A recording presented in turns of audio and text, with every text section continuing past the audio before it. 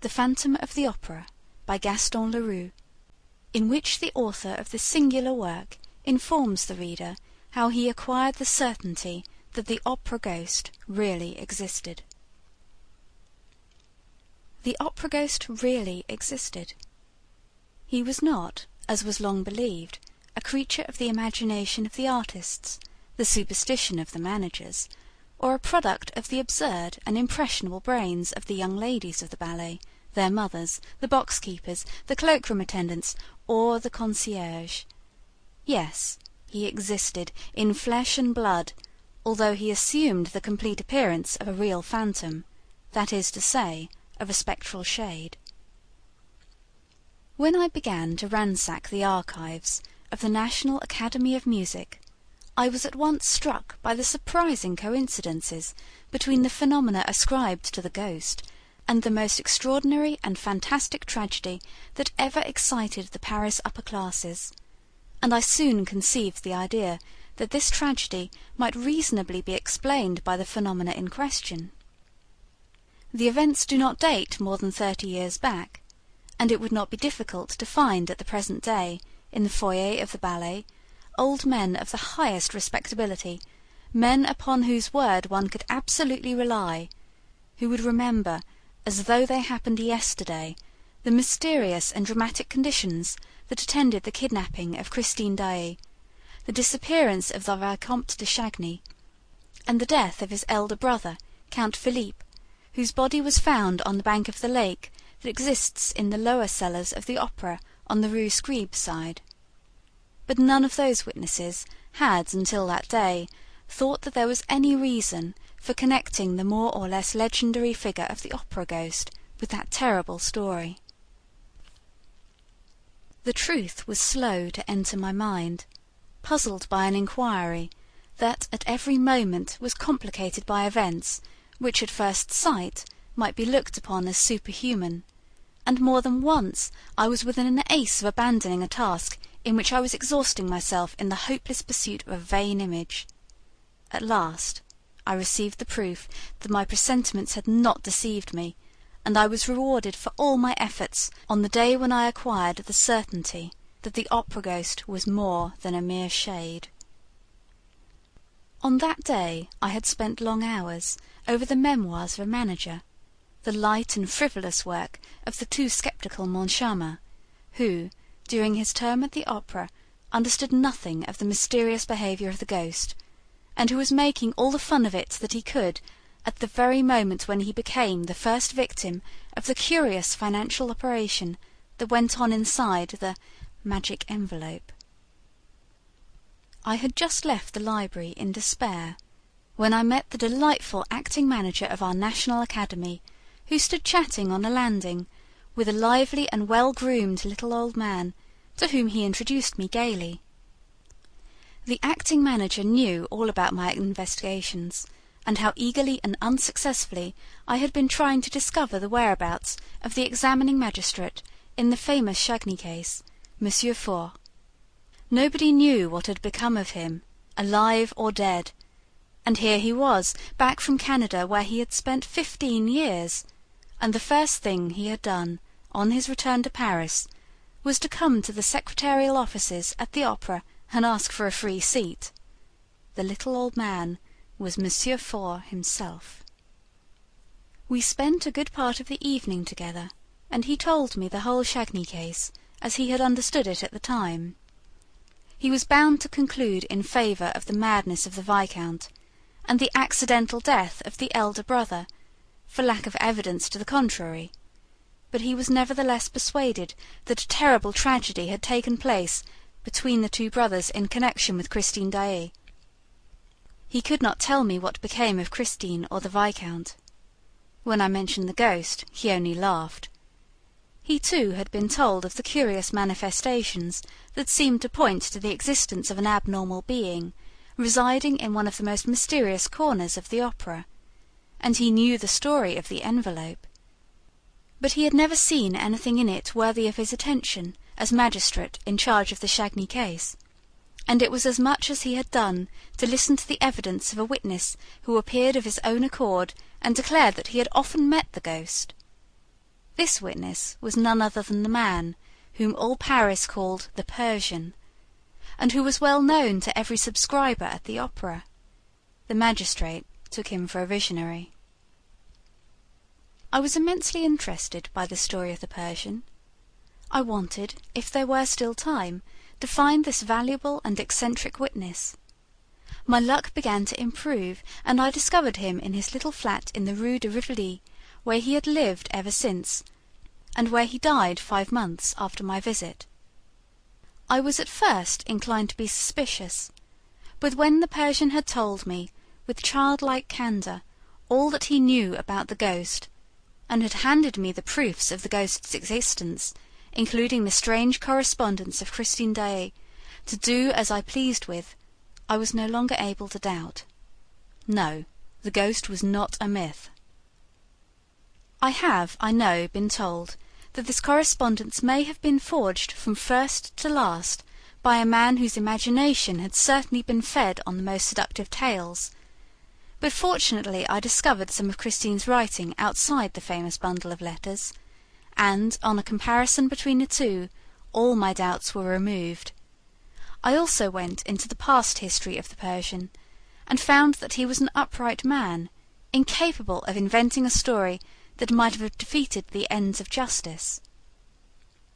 This, moreover, was the opinion of the more serious people, who, at one time or other, were mixed up in the Chagny case, who were friends of the Chagny family, to whom I showed all my documents and set forth all my inferences.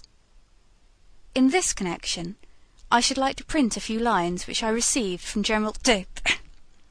Sir, I cannot urge you too strongly to publish the results of your inquiry. I remember perfectly that, a few weeks before the disappearance of that great singer, Christine Daae, and the tragedy which threw the whole of the Faubourg Saint-Germain into mourning, there was a great deal of talk, in the foyer of the ballet, on the subject of the ghost. And I believe that it only ceased to be discussed in consequence of the later affair that excited us all so greatly. But, if it be possible, as, after hearing you, I believe, to explain the tragedy through the ghost, then I beg you, sir, to talk to us about the ghost again. Mysterious though the ghost may first appear, he will always be more easily explained than the dismal story in which malevolent people have tried to picture two brothers killing each other who had worshipped each other all their lives. Believe me, Ect. Lastly, with my bundle of papers in hand, I once more went over the ghost's vast domain, the huge building which he had made his kingdom. All that my eyes saw, all that my mind perceived, corroborated the Persian's documents precisely, and a wonderful discovery crowned my labours in a very definite fashion. It will be remembered that, later, when digging in the substructure of the opera, before burying the phonographic records of the artist's voice, the workman laid bare a corpse. Well, I was at once able to prove that this corpse was that of the opera ghost. I made the acting manager put this proof to the test with his own hand, and it is now a matter of supreme indifference to me if the papers pretend that the body was that of a victim of the Commune. The wretches who were massacred under the Commune in the cellars of the opera were not buried on this side. I will tell where their skeletons can be found, in a spot not very far from that immense crypt, which was stocked during the siege with all sorts of provisions. I came upon this track just when I was looking for the remains of the opera ghost, which I should never have discovered but for the unheard-of chance described above. But we will return to the corpse, and what ought to be done with it. For the present I must conclude this very necessary introduction by thanking Monsieur Millefoy, who was the commissary of police called in for the first investigations after the disappearance of Christine Daae, Monsieur Rémy, the late secretary, Monsieur Messier, the late acting manager, Monsieur Gabriel, the late chorus master, and more particularly Madame la Baronne de Castellot-Barbezac, who was once the little Meg of the story, and who is not ashamed of it, the most charming star of our admirable corps de ballet, the eldest daughter of the worthy Madame Giry, now deceased, who had charge of the ghost's private box. All these were of the greatest assistance to me, and, thanks to them, I shall be able to reproduce those hours of sheer love and terror, in their smallest details, before the reader's eyes. And I should be ungrateful indeed if I omitted, while standing on the threshold of this dreadful and veracious story, to thank the present management of the opera, which has so kindly assisted me in all my inquiries, and Monsieur Messager in particular, together with Monsieur Gabion, the acting manager, and that most amiable of men, the architect, entrusted with the preservation of the building, who did not hesitate to lend me the works of Charles Garnier, though he was almost sure that I would never return them to him. Lastly, I must pay a public tribute to the generosity of my friend and former collaborator, Monsieur J. Le Creuse, who allowed me to dip into his splendid theatrical library, and to borrow the rarest editions of books by which he set great store. Gaston Rerу. End of prologue. Chapter 1. Is it the Ghost? It was the evening on which Messieurs Debienne and Poligny, the managers of the opera, were giving a last gala performance to mark their retirement. Suddenly the dressing-room of La Sorelli, one of the principal dancers, was invaded by half a dozen young ladies of the ballet, who had come up from the stage after dancing Pagliuset. They rushed in amid great confusion, some giving vent to forced and unnatural laughter, others to cries of terror. Sorelli, who wished to be alone for a moment to run through the speech which she was to make to the resigning managers, looked around angrily at the mad and tumultuous crowd. It was little Jammes, the girl with the tip-tilted nose, the forget-me-not eyes, the rose-red cheeks, and the lily-white neck and shoulders, who gave the explanation in a trembling voice. "It's the ghost!" And she locked the door. Sorelli's dressing-room was fitted up with official, commonplace elegance. A pier-glass, a sofa, a dressing-table, and a cupboard or two provided the necessary furniture. On the walls hung a few engravings, relics of the mother, who had known the glories of the old opera in the Rue Le Pelletier, portraits of Vestris, Gardel, Dupont, Bigittoni. But the room seemed a palace to the brats of the corps de ballet, who were lodged in common dressing-rooms, where they spent their time singing, quarrelling, smacking the dressers and hairdressers, and buying one another glasses of cassis beer or even rum, until the call-boy's bell rang. Sorelli was very superstitious. She shuddered when she heard little Jammes speak of the ghost, called her a silly little fool, and then, as she was the first to believe in ghosts in general, and the opera ghost in particular, at once asked for details. "Have you seen him?" "As plainly as I see you now," said little Jammes, whose legs were giving way beneath her, and she dropped with a moan into a chair.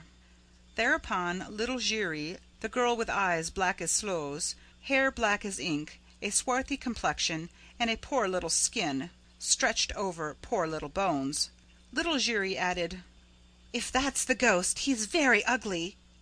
"Oh, yes!" cried the chorus of ballet girls, and they all began to talk together. The ghost had appeared to them in the shape of a gentleman in dress clothes, who had suddenly stood before them in the passage, without their knowing where he came from. He seemed to have come straight through the wall. "Pooh!" said one of them, who had more or less kept her head. "You see the ghost everywhere." And it was true.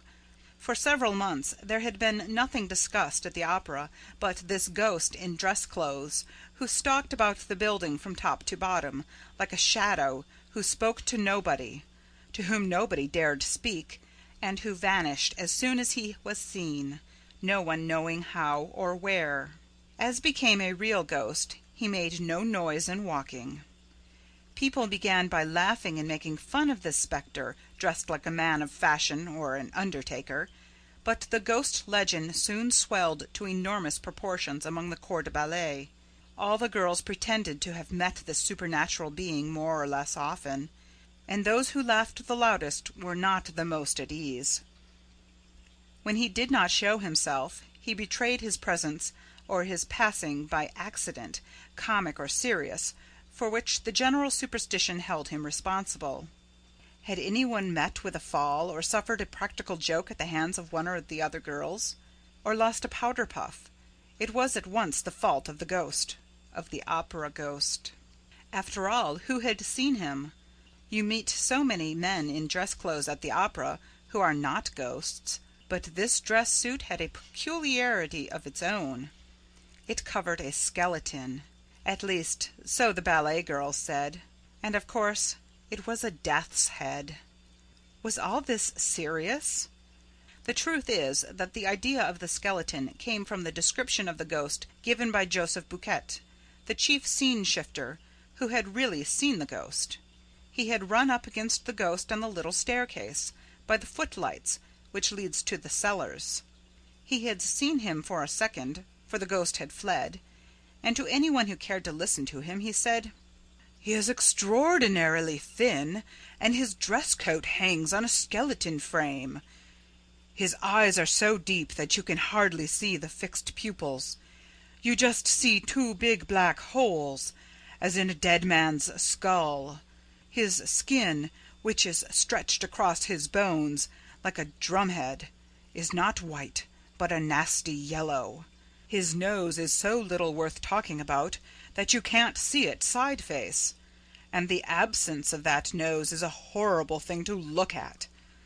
All the hair he has is 3 or 4 long dark locks on his forehead and behind his ears." The chief scene-shifter was a serious, sober, steady man, very slow in imagining things.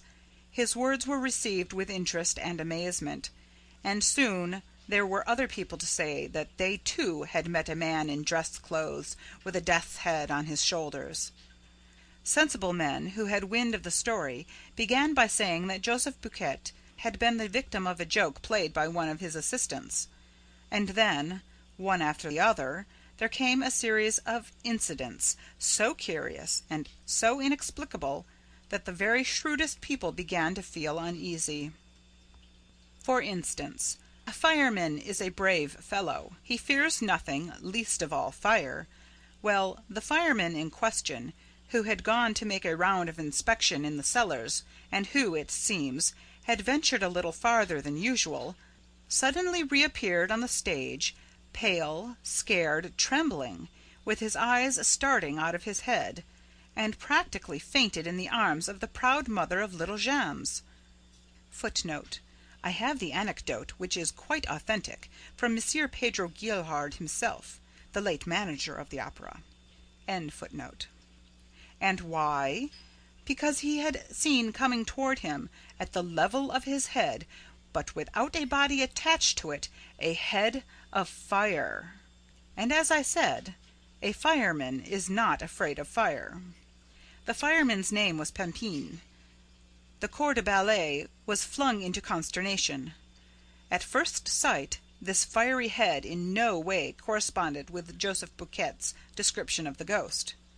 But the young ladies soon persuaded themselves that the ghost had several heads, which he changed about as he pleased, and of course they at once imagined that they were in the greatest danger.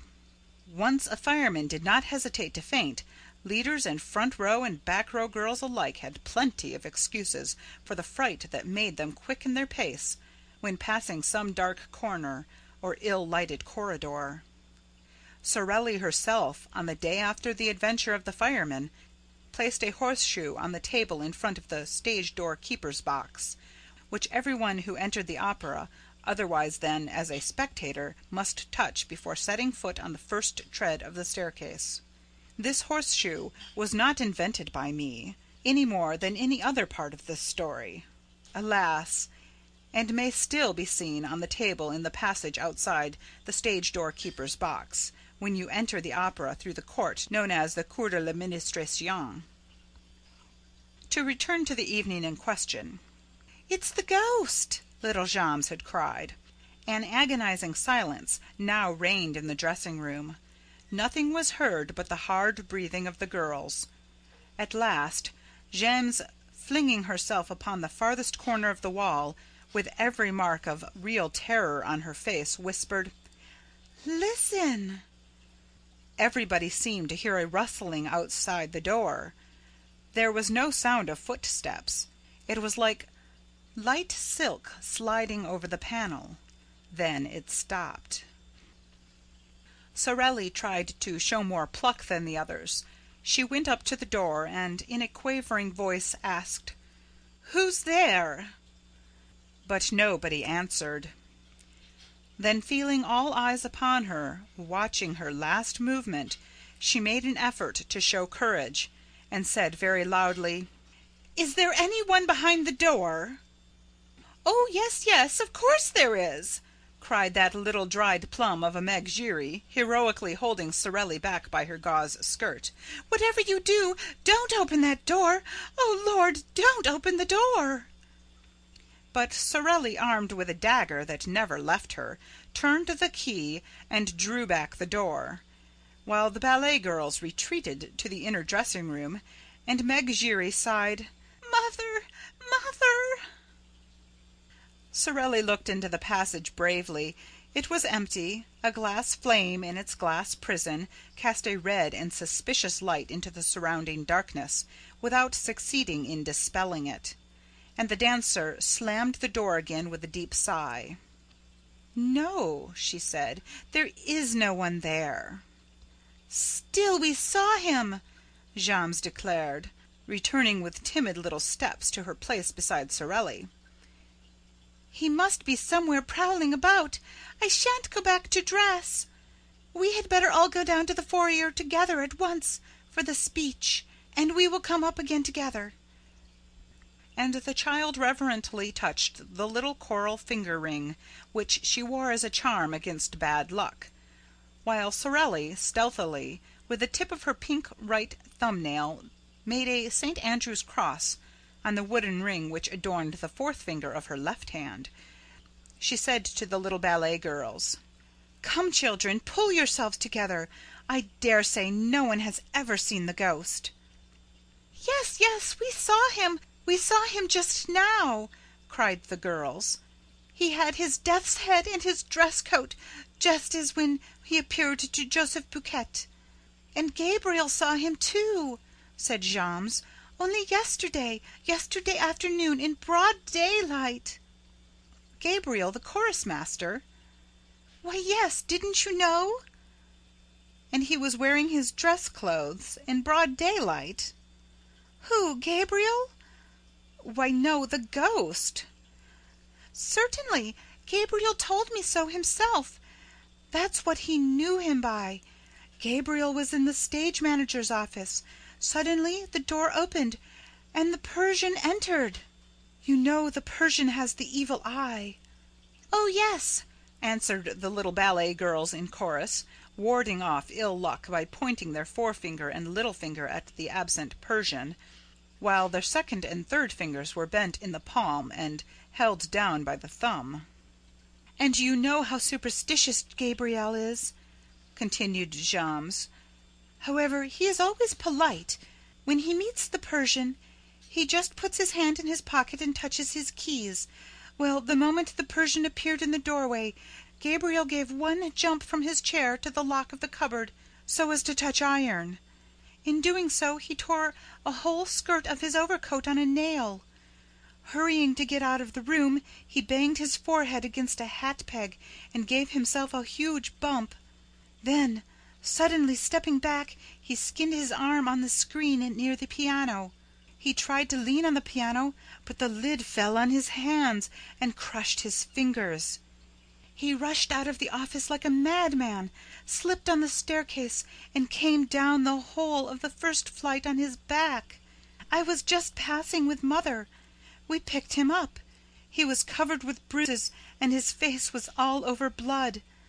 We were frightened out of our lives, but all at once he began to thank Providence that he had got off so cheaply. Then he told us what had frightened him. He had seen the ghost behind the Persian, the ghost with the death's head, just like Joseph Buquet's description." Jammes had told her story ever so quickly, as though the ghost were at her heels, and was quite out of breath at the finish. A silence followed, while Sorelli polished her nails in great excitement. It was broken by little Giry, who said, "Joseph Buquet would do better to hold his tongue." "Why should he hold his tongue?" asked somebody. "That's Mother's opinion," replied Meg, lowering her voice, and looking all about her, as though fearing lest other ears than those present might overhear. "And why is it your mother's opinion?" "Hush! Mother says the ghost doesn't like being talked about." "And why does your mother say so?" Because nothing." This reticence exasperated the curiosity of the young ladies, who crowded round little Giry, begging her to explain herself. They were there, side by side, leaning forward simultaneously in one movement of entreaty and fear, communicating their terror to one another, taking a keen pleasure in feeling their blood freeze in their veins. "I swore not to tell," gasped Meg. But they left her no peace and promised to keep the secret, until Meg, burning to say all she knew, began, with her eyes fixed on the door. "Well, it's because of the private box." "What private box?" "The ghost's private box." "Has the ghost a box? Oh, do tell us, do tell us." "Not so loud," said Meg. "It's box 5, you know, the box on the grand tier next to the stage box on the left." "Oh, nonsense!" "I tell you it is. Mother has charge of it. But you swear you won't say a word?" "Of course, of course." "Well, that's the ghost's box. No one has had it for over a month, except the ghost, and orders have been given at the box office that it must never be sold." "And does the ghost really come there?" "Yes." "Then somebody does come." "Why, no, the ghost comes, but there is nobody there." The little ballet girls exchanged glances. If the ghost came to the box he must be seen, because he wore a dress coat and a death's head. This was what they tried to make Meg understand, but she replied, "That's just it. The ghost is not seen, and he has no dress coat and no head. All that talk about his death's head and his head of fire is nonsense. There's nothing in it. You only hear him when he is in the box. Mother has never seen him, but she has heard him. Mother knows because she gives him his program." Sorelli interfered. "Giry, child, you're getting at us." Thereupon little Giry began to cry. "I ought to have held my tongue if Mother ever came to know. But I was quite right. Joseph Buquet had no business to talk of things that don't concern him. It will bring him bad luck. Mother was saying so last night." There was a sound of hurried and heavy footsteps in the passage, and a breathless voice cried, "Cecile, Cecile, are you there?" "It's Mother's voice," said Jammes. "What's the matter?" She opened the door. A respectable lady, built on the lines of a Pomeranian grenadier, burst into the dressing room and dropped groaning into a vacant armchair. Her eyes rolled madly in her brick-dust-colored face. "How awful!" she said. "How awful!" "What? What?" "Joseph Buquet." "What about him?" "Joseph Buquet is dead." The room became filled with exclamations, with astonished outcries, with scared requests for explanations. "Yes, he was found hanging in the third-floor cellar." "It's the ghost!" little Giry blurted, as though in spite of herself. But she at once corrected herself with her hands pressed to her mouth. "No, no, I didn't say it. I didn't say it." All around her, her panic-stricken companions repeated under their breaths, "Yes, it must be the ghost." Sorelli was very pale. "I shall never be able to recite my speech," she said. Ma Jammes gave her opinion while she emptied a glass of liquor that happened to be standing on a table. The ghost must have something to do with it. The truth is that no one ever knew how Joseph Buquet met his death. The verdict at the inquest was natural suicide. In his memoirs of Manager M. Moncharmin, one of the joint managers who succeeded Messieurs Debienne and Poligny describes the incident as follows: "A grievous accident spoiled the little party which Messieurs Debienne and Poligny gave to celebrate their retirement. I was in the manager's office when Mercer, the acting manager, suddenly came darting in. He seemed half mad, and told me that the body of a scene-shifter had been found hanging in the third cellar under the stage, between a farmhouse and a scene from the Roi de Lahore. I shouted, 'Come and cut him down!' By the time I had rushed down the staircase and the Jacob's ladder, the man was no longer hanging from his rope. So this is an event which M. Moncharmin thinks natural. A man hangs at the end of a rope. They go to cut him down. The rope has disappeared. Oh, M. Moncharmin found a very simple explanation. Listen to him. It was just after the ballet, and leaders and dancing girls lost no time in taking their precautions against the evil eye. There you are. Picture the corps de ballet scuttling down the Jacob's ladder and dividing the suicide's rope among themselves in less time than it takes to write. When, on the other hand, I think of the exact spot where the body was discovered, the third cellar underneath the stage, imagine that somebody must have been interested in seeing that the rope disappeared after it had effected its purpose, and time will show if I am wrong." The horrid news soon spread all over the opera, where Joseph Buquet was very popular. The dressing-rooms emptied, and the ballet girls, crowding around Sorelli like timid sheep around their shepherdess, made for the foyer through the ill-lit passages and staircases, trotting as fast as their little pink legs could carry them. End of Chapter 1. Chapter 2. The New Margarita. On the first landing, Sorelli ran against the Comte de Chagny, who was coming upstairs. The Count, who was generally so calm, seemed greatly excited. "I was just going to you," he said, taking off his hat. "Oh, Sorelli, what an evening! And Christine Daae, what a triumph!" "Impossible," said Meg Giry. "6 months ago she used to sing like a crock.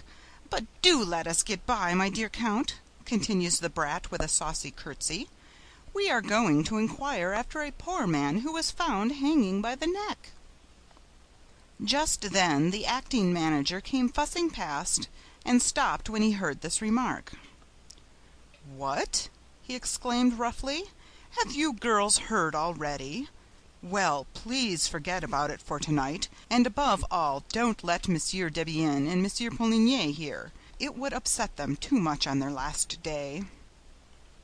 They all went on to the foyer of the ballet, which was already full of people. The Comte de Chagny was right. No gala performance ever equaled this one. All the great composers of the day had conducted their own works in turns. Faux and Krauss had sung, and on that evening Christine Daae had revealed her true self, for the first time, to the astonished and enthusiastic audience. Junod had conducted the funeral march of a marionnette, Breuer his beautiful overture to Siguar, Saint-Saëns the Danse Macabre and a Reverie Orientale, Massenet an unpublished Hungarian march, Guiraud his Carnaval, Delibes the Valse Lente from Sylvia, and the Pizzicati from Coppelia. Mademoiselle Krauss had sung the bolero in the Vespri Siciliani, and Mademoiselle Denis Bloch the drinking song in Lucrezia Borgia. But the real triumph was reserved for Christine Daae, who had begun by singing a few passages from Romeo and Juliet. It was the first time that the young artist sang in this work of Junod, which had not been transferred to the opera, and which was revived at the Opéra Comique after it had been produced at the old Théâtre Lyrique by Madame Carvalho. Those who heard her say that her voice in these passages was seraphic, but this was nothing to the superhuman notes that she gave forth in the prison scene and the final trio in Faust, which she sang in the place of La Carlotta, who was ill. No one had ever heard or seen anything like it. Daae revealed a new Margarita that night, a Margarita of a splendor, a radiance hitherto unsuspected.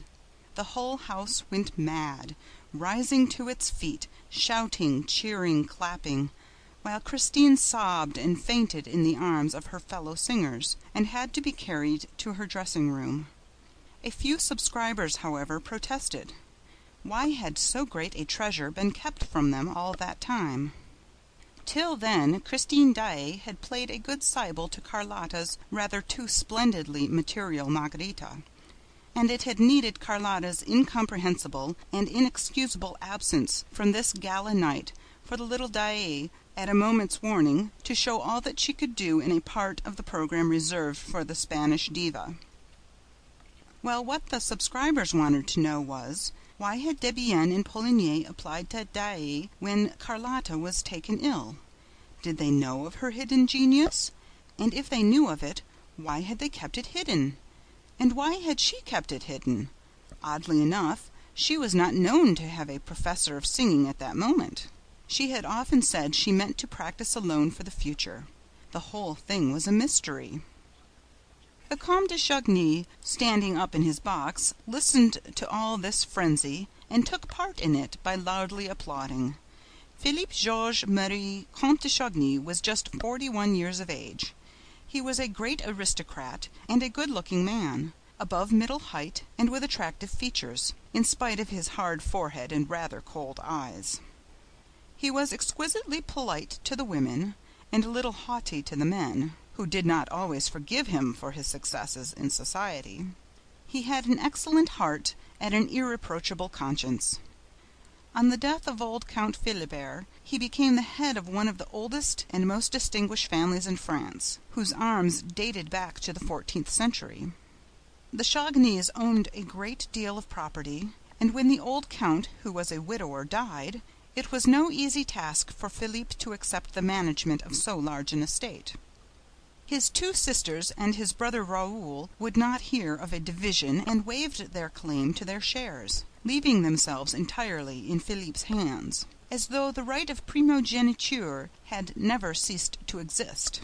When the two sisters married on the same day, they received their portion from their brother, not as a thing rightfully belonging to them, but as a dowry for which they thanked him. The Comtesse de Chagny, née de Moraugy de la Martinière, had died in giving birth to Raoul, who was born 20 years after his elder brother. At the time of the old count's death, Raoul was 12 years of age. Philippe busied himself actively with the youngster's education.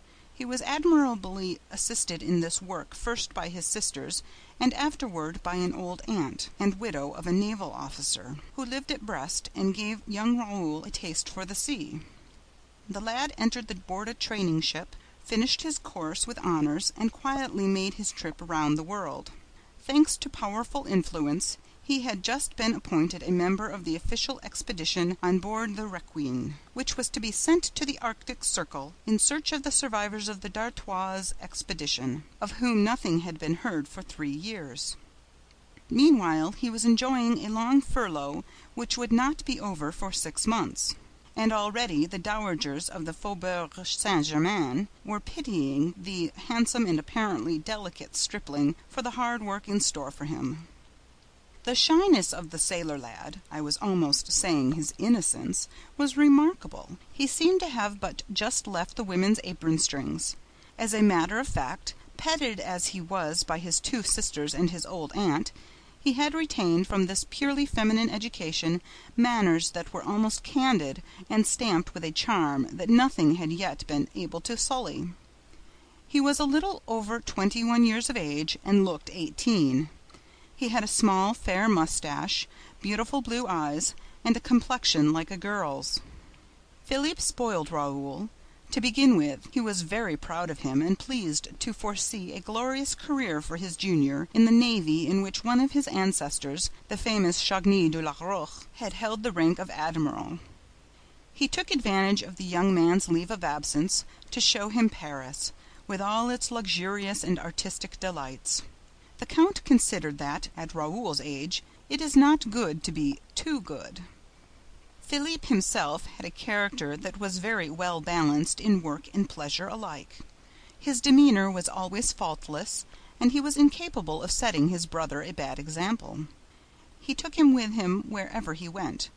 He even introduced him to the foyer of the ballet. I know that the Count was said to be on terms with Sorelli, but it could hardly be reckoned as a crime for this nobleman, a bachelor with plenty of leisure, especially since his sisters were settled, to come and spend an hour or two after dinner in the company of a dancer, who, though not so very, very witty, had the finest eyes that were ever seen. And besides, there are places where a true Parisian, when he has the rank of the Comte de Chagny, is bound to show himself. And at that time the foyer of the ballet at the opera was one of those places. Lastly, Philippe would perhaps not have taken his brother behind the scenes of the opera if Raoul had not been the first to ask him, repeatedly renewing his request with a gentle obstinacy which the Count remembered at a later date. On that evening, Philippe, after applauding the Daae, turned to Raoul and saw that he was quite pale. "Don't you see," said Raoul, "that the woman's fainting?" "You look like fainting yourself," said the Count. "What's the matter?" But Raoul had recovered himself and was standing up. "Let's go and see," he said. "She never sang like that before." The Count gave his brother a curious, smiling glance and seemed quite pleased. They were soon at the door leading from the house to the stage. Numbers of subscribers were slowly making their way through. Raoul tore his gloves without knowing what he was doing, and Philippe had much too kind a heart to laugh at him for his impatience.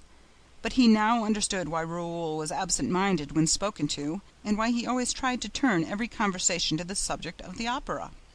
They reached the stage and pushed through the crowd of gentlemen, scene-shifters, supers, and chorus girls, Raoul leading the way, feeling that his heart no longer belonged to him, his face set with passion, while Count Philippe followed him with difficulty and continued to smile. At the back of the stage, Raoul had to stop before the inrush of the little troupe of ballet girls who blocked the passage which he was trying to enter.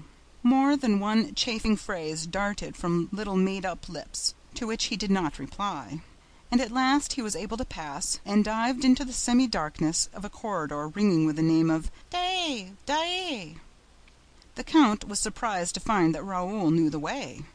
He had never taken him to Christine's himself, and came to the conclusion that Raoul must have gone there alone while the Count stayed talking in the foyer with Sorelli, who often asked him to wait until it was her time to go on, and sometimes handed him the little gaiters in which she ran down from her dressing-room to preserve the spotlessness of her satin dancing shoes and her flesh-colored tights.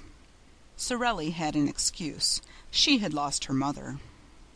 Postponing his usual visit to Sorelli for a few minutes, the Count followed his brother down the passage that led to Daae's dressing-room, and saw that it had never been so crammed as on that evening, when the whole house seemed excited by her success, and also by her fainting fit. For the girl had not yet come to, and the doctor of the theater had just arrived at the moment when Raoul entered at his heels. Christine, therefore, received the first aid of the one, while opening her eyes in the arms of the other. The Count and many more remained crowding in the doorway. "Don't you think, doctor, that those gentlemen had better clear the room?" asked Raoul coolly. "There's no breathing here." "You're quite right," said the doctor, and he sent every one away except Raoul and the maid, who looked at Raoul with eyes of the most undisguised astonishment. She had never seen him before, and yet dared not question him. And the doctor imagined that the young man was only acting as he did because he had the right to. The Viscount, therefore, remained in the room watching Christine as she slowly returned to life, while even the joint managers, Debienne and Poligny, who had come to offer their sympathy and congratulations, found themselves thrust into the passage among the crowd of dandies. The Comte de Chagny, who was one of those standing outside, laughed. "Oh, the rogue, the rogue!" And he added under his breath, "Those youngsters with their schoolgirl airs. So he's a Chagny after all." He turned to go to Sorelli's dressing room, but met her on the way, with her little troupe of trembling ballet girls, as we have seen.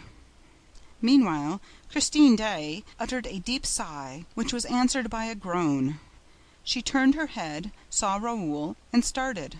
She looked at the doctor, on whom she bestowed a smile, then at her maid, then at Raoul again. "Monsieur," she said, in a voice not much above a whisper, "who are you?" "Mademoiselle," replied the young man, kneeling on one knee, and pressing a fervent kiss on the diva's hand, "I am the little boy who went in the sea to rescue your scarf." Christine again looked at the doctor and the maid, and all three began to laugh. Raoul turned very red and stood up. "Mademoiselle," he said, "since you are pleased not to recognize me, I should like to say something to you in private, something very important." "When I am better, do you mind?" And her voice shook. "You have been very good." "Yes, you must go," said the doctor, with his pleasantest smile. "Leave me to attend to mademoiselle." "I am not ill now," said Christine suddenly, with strange and unexpected energy. She rose and pressed her hand over her eyelids. "Thank you, doctor. I should like to be alone. Please go away, all of you. Leave me. I feel very restless this evening." The doctor tried to make a short protest, but perceiving the girl's evident agitation, he thought the best remedy was not to thwart her, and he went away, saying to Raoul outside, "She is not herself tonight. She is usually so gentle." Then he said good night, and Raoul was left alone. The whole of this part of the theater was now deserted. The farewell ceremony was no doubt taking place in the foyer of the ballet. Raoul thought that Daae might go to it, and he waited in the silent solitude, even hiding in the favoring shadow of a doorway. He felt a terrible pain at his heart, and it was of this that he wanted to speak to Daae without delay. Suddenly, the dressing-room door opened and the maid came out by herself, carrying bundles. He stopped her and asked her how her mistress was. The woman laughed and said that she was quite well, and that he must not disturb her, for she wished to be alone, and she passed on. One idea alone filled Raoul's burning brain. Of course Daae wished to be left alone, for him. Had he not told her that he wanted to speak to her privately? Hardly breathing, he went up to the dressing-room and, with his ear to the door to catch her reply, prepared to knock. But his hand dropped. He had heard a man's voice in the dressing-room saying, in a curiously masterful tone, "Christine, you must love me." And Christine's voice, infinitely sad and trembling, as though accompanied by tears, replied, "How can you talk like that, when I sing only for you?" Raoul leaned against the panel to ease his heart. His heart, which had seemed gone forever, returned to his breast and was throbbing loudly. The whole passage echoed with its beating, and Raoul's ears were deafened. Surely, if his heart continued to make such a noise, they would hear it inside. They would open the door, and the young man would be turned away in disgrace. What a position for a Chagny, to be caught listening behind a door! He took his heart in his two hands to make it stop. The man's voice spoke again. "Are you very tired?" "Oh, tonight I gave you my soul, and I am dead," Christine replied. "Your soul is a beautiful thing, child," replied the grave man's voice, "and I thank you. No emperor ever received so fair a gift. The angels wept tonight." Raoul heard nothing after that. Nevertheless, he did not go away, but, as though he feared lest he should be caught, he returned to his dark corner, determined to wait for the man to leave the room. At one and the same time he had learned what love meant, and hatred. He knew that he loved. He wanted to know whom he hated. To his great astonishment, the door opened, and Christine Daae appeared, wrapped in furs, with her face hidden in a lace veil, alone. She closed the door behind her, but Raoul observed that she did not lock it. She passed him. He did not even follow her with his eyes, for his eyes were fixed on the door, which did not open again. When the passage was once more deserted, he crossed it, opened the door of the dressing-room, went in and shut the door. He found himself in absolute darkness. The gas had been turned out. "There is someone here," said Raoul, with his back against the closed door, in a quivering voice. "What are you hiding for?" All was darkness and silence. Raoul heard only the sound of his own breathing. He quite failed to see that the indiscretion of his conduct was exceeding all bounds. "You shan't leave this until I let you," he exclaimed. "If you don't answer, you are a coward, but I'll expose you." And he struck a match. The blaze lit up the room. There was no one in the room. Raoul, first turning the key in the door, lit the gas jets. He went into the dressing-closet, opened the cupboards, hunted about, felt the walls with his moist hands. Nothing. "Look here," he said aloud. "Am I going mad?"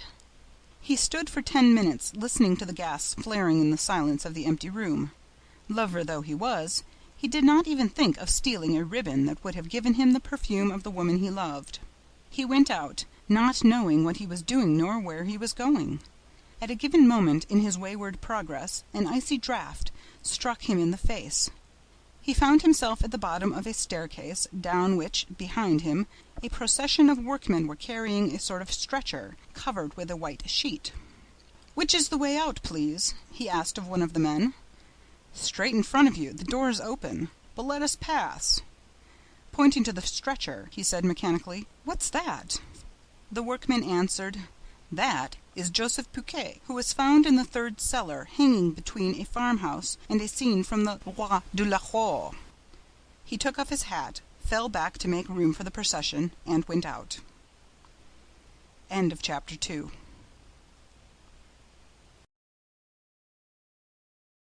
Chapter 3. The Mysterious Reason.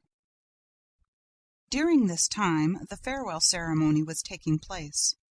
I have already said that this magnificent function was being given on the occasion of the retirement of M. Debienne and M. Poligny, who had determined to die game, as we say nowadays. They had been assisted in the realization of their ideal, though melancholy, program by all that counted in the social and artistic world of Paris. All these people met after the performance in the foyer of the ballet, where Sorelli waited for the arrival of the retiring managers, with a glass of champagne in her hand and a little prepared speech at the tip of her tongue. Behind her, the members of the corps de ballet, young and old, discussed the events of the day in whispers, or exchanged discreet signals with their friends, a noisy crowd of whom surrounded the supper tables arranged along the slanting floor. A few of the dancers had already changed into ordinary dress, but most of them wore their skirts of gossamer gauze, and all had thought it the right thing to put on a special face for the occasion. All, that is, except little James, whose 15 summers' happy age seemed already to have forgotten the ghost and the death of Joseph Buquet. She never ceased to laugh and chatter, to hop about and play practical jokes, until Messieurs Debienne and Poligny appeared on the steps of the foyer, when she was severely called to order by the impatient Sorelli. Everybody remarked that the retiring managers looked cheerful, as is the Paris way. None will ever be a true Parisian who has not learned to wear a mask of gaiety over his sorrows and one of sadness, boredom, or indifference over his inward joy. You know that one of your friends is in trouble. Do not try to console him. He will tell you that he is already comforted. But, should he have met with good fortune, be careful how you congratulate him. He thinks it so natural that he is surprised that you should speak of it. In Paris, our lives are one masked ball, and the foyer of the ballet is the last place in which two men so knowing as M. Debienne and M. Poligny would have made the mistake of betraying their grief, however genuine it might be. And they were already smiling rather too broadly upon Sorelli, who had begun to recite her speech, when an exclamation from that little madcap of a James broke the smile of the managers so brutally that the expression of distress and dismay that lay beneath it became apparent to all eyes. "The opera ghost!" James yelled these words in a tone of unspeakable terror, and her finger pointed among the crowd of dandies to a face so pallid, so lugubrious and so ugly, with 2 such dark black cavities under the straddling eyebrows, that the death's head in question immediately scored a huge success. The opera ghost! The opera ghost! Everybody laughed and pushed his neighbor and wanted to offer the opera ghost a drink, but he was gone. He had slipped through the crowd, and the others vainly hunted for him, while 2 old gentlemen tried to calm little James, and while little Giry stood screaming like a peacock. Sorelli was furious. She had not been able to finish her speech. The managers had kissed her, thanked her, and run away as fast as the ghost himself. No one was surprised at this, for it was known that they were to go through the same ceremony on the floor above in the foyer of the singers, and that finally they were themselves to receive their personal friends for the last time in the great lobby outside the manager's office, where a regular supper would be served. Here they found the new managers, Monsieur Armand Moncharmin and Monsieur Firmin Richard, whom they hardly knew. Nevertheless, they were lavish in protestations of friendship, and received 1,000 flattering compliments in reply, so that those of the guests who had feared that they had a rather tedious evening in store for them at once put on brighter faces. The supper was almost gay, and a particularly clever speech of the representative of the government, mingling the glories of the past with the successes of the future, caused the greatest cordiality to prevail. The retiring managers had already handed over to their successors the 2 tiny master keys which opened all the doors, thousands of doors, of the opera house. And those little keys, the object of general curiosity, were being passed from hand to hand, when the attention of some of the guests was diverted by their discovery, at the end of the table, of that strange, wan, and fantastic face, with the hollow eyes, which had already appeared in the foyer of the ballet, and been greeted by little James's exclamation, "The opera ghost!" There sat the ghost, as natural as could be, except that he neither ate nor drank. Those who began by looking at him with a smile ended by turning away their heads, for the sight of him at once provoked the most funereal thoughts. No one repeated the joke of the foyer, no one exclaimed, "There's the opera ghost!" He himself did not speak a word, and his very neighbors could not have stated at what precise moment he had sat down between them. But everyone felt that if the dead ever did come and sit at the table of the living, they could not cut a more ghastly figure. The friends of Firmin Richard and Armand Moncharmin thought that this lean and skinny guest was an acquaintance of Debienne's or Poligny's, while Debienne's and Poligny's friends believed that the cadaverous individual belonged to Firmin Richard and Armand Moncharmin's party. The result was that no request was made for an explanation, no unpleasant remark, no joke in bad taste, which might have offended the visitor from the tomb. A few of them present who knew the story of the ghost, and the description of him given by the chief scene-shifter, they did not know of Joseph Buquet's death, thought in their own minds that the man at the end of the table might easily have passed for him. And yet, according to the story, the ghost had no nose, and the person in question had. But Monsieur Moncharmin declares in his memoirs that the guest's nose was transparent. Long, thin, and transparent are his exact words. I, for my part, will add that this might very well apply to a false nose. Monsieur Moncharmin may have taken for transparency what was only shininess. Everybody knows that orthopedic science provides beautiful false noses for those who have lost their noses naturally or as the result of an operation. Did the ghost really take a seat at the manager's supper table that night uninvited? And can we be sure that the figure was that of the opera ghost himself? Who would venture to assert as much? I mention the incident, not because I wished for a second to make the reader believe, or even to try to make him believe, that the ghost was capable of such a sublime piece of impudence, but because, after all, the thing is impossible. Monsieur Armand Moncharmin, in chapter 11 of his memoirs, says, "When I think of this first evening, I cannot separate the secret confided to us by Messieurs Debienne and Poligny in their office from the presence at our supper of that ghostly person whom none of us knew. What happened was this. Messieurs Debienne and Poligny, sitting at the centre of the table, had not seen the man with the death's head. Suddenly he began to speak. "The ballet girls are right," he said. "The death of that poor Bouquet is perhaps not so natural as people think." Debienne and Poligny gave a start. "Is Bouquet dead?" they cried. "Yes," replied the man, or the shadow of a man, quietly. "He was found this evening hanging in the third cellar, between a farmhouse and a scene from the Roi de Lahore." The two managers, or rather ex-managers, at once rose and stared strangely at the speaker. They were more excited than they need have been. That is to say, more excited than anyone need be by the announcement of the suicide of a chief scene-shifter. They looked at each other. They had both turned whiter than the tablecloth. At last Debienne made a sign to Messieurs Richard and Moncharmin. Poligny muttered a few words of excuse to the guests, and all four went into the manager's office. I leave Monsieur Moncharmin to complete the story. In his memoirs he says: "Messieurs Debienne and Poligny seemed to grow more and more excited, and they appeared to have something very difficult to tell us. First they asked us if we knew the man sitting at the end of the table who told them of the death of Joseph Bouquet, and when we answered in the negative, they looked still more concerned.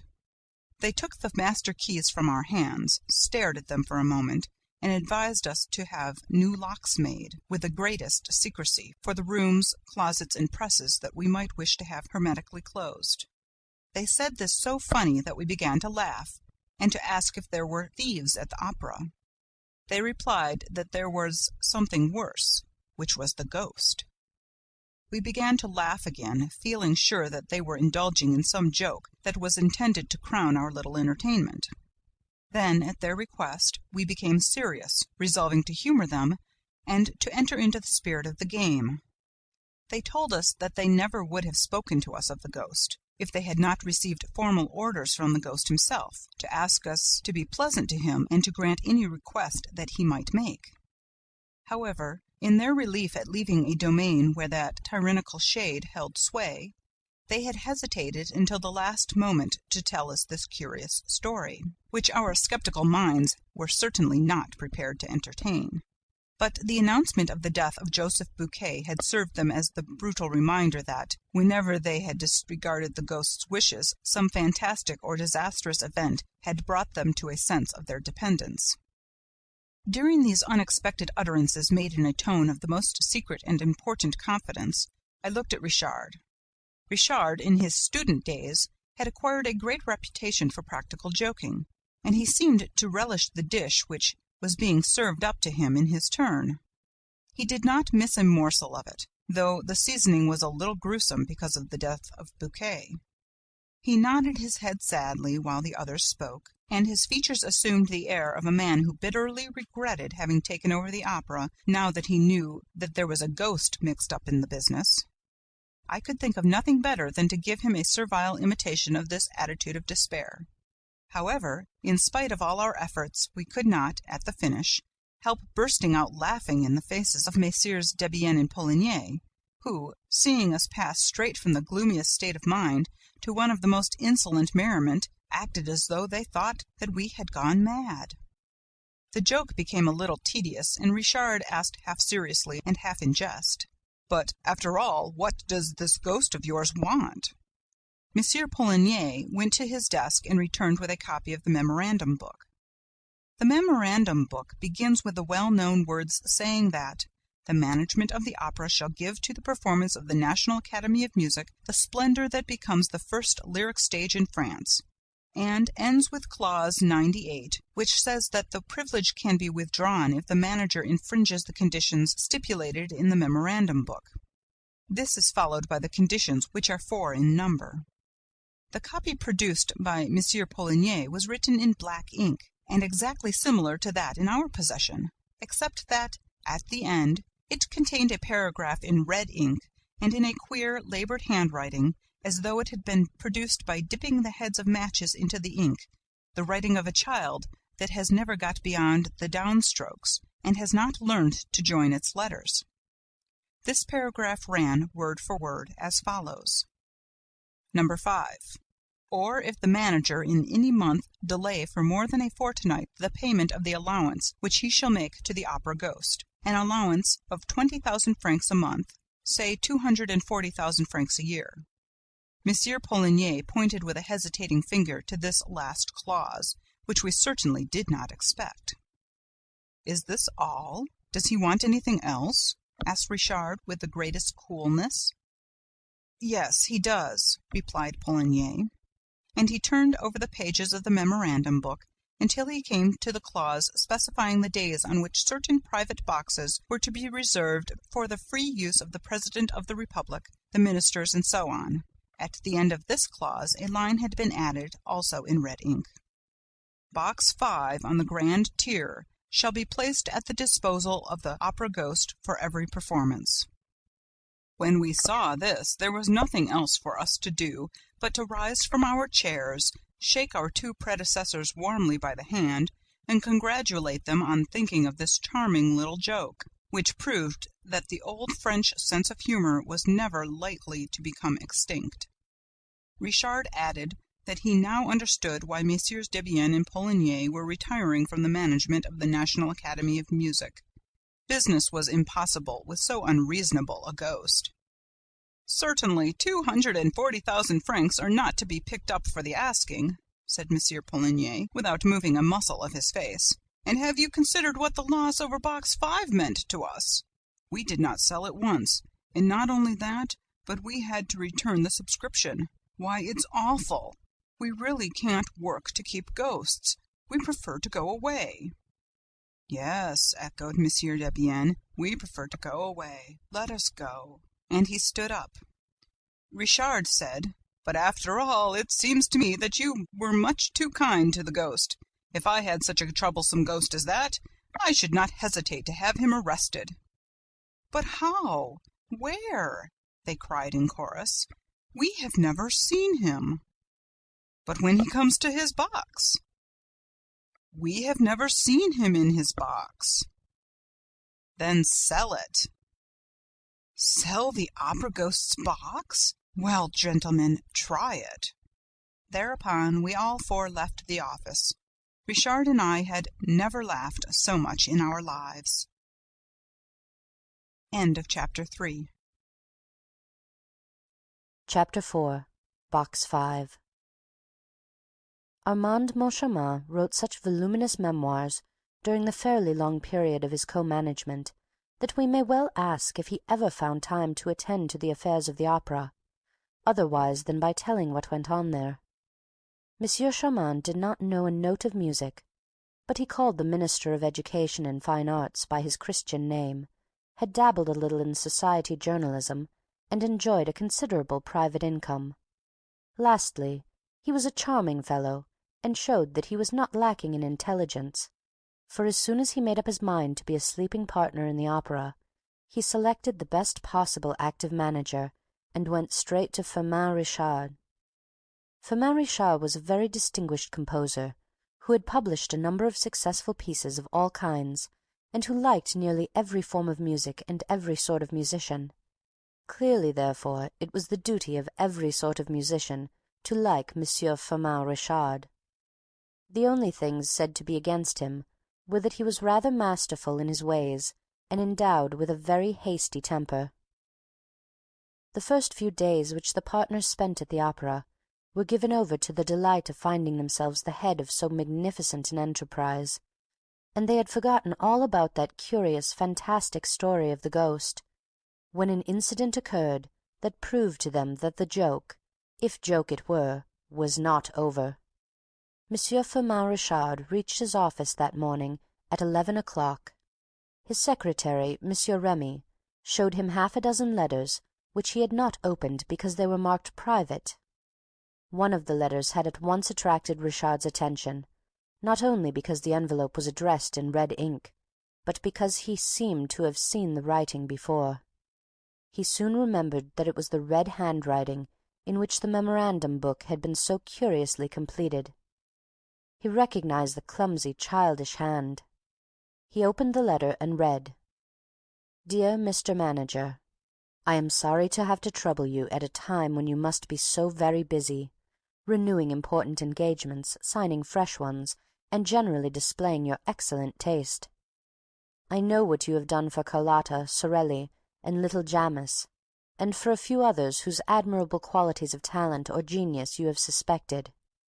Of course, when I use these words, I do not mean to apply them to La Carlotta, who sings like a squirt and who ought never to have been allowed to leave the Ambassadeurs and the Café Jacquin, nor to La Sorelli, who owes her success mainly to the coach-builders, nor to little Jammes, who dances like a calf in a field.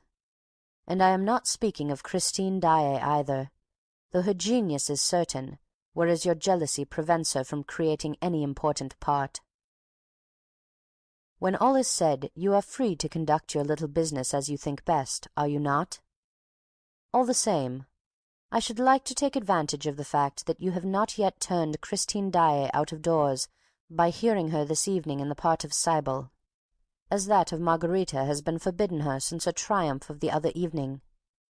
And I will ask you not to dispose of my box to-day, nor on the following days, for I cannot end this letter without telling you how disagreeably surprised I have been once or twice to hear, on arriving at the opera, that my box had been sold, at the box-office, by your orders.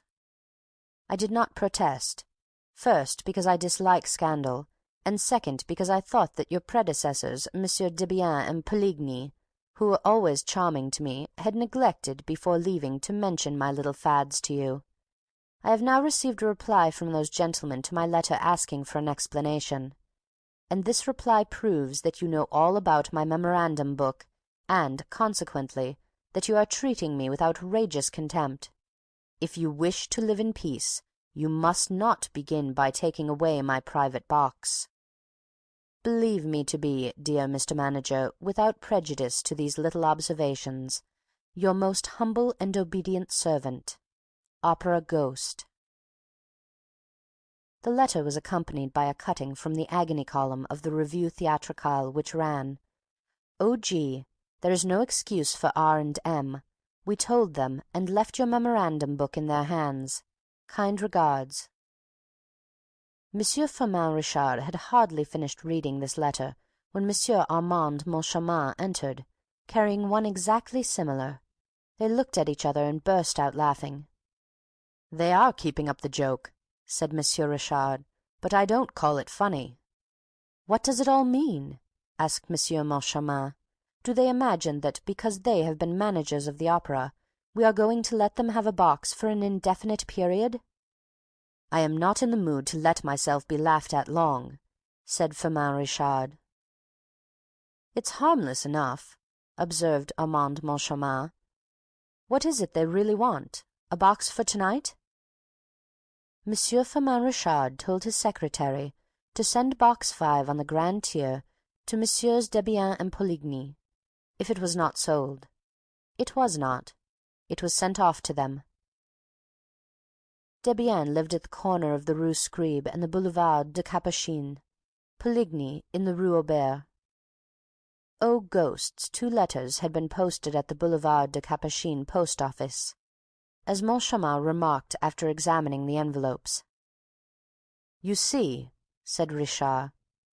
They shrugged their shoulders and regretted that 2 men of that age should amuse themselves with such childish tricks. "They might have been civil for all that," said Moncharmin. "Did you notice how they treat us with regard to Carlotta, Sorelli, and little Jammes?" "Why, my dear fellow, these 2 are mad with jealousy. To think that they went to the expense of an advertisement in the Revue Theatrale! Have they nothing better to do?" "By the way," said Moncharmin, "they seem to be greatly interested in that little Christine Daae." "You know as well as I do that she has the reputation of being quite good," said Richard. "Reputations are easily obtained," replied Moncharmin. "Haven't I a reputation for knowing all about music? and I don't know one key from another." "Don't be afraid. You never had that reputation," Richard declared. Thereupon he ordered the artists to be shown in, who for the last 2 hours had been walking up and down outside the door, behind which fame and fortune, or dismissal, awaited them. The whole day was spent in discussing, negotiating, signing or cancelling contracts, and the 2 overworked managers went to bed early, without so much as casting a glance at Box 5 to see whether M. Debienne and M. Poligny were enjoying the performance. Next morning the managers received a card of thanks from the ghost. "Dear Mr. Manager, thanks. Charming evening. Die exquisite. Choruses want waking up. Carlotta a splendid commonplace instrument. Will write you soon for the 240,000 francs, or 233,424 francs, 70 centimes to be correct. Messieurs Debienne and Poligny have sent me the 6,575 francs 30 centimes, representing the first 10 days of my allowance for the current year. Their privileges finished on the evening of the 10th inst. Kind regards, O.G." On the other hand, there was a letter from Messieurs Debienne and Poligny. "Gentlemen, we are much obliged for your kind thought of us, but you will easily understand that the prospect of again hearing Faust, pleasant though it is to ex-managers of the opera, cannot make us forget that we have no right to occupy Box 5 on the grand tier, which is the exclusive property of him of whom we spoke to you when we went through the memorandum book with you for the last time. See clause 98, final paragraph. Accept, gentlemen, etc." "Oh, those fellows are beginning to annoy me," shouted Firmin Richard, snatching up the letter. And that evening Box 5 was sold. The next morning Messieurs Richard and Moncharmin, on reaching their office, found an inspector's report relating to an incident that had happened the night before in Box 5. I give the essential part of the report. "I was obliged to call in a municipal guard twice this evening to clear Box 5 on the grand tier, once at the beginning and once in the middle of the second act. The occupants, who arrived as the curtain rose on the second act, created a regular scandal by their laughter and their ridiculous observations. There were cries of 'hush' all around them, and the whole house was beginning to protest when the box-keeper came to fetch me. I entered the box and said what I thought necessary. The people did not seem to me to be in their right mind, and they made stupid remarks. I said that if the noise was repeated, I should be compelled to clear the box. The moment I left I heard the laughing again, with fresh protests from the house. I returned with a municipal guard, who turned them out. They protested, still laughing, saying they would not go unless they had their money back. At last they became quiet, and I allowed them to enter the box again. The laughter at once recommenced, and this time I had them turned out definitely. "Send for the inspector," said Richard to his secretary, who had already read the report and marked it with blue pencil. Monsieur Remy, the secretary, had foreseen the order and called the inspector at once. "Tell us what happened," said Richard bluntly. The inspector began to splutter and referred to the report. "Well, but what were those people laughing at?" asked Moncharmin. "They must have been dining, sir. They seemed more inclined to lark about than to listen to good music. The moment they entered the box they came out again and called the box-keeper, who asked them what they wanted. They said, 'Look in the box. There's no one there, is there?' 'No,' said the woman. 'Well,' they said, 'we went in. We heard a voice saying that the box was taken.'" Monsieur Moncharmin could not help smiling as he looked at Monsieur Richard. But Monsieur Richard did not smile. He himself had done too much in that way in his time not to recognize in the inspector's story all the marks of one of those practical jokes which begin by amusing and end by enraging the victims. The inspector, to curry favour with Monsieur Moncharmin, who was smiling, thought it best to give a smile too. A most unfortunate smile. Monsieur Richard glared at his subordinate, who thenceforth made it his business to display a face of utter consternation. However, "When the people arrived," roared Richard, "there was no one in the box, was there?" "Not a soul, sir, not a soul. Nor in the box on the right, nor in the box on the left. Not a soul, sir, I swear. The box-keeper told it me often enough, which proves that it was all a joke." "Oh, you agree, do you?" said Richard. "You agree it's a joke? And you think it funny, no doubt?" "I think it in very bad taste, sir." "And what did the box-keeper say?" "Oh, she just said that it was the opera ghost. That's all she said." And the inspector grinned. But he soon found that he had made a mistake in grinning, for the words had no sooner left his mouth than Monsieur Richard, from gloomy, became furious. "Send for the box-keeper," he shouted. "Send for her this minute, and bring her to me in here, and turn all those people out." The inspector tried to protest, but Richard closed his mouth with an angry order to hold his tongue. Then, when the wretched man's lips seemed shut forever, the manager commanded him to open them once more. "Who is this opera ghost?" he snarled. But the inspector was by this time incapable of speaking a word. He managed to convey, by a despairing gesture, that he knew nothing about it, or rather that he did not wish to know. "Have you ever seen him? Have you ever seen the opera ghost?" The inspector, by means of a vigorous shake of the head, denied ever having seen the ghost in question. "Very well," said Monsieur Richard coldly. The inspector's eyes started out of his head, as though to ask why the manager had uttered that ominous "very well." "Because I'm going to settle the account of anyone who has not seen him," explained the manager. "As he seems to be everywhere, I can't have people telling me that they have seen him nowhere. I like people to work for me when I employ them." Having said this, Monsieur Richard paid no attention to the inspector, and discussed various matters of business with his acting manager, who had entered the room meanwhile. The inspector thought he could go, and was gently, oh, so gently, sidling toward the door, when Monsieur Richard nailed the man to the floor with a thundering "Stay where you are!" Monsieur Remy had sent for the box-keeper to the Rue de Provence, close to the Opera, where she was engaged as a porteress. She soon made her appearance. "What is your name?" "Madame Giry. You know me well enough, sir. I'm the mother of little Giry, little Meg, what?" This was said in so rough and solemn a tone that for a moment Monsieur Richard was impressed.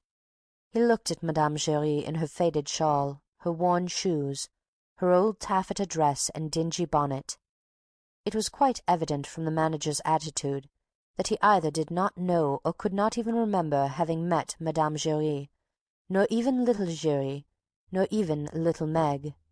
But Madame Giry's pride was so great that the celebrated box-keeper imagined that everybody knew her. "Never heard of her," the manager declared. "But that's no reason, Madame Giry, why I shouldn't ask you what happened last night to make you and the inspector call in a municipal guard." "I was just wanting to see you, sir, and talk to you about it, so that you mightn't have the same unpleasantness as Monsieur Debienne and Monsieur Poligny. They wouldn't listen to me either, at first." "I'm not asking you about all that. I'm asking what happened last night." Madame Giry turned purple with indignation. Never had she been spoken to like that. She rose as though to go, gathering up the folds of her skirt and waving the feathers of her dingy bonnet with dignity. But, changing her mind, she sat down again and said in a haughty voice, "I'll tell you what happened. The ghost was annoyed again." Thereupon, as Monsieur Richard was on the point of bursting out, Monsieur Moncharmin interfered and conducted the interrogatory, whence it appeared that Madame Giry thought it quite natural that a voice should be heard to say that a box was taken when there was nobody in the box. She was unable to explain this phenomenon, which was not new to her, except by the invention of the ghost. Nobody could see the ghost in his box, but everybody could hear him. She had often heard him, and they could believe her, for she always spoke the truth. They could ask Monsieur Debienne and Monsieur Poligny, and anybody who knew her. and also Monsieur Isidore Saack, who had had a leg broken by the ghost. "Indeed," said Moncharmin, interrupting her. "Did the ghost break poor Isidore Saack's leg?" Mme. Giry opened her eyes with astonishment at such ignorance. However, she consented to enlighten those two poor innocents. The thing had happened in Monsieur Debienne and Monsieur Poligny's time, also in Box 5, and also during a performance of Faust. Mme. Giry coughed, cleared her throat, it sounded as though she were preparing to sing the whole of Gounod's score, and began. "It was like this, sir. That night Monsieur Maniera and his lady, the jewelers in the Rue Mogador, were sitting in front of the box with their great friend Monsieur Isidore Saack sitting behind Madame Maniera. Mephistopheles was singing. Mme. Giry here burst into song herself. Caterina, while you play at sleeping. And then Monsieur Maniera heard a voice in his right ear. His wife was on his left, saying, "Ha ha, Julie's not playing at sleeping." His wife happened to be called Julie. So Monsieur Maniera turns to the right to see who's talking to him like that. Nobody there. He rubs his ear and asks himself if he's dreaming. Then Mephistopheles went on with his serenade. But perhaps I'm boring you, gentlemen. No, no, go on. You are too good, gentlemen, with a smirk. Well, then, Mephistopheles went on with his serenade. Mme. Giry burst into song again. Saint, unclose thy portals holy, and accord the bliss to a mortal bending lowly of a pardon kiss. And then Monsieur Maniera again hears the voice in his right ear, saying this time, "Ha ha, Julie wouldn't mind according a kiss to Isidore." Then he turns round again, but this time to his left, and what do you think he sees? Isidore, who has taken his lady's hand and was covering it with kisses through the little round place in the glove. Like this, gentlemen, rapturously kissing the bit of palm left bare in the middle of her thread gloves. Then they had a lively time between them. Bang, bang, Monsieur Maniera, who was big and strong, like you, Monsieur Richard, gave 2 blows to Monsieur Isidore Saack, who was small and weak, like Monsieur Moncharmin, saving his presence. There was a great uproar. People in the house shouted, "That will do! Stop them! He'll kill him!" Then at last Monsieur Isidore Saack managed to run away. "Then the ghost had not broken his leg?" asked Monsieur Moncharmin, a little vexed that his figure had made so little an impression on Mme. Giry. "He did break it for him, sir," replied Mme. Giry haughtily.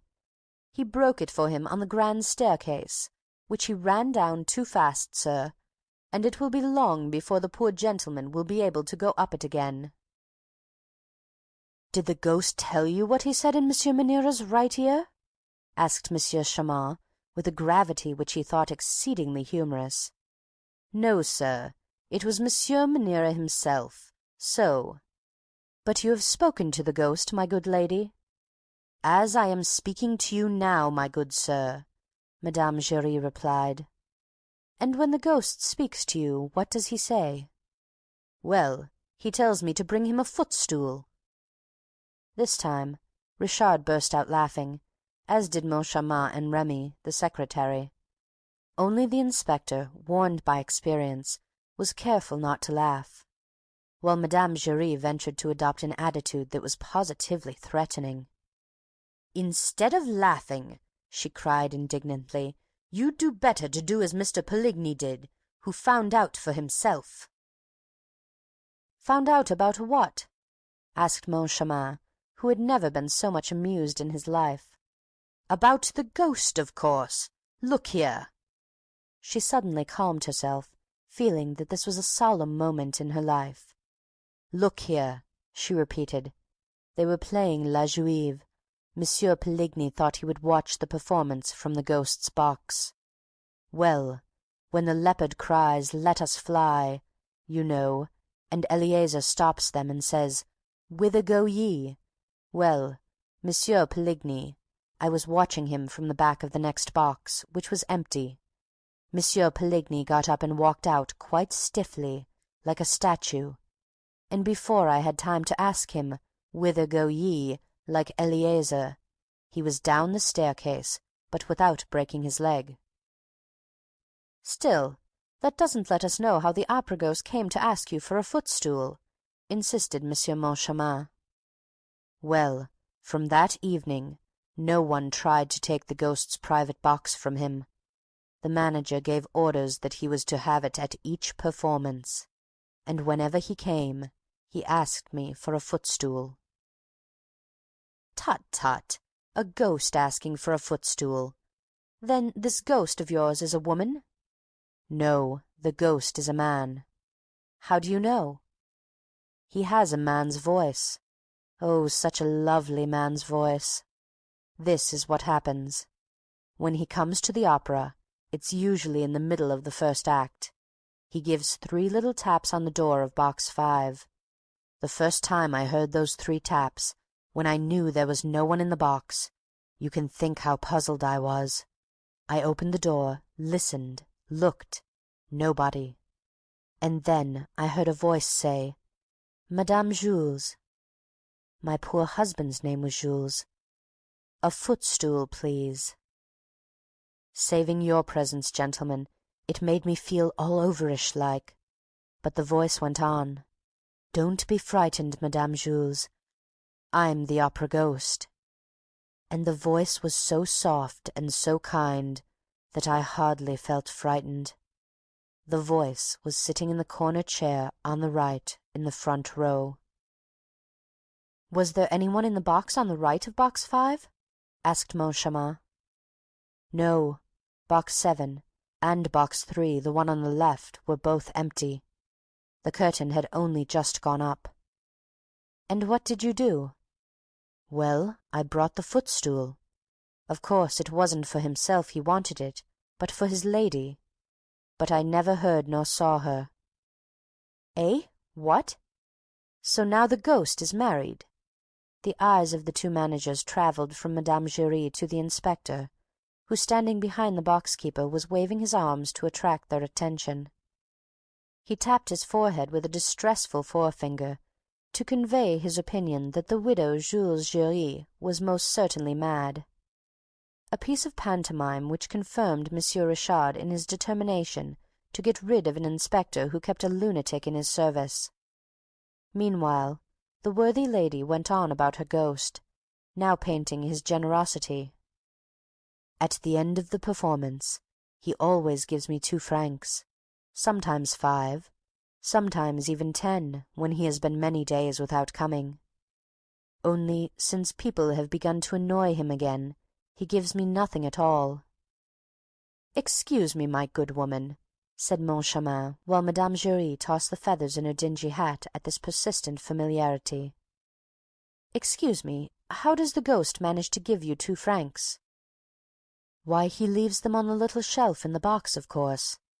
I find them with the programme, which I always give him.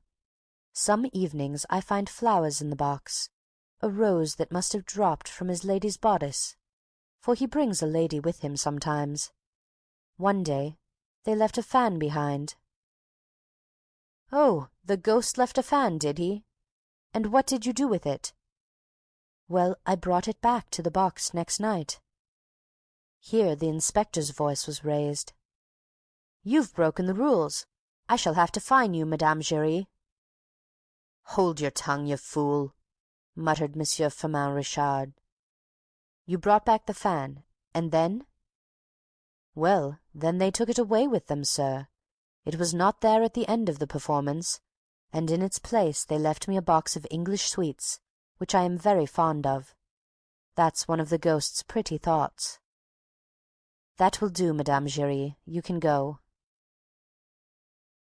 When Mme. Giry had bowed herself out, with the dignity that never deserted her, the manager told the inspector that they had decided to dispense with that old madwoman's services, and when he had gone in his turn, they instructed the acting manager to make up the inspector's accounts. Left alone, the managers told each other of the idea which they both had in mind. which was that they should look into that little matter of box 5 themselves. End of chapter 4.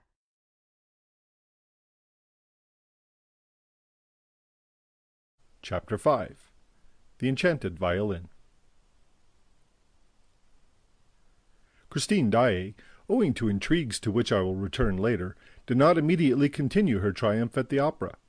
After the famous gala night, she sang once at the Duchess de Zurich's, but this was the last occasion on which she was heard in private.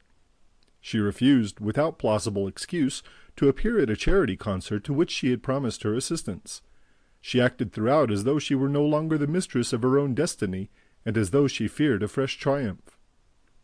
She knew that the Comte de Chagny, to please his brother, had done his best on her behalf with Monsieur Richard, and she wrote to thank him, and also to ask him to cease speaking in her favor. Her reason for this curious attitude was never known. Some pretended that it was due to overweening pride.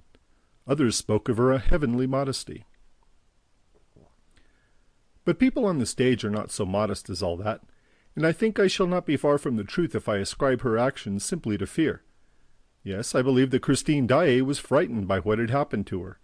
I have a letter of Christine's, it forms part of the Persian's collection, relating to this period, which suggests a feeling of absolute dismay. "I don't know myself when I sing," writes the poor child. She showed herself nowhere, and the Vicomte de Chagny tried in vain to meet her. He wrote to her, asking her to call upon her, but despaired of receiving a reply when, one morning, she sent him the following note. "Monsieur, I have not forgotten the little boy who went into the sea to rescue my scarf. I feel that I must write to you today, when I am going to Perros, in fulfillment of a sacred duty. Tomorrow is the anniversary of the death of my poor father, whom you knew, and who was very fond of you. He is buried there, with his violin, in the graveyard of the little church, at the bottom of the slope where we used to play as children, beside the road where, when we were a little bigger, we said good-bye for the last time." The Vicomte de Chagny hurriedly consulted a railway guide, dressed as quickly as he could, wrote a few lines for his valet to take to his brother, and jumped into a cab which brought him to the Gare Montparnasse, just in time to miss the morning train. He spent a dismal day in town, and did not recover his spirits until the evening, when he was seated in his compartment in the Brittany Express. He read Christine's note over and over again, smelling its perfume, recalling the sweet pictures of his childhood, and spent the rest of that tedious night journey in feverish dreams that began and ended with Christine Daae. Day was breaking when he alighted at Lannion. He hurried to the diligence for Perros-Guirec. He was the only passenger. He questioned the driver, and learned that, on the evening of the previous day, a young lady who looked like a Parisian had gone to Perros, and put up at the inn known as the Setting Sun. The nearer he drew to her, the more fondly he remembered the story of the little Swedish singer. Most of the details are still unknown to the public. There was once, in the little market town not far from Uppsala, a peasant who lived there with his family, digging the earth during the week and singing in the choir on Sundays. This peasant had a little daughter to whom he taught the musical alphabet before she knew how to read. Daae's father was a great musician, perhaps without knowing it. Not a fiddler throughout the length and breadth of Scandinavia played as he did. His reputation was widespread, and he was always invited to set the couples dancing at weddings and other festivals. His wife died when Christine was entering upon her 6th year. Then the father, who cared only for his daughter and his music, sold his patch of ground and went to Uppsala in search of fame and fortune. He found nothing but poverty. He returned to the country, wandering from fair to fair, strumming his Scandinavian melodies, while his child, who never left his side, listened to him in ecstasy or sang to his playing. One day at Legimby Fair, Professor Valerius heard them and took them to Gothenburg. He maintained that the father was the first violinist in the world, and that the daughter had the making of a great artist. Her education and instruction were provided for. She made rapid progress and charmed everybody with her prettiness, her grace of manner, and her genuine eagerness to please. When Valerius and his wife went to settle in France, they took Daae and Christine with them. Mamma Valerius treated Christine as her daughter. As for Daae, he began to pine away with homesickness. He never went out of doors in Paris, but lived in sort of a dream which he kept up with his violin. For hours at a time he remained locked up in his bedroom with his daughter, fiddling and singing very, very softly.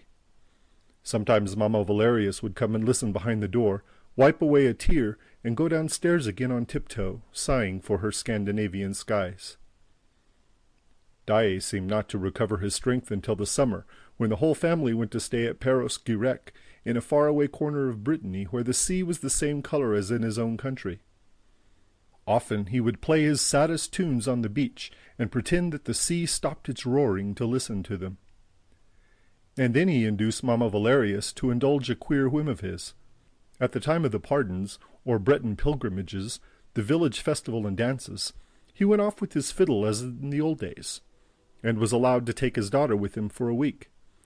They gave the smallest hamlets music to last them for a year, and slept at night in a barn, refusing a bed at the inn, lying close together on the straw, as when they were so poor in Sweden. At the same time, they were very neatly dressed, made no collection, refused the halfpence offered them, and the people around could not understand the conduct of the rustic fiddler who tramped the roads with that pretty child who sang like an angel from heaven. They followed them from village to village. One day, a little boy who was out with his governess made her take a longer walk than he intended, for he could not tear himself from the little girl whose pure, sweet voice seemed to bind him to her. They came to the shore of an inlet which is still called Tresterau, but which now, I believe, harbors a casino or something of the sort. At the time, there was nothing but sky and sea and a stretch of golden beach. Only there was a high wind which blew Christine's scarf out to sea. Christine gave a cry and put out her arms, but the scarf was already far on the waves. Then she heard a voice say, "It's all right. I'll go and fetch your scarf out of the sea." And she saw a little boy running fast, in spite of the outcries and the indignant protests of a worthy lady in black. The little boy ran into the sea, dressed as he was, and brought back her scarf. Boy and scarf were both soaked through. The lady in black made a great fuss, but Christine laughed merrily and kissed the little boy, who was none other than the Vicomte Raoul de Chagny, staying at Lannion with his aunt. During the season they saw each other and played together almost every day. At the aunt's request, seconded by Professor Valerius, Daae consented to give the young Viscount some violin lessons. In this way, Raoul learned to love the same airs that had charmed Christine's childhood.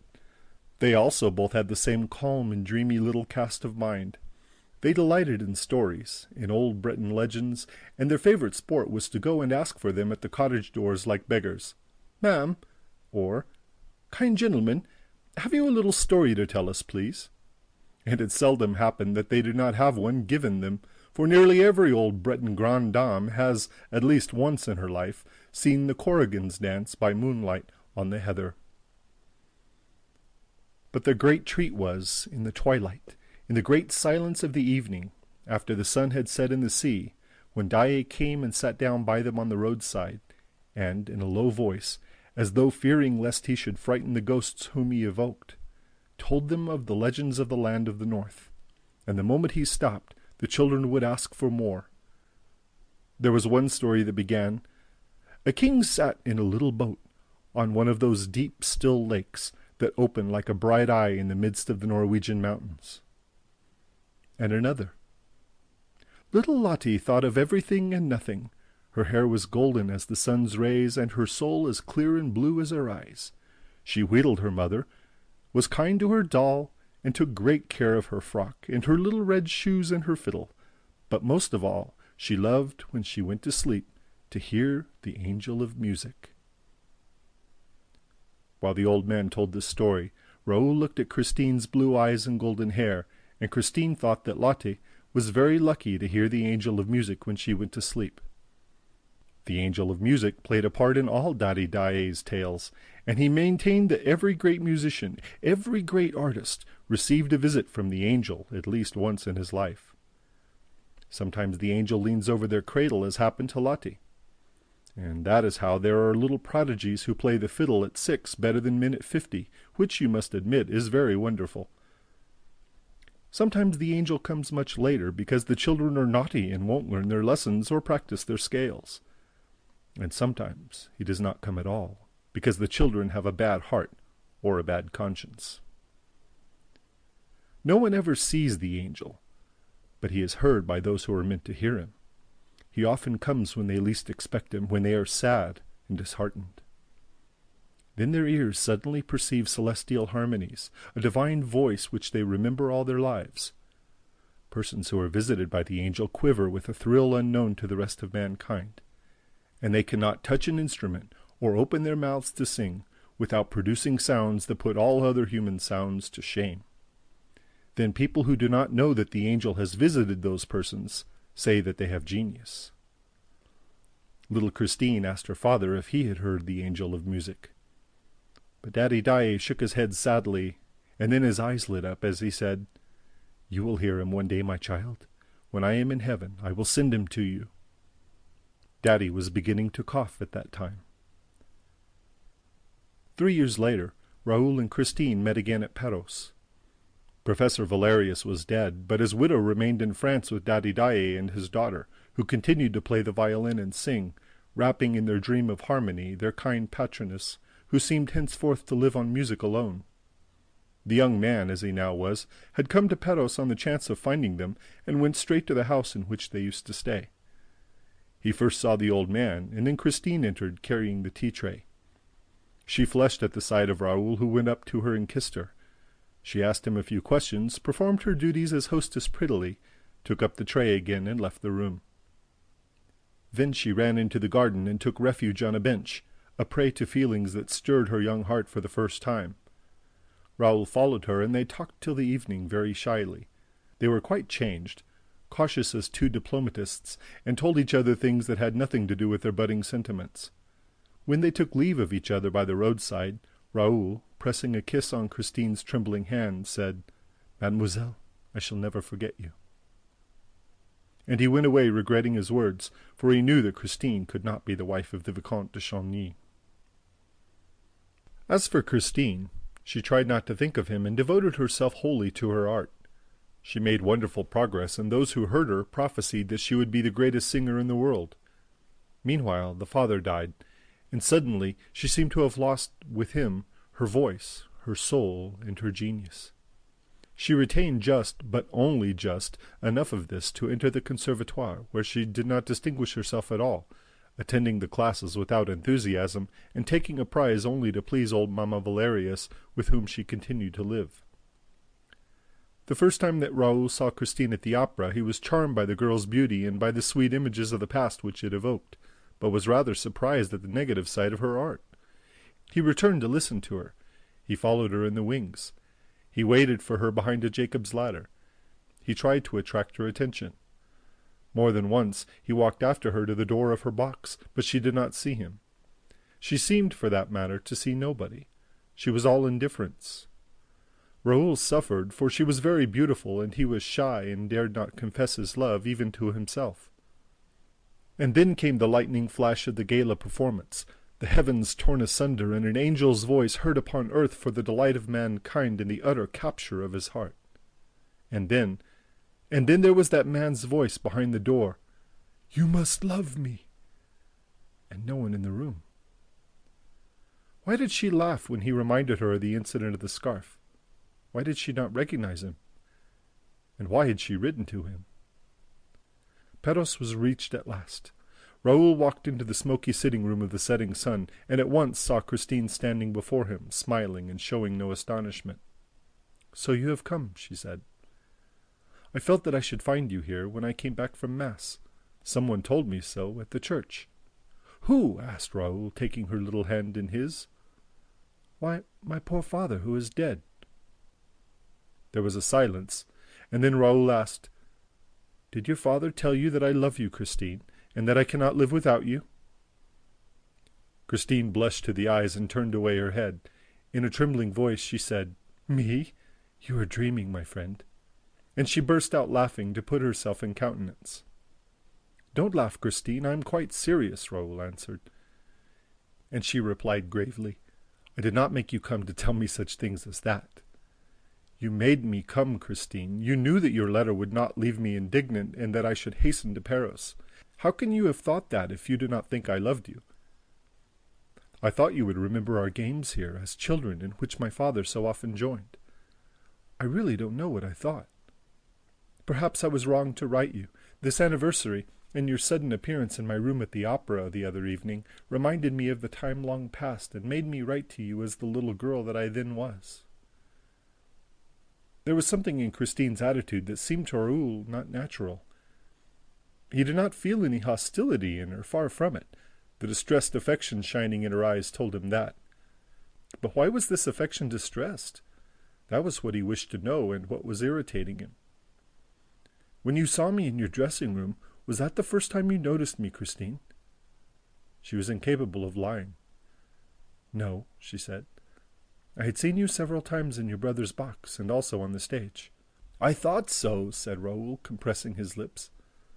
But then why, when you saw me in your room at your feet, reminding you that I had rescued your scarf from the sea, why did you answer as though you did not know me, and also why did you laugh?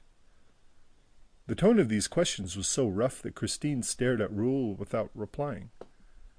The young man himself was aghast at the sudden quarrel which he had dared to raise at the very moment when he had resolved to speak words of gentleness, love, and submission to Christine.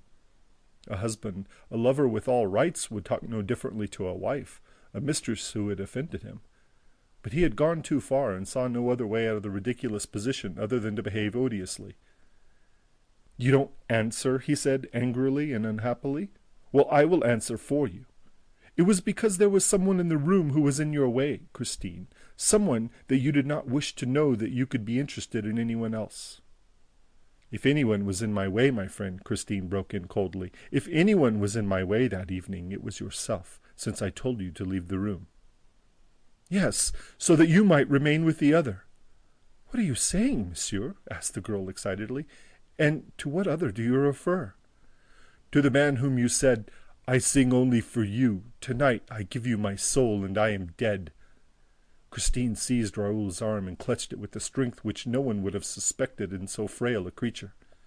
Then you were listening behind the door? Yes, because I love you everything, and I heard everything. You heard what? And the young girl, becoming strangely calm, released Raoul's arm. He said to you, Christine, you must love me. At these words, a deathly pallor spread over Christine's face. Dark rings formed round her eyes, and she staggered and seemed on the point of swooning. Raoul darted forward, with arms outstretched, but Christine had overcome her passing faintness and said, in a low voice, Go on, tell me all you heard. At an utter loss to understand, Raoul answered, I heard him reply, when you said you had given him your soul. Your soul is a beautiful thing, child, and I thank you. No emperor ever received so fair a gift. The angels wept tonight. Christine carried her hand to her heart, a prey to indescribable emotion. Her eyes stared before her like a madwoman's. Raoul was terror-stricken. But suddenly Christine's eyes moistened, and two great tears trickled like two pearls down her ivory cheeks. Christine! Raoul! The young man tried to take her in his arms, but she escaped and fled in great disorder. While Christine remained locked in her room, Raoul was at his wits' end what to do. He refused to breakfast. He was terribly concerned and bitterly grieved to see the hours which he had hoped to find so sweet slip past without the presence of the young Swedish girl. Why did she not come to roam with him through the country where they had had so many memories in common? He heard that she had had a mass said that morning for the repose of her father's soul, and spent a long time praying in the little church and on the fiddler's tomb. Then, as she seemed to have nothing more to do at Perros, and in fact was doing nothing there, why did she not go back to Paris at once? Raoul walked away, dejectedly, to the graveyard in which the church stood, and was indeed alone among the tombs, reading the inscriptions. But when he turned behind the apse, he was suddenly struck by the dazzling note of the flowers that straggled over the white ground. They were marvelous red roses that had blossomed in the morning in the snow, giving a glimpse of life among the dead, for death was all around him. It also, like the flowers, issued from the ground, which had flung back a number of its corpses. Skeletons and skulls by the hundred were heaped against the walls of the church, held in position by a wire that left the whole gruesome stack visible.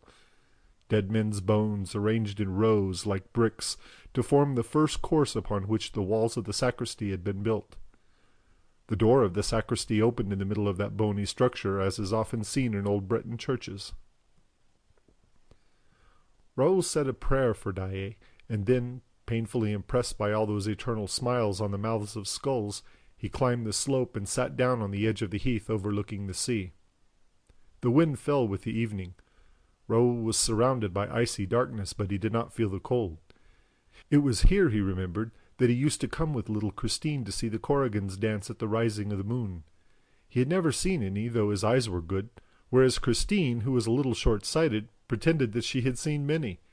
He smiled at the thought, and then suddenly gave a start. A voice behind him said, "Do you think the Corrigans will come this evening?" It was Christine. He tried to speak. She put her gloved hand on his mouth. "Listen, Raoul. I have decided to tell you something serious, very serious. Do you remember the legend of the Angel of Music?" "I do indeed," he said. "I believe it was here that your father first told it to us." "And it was here that he said, 'When I am in heaven, my child, I will send him to you.'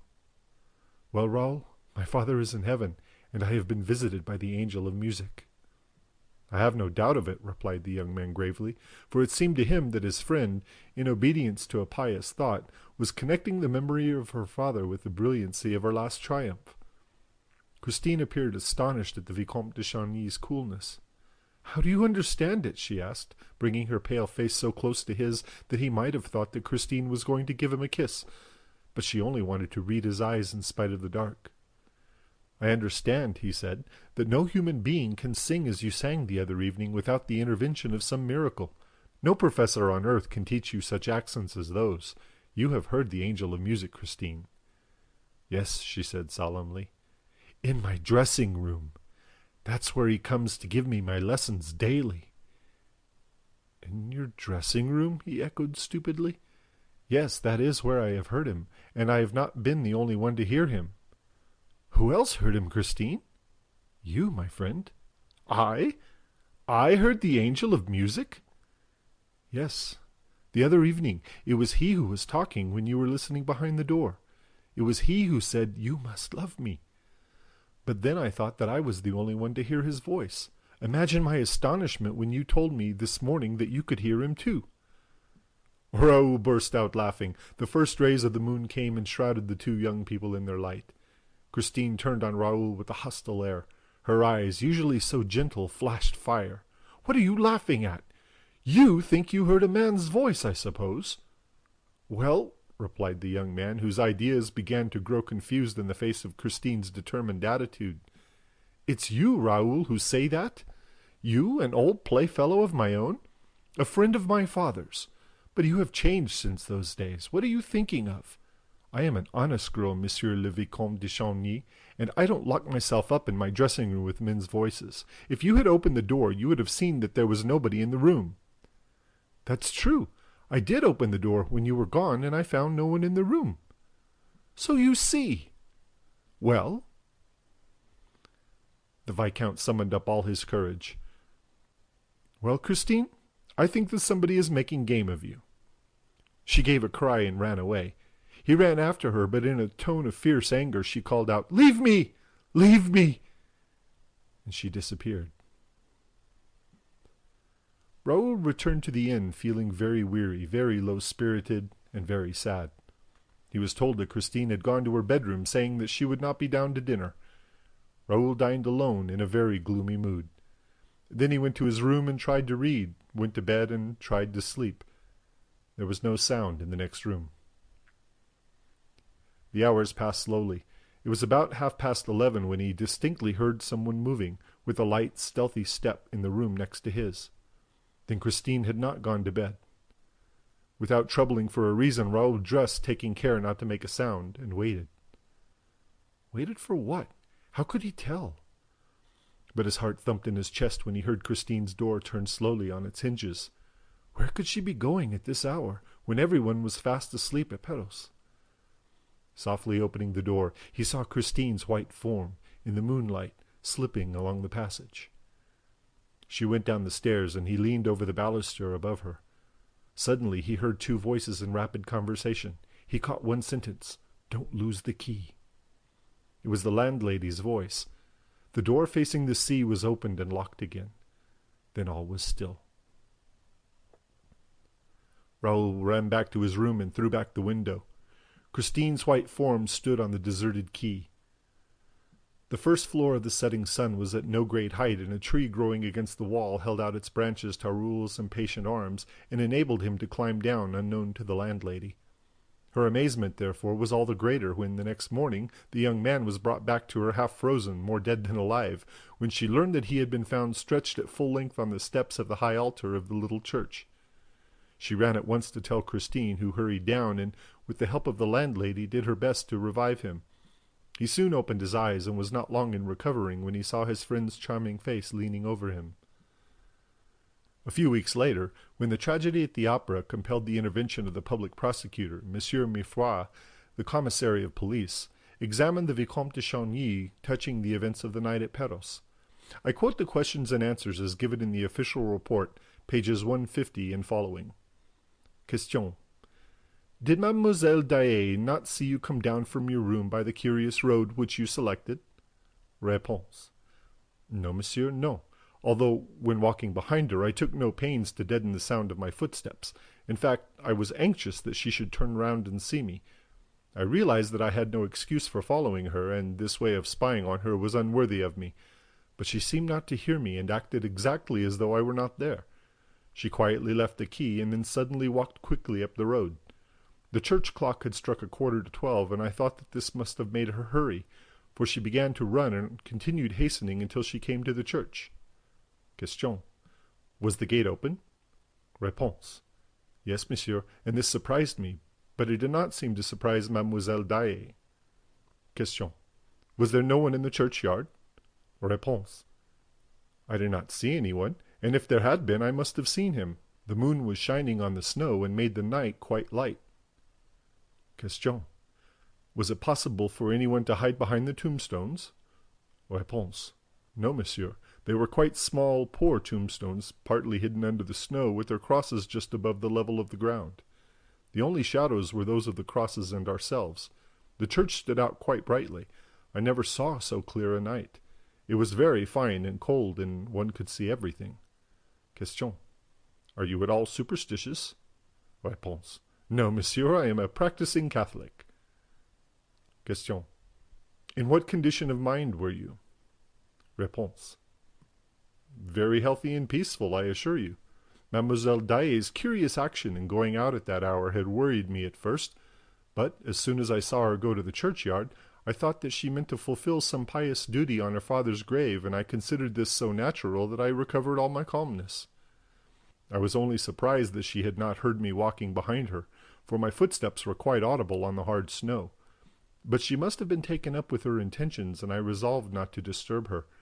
She knelt down by her father's grave, made the sign of the cross, and began to pray. At that moment it struck midnight. At the last stroke, I saw Mademoiselle Daae lift her eyes to the sky, and stretch out her arms as though in ecstasy. I was wondering what the reason could be, when I myself raised my head, and everything within me seemed drawn toward the invisible, which was playing the most perfect music.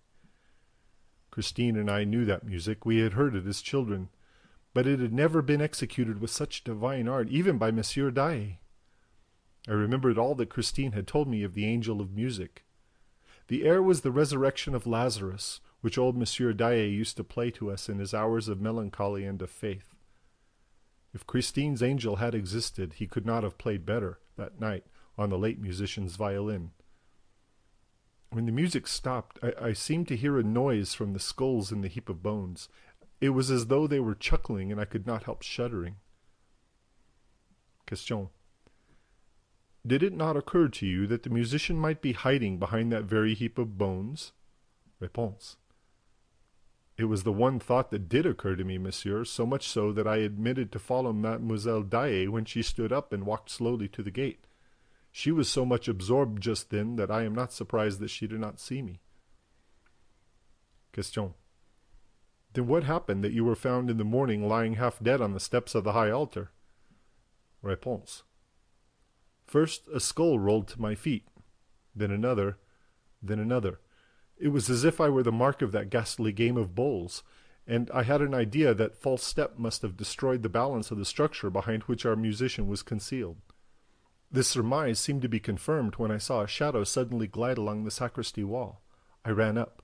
The shadow had already pushed open the door and entered the church, but I was quicker than the shadow and caught hold of a corner of its cloak. At that moment we were just in front of the high altar, and the moonbeams fell straight upon us through the stained-glass windows of the apse. As I did not let go of the cloak, the shadow turned round, and I saw a terrible death's head which darted a look at me from a pair of scorching eyes. I felt as if I were face to face with Satan, and, in the presence of this unearthly apparition, my heart gave way, my courage failed me, and I remembered nothing more until I recovered consciousness at the setting sun. End of Chapter 5, The Enchanted Violin. Recorded on January 19th, 2006 by Jamie Osborne. Chapter 6. A Visit to Box 5. We left Monsieur Firmin Richard and Monsieur Armand Moncharmin at the moment when they were deciding to look into that little matter of Box 5. Leaving behind them the broad staircase which leads from the lobby outside the manager's office to the stage and its dependencies, they crossed the stage, went out by the subscriber's door, and entered the house through the first little passage on the left. Then they made their way through the front rows of stalls and looked at Box 5 on the grand tier. They could not see it well because it was half in darkness, and because great covers were flung over the red velvet of the ledges of all the boxes. They were almost alone in the huge, gloomy house, and a great silence surrounded them. It was the time when most of the stagehands go out for a drink. The staff had left the boards for the moment, leaving a scene half set. A few rays of light, a wan, sinister light that seemed to have been stolen from an expiring luminary, fell through some opening or other upon an old tower that raised its pasteboard battlements on the stage. Everything, in this deceptive light, adopted a fantastic shape. In the orchestra stalls, the drugget covering them looked like an angry sea, whose glaucous waves had suddenly rendered stationary by a secret order from the storm phantom, who, as everybody knows, is called Adamastor. Messieurs Moncharmin and Richard were the shipwrecked mariners amid this motionless turmoil of a calico sea. They made for the left boxes, ploughing their way like sailors who leave their ship and try to struggle to the shore. The 8 great polished columns stood up in the dusk like so many huge piles supporting the threatening, crumbling, big-bellied cliffs whose layers were represented by the circular, parallel, waving lines of the balconies of the grand first and second tiers of boxes. At the top, right on top of the cliff, lost in Monsieur Lenapvieu's copper ceiling, figures grinned and grimaced, laughed and jeered at Messieurs Richard and Moncharmin's distress. And yet these figures were usually very serious. Their names were Isis, Amphitrite, Hebe, Pandora, Psyche, Thetis, Pomona, Daphne, Clytie, Galatea, and Arethusa. Yes, Arethusa herself and Pandora, whom we all know by her box, looked down upon the 2 new managers of the opera, who ended by clutching at some piece of wreckage, and from there stared silently at Box 5 on the grand tier. I have said that they were distressed.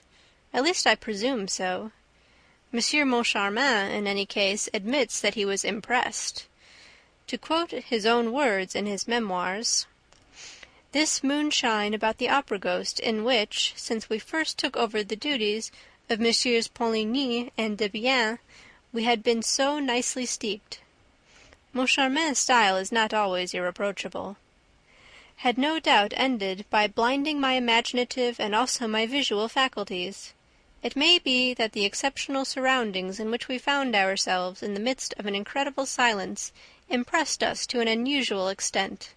It may be that we were the sport of a kind of hallucination brought about by the semi-darkness of the theatre and the partial gloom that filled Box 5. At any rate, I saw, and Richard also saw, a shape in the box.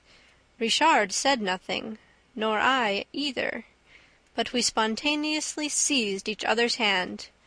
We stood like that for some minutes without moving, with our eyes fixed on the same point, but the figure had disappeared. Then we went out, and, in the lobby, communicated our impressions to each other and talked about the shape. The misfortune was that my shape was not in the least like Richard's.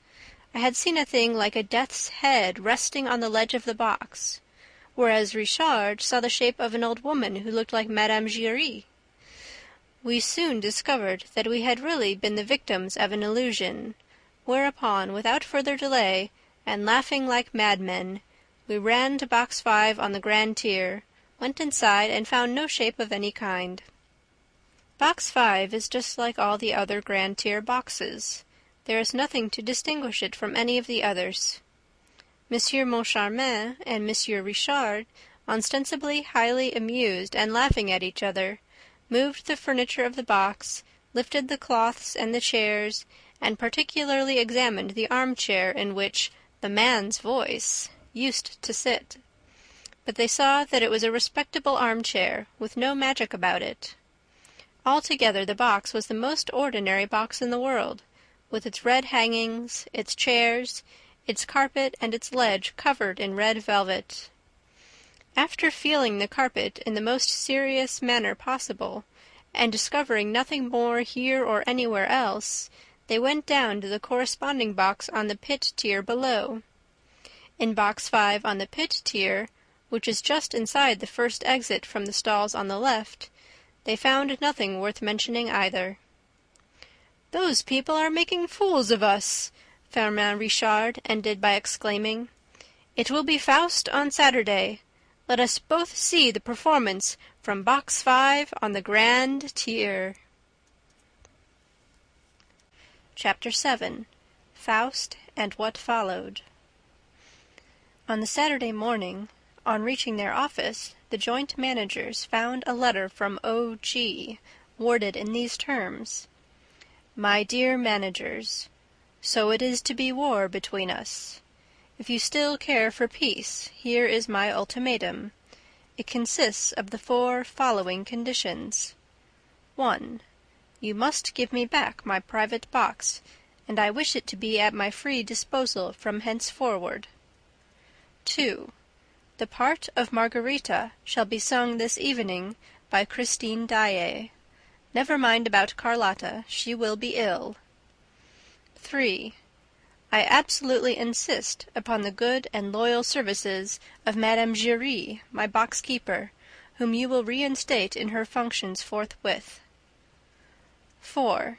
Let me know by a letter handed to Madame Giry, who will see that it reaches me, that you accept, as your predecessors did, the conditions in my memorandum book relating to my monthly allowance. I will inform you later how you are to pay it to me.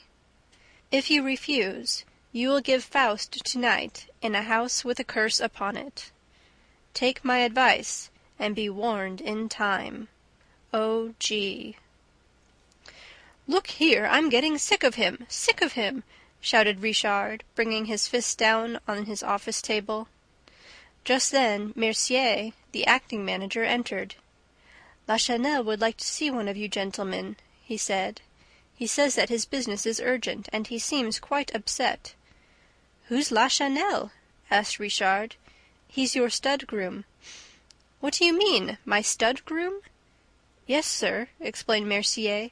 "There are several grooms at the opera, and Monsieur Lachenel is the head of them." "And what does this groom do?" "He has the chief management of the stable." "What stable?" "Why, yours, sir. The stable of the opera." "Is there a stable at the opera? Upon my word, I didn't know. Where is it?" "In the cellars on the rotunda side. It's a very important department. We have 12 horses."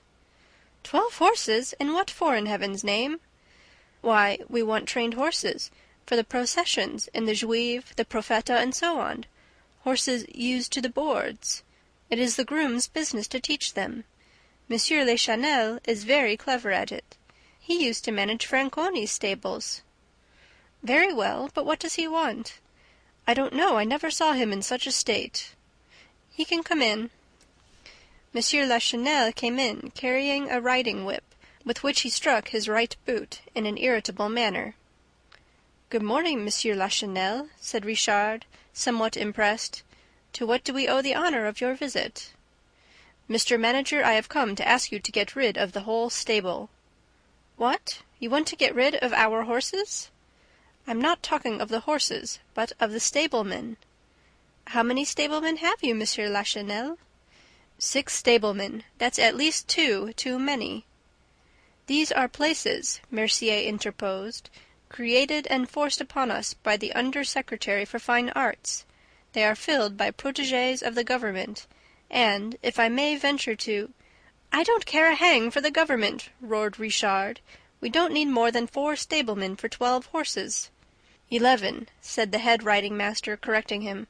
12, repeated Richard. 11, repeated Lachenel. "Oh, the acting manager told me you had 12 horses." "I did have 12, but I have only 11 since Caesar was stolen." And Monsieur Lachenel gave himself a great smack on the boot with his whip. "Has Caesar been stolen?" cried the acting manager. "Caesar, the white horse in the Profeta?" "There are not 2 Caesars," said the stud groom dryly. "I was 10 years at Franconi's, and I have seen plenty of horses in my time. Well, there are not 2 Caesars, and he's been stolen." "How?" "I don't know. Nobody knows. That's why I have come to ask you to sack the whole stable." "What do your stablemen say?" "All sorts of nonsense. Some of them accuse the supers. Others pretend that it's the acting manager's doorkeeper." "My doorkeeper! I'll answer for him as I would for myself," protested Mercier. "But after all, Monsieur Lachenel," cried Richard, "you must have some idea." "Yes, I have," Monsieur Lachenel declared. "I have an idea, and I'll tell you what it is. There's no doubt about it in my mind." He walked up to the 2 managers and whispered, "It's the ghost who did the trick." Richard gave a jump. "What? You too? You too?" "How do you mean, I too? Isn't it natural after what I saw?" "What did you see?" "I saw as clearly as I now see you, a black shadow riding a white horse that was as like Caesar as 2 peas." "And did you run after them?" "I did, and I shouted, but they were too fast for me and disappeared in the darkness of the underground gallery." Monsieur Richard rose. "That will do, Monsieur Lachenel. You can go. We will lodge a complaint against the ghost." "And sack my stable?" "Oh, of course. Good morning." Monsieur Lachenel bowed and withdrew. Richard foamed at the mouth. "Settle that idiot's account at once, please." "He is a friend of the government representatives," Mercier ventured to say. "And he takes his vermouth at Tortoni's with Lagrin, Scholl, and Pertuiset, the lion hunter," added Moncharmin. "We shall have the whole press against us. He'll tell the story of the ghost, and everybody will be laughing at our expense. We may as well be dead as ridiculous." "All right, say no more about it." At that moment the door opened.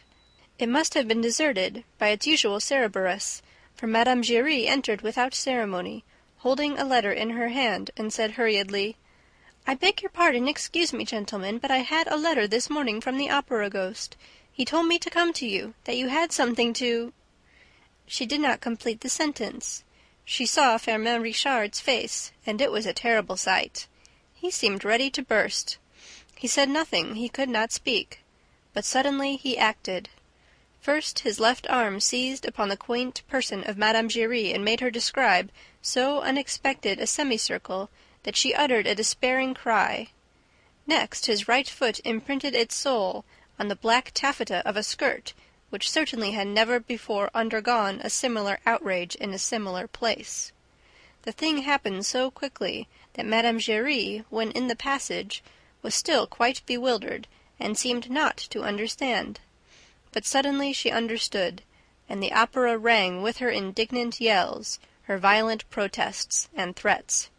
About the same time, Carlotta, who had a small house of her own in the Rue du Faubourg Saint-Honore, rang for her maid, who brought her letters to her bed. Among them was an anonymous missive, written in red ink, in a hesitating, clumsy hand, which ran: "If you appear tonight, you must be prepared for a great misfortune at the moment when you open your mouth to sing. A misfortune worse than death." The letter took away Carlotta's appetite for breakfast. She pushed back her chocolate, sat up in bed, and thought hard.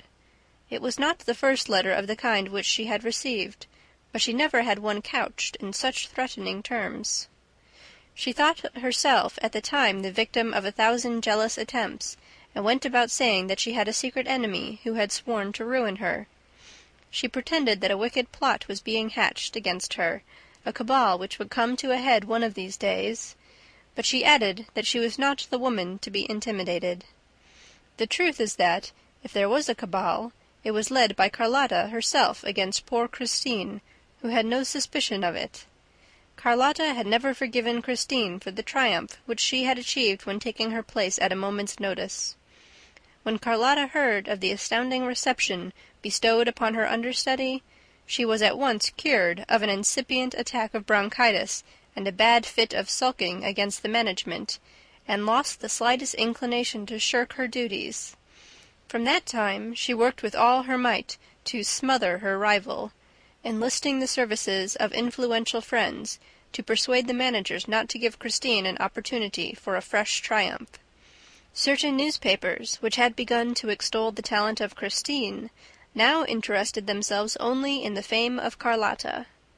Lastly, in the theatre itself, the celebrated but heartless and soulless diva made the most scandalous remarks about Christine, and tried to cause her endless minor unpleasantnesses. When Carlotta had finished thinking over the threat contained in the strange letter, she got up. "We shall see," she said, adding a few oaths in her native Spanish with a very determined air. The first thing she saw when looking out of her window was a hearse. She was very superstitious, and the hearse and the letter convinced her that she was running the most serious dangers that evening. She collected all her supporters, told them that she was threatened at that evening's performance with a plot organized by Christine Daae, and declared that they must play a trick upon that chit by filling the house with her, Carlotta's, admirers. She had no lack of them, had she? She relied upon them to hold themselves prepared for any eventuality, and to silence the adversaries, if, as she feared, they created a disturbance. Monsieur Richard's private secretary called to ask after the diva's health, and returned with the assurance that she was perfectly well, and that, were she dying, she would sing the part of Margarita that evening. The secretary urged her, in his chief's name, to commit no imprudence, to stay at home all day, and to be careful of draughts, and Carlotta could not help, after he had gone, comparing this unusual and unexpected advice with the threats contained in the letter. It was 5 o'clock when the post brought a second anonymous letter in the same hand as the first. It was short, and said simply, "You have a bad cold.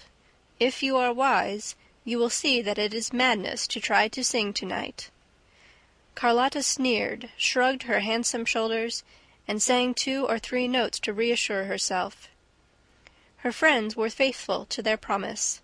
They were all at the opera that night, but looked round in vain for the fierce conspirators whom they were instructed to suppress. The only unusual thing was the presence of Monsieur Richard and Monsieur Moncharmin in box 5. Carlotta's friends thought that, perhaps, the managers had wind, on their side, of the proposed disturbance, and that they had determined to be in the house so as to stop it then and there. But this was unjustifiable supposition, as the reader knows. Monsieur Richard and Monsieur Moncharmin were thinking of nothing but their ghost. "Vain, in vain do I call, through my vigil weary, on creation and its Lord. Never reply will break the silence dreary, no sign, no single word." The famous baritone Carolus Fonta had hardly finished Dr. Faust's first appeal to the powers of darkness, when M. Firmin Richard, who was sitting in the ghost's own chair, the front chair on the right, leaned over to his partner and asked him chaffingly, "Well, has the ghost whispered a word in your ear yet?" "Wait, don't be in such a hurry," replied M. Armand Moncharmin in the same gay tone. "The performance has only begun, and you know that the ghost does not usually come until the middle of the first act." The first act passed without incident, which did not surprise Carlotta's friends, because Margarita does not sing in this act. As for the managers, they looked at each other when the curtain fell. "That's one," said Moncharmin. "Yes, the ghost is late," said Firmin Richard. "It's not a bad house," said Moncharmin, "for a house with a curse on it." Monsieur Richard smiled and pointed to a fat, rather vulgar woman, dressed in black, sitting in a stall in the middle of the auditorium, with a man in a broadcloth frock-coat on either side of her. "Who on earth are those?" asked Moncharmin. "Those, my dear fellow, are my concierge, her husband, and her brother." "Did you give them tickets?" "I did. My concierge has never been to the opera. This is the first time, and as she is now going to come every night, I wanted her to have a good seat before spending her time showing other people to theirs." Moncharmin asked what he meant, and Richard answered that he had persuaded his concierge, in whom he had the greatest confidence, to come and take Madame Giry's place. Yes, he would like to see if, with that woman instead of the old lunatic, Box 5 would continue to astonish the natives. "By the way," said Moncharmin, "you know that Mother Giry is going to lodge a complaint against you." "With whom? The ghost?" The ghost! Moncharmin had almost forgotten him.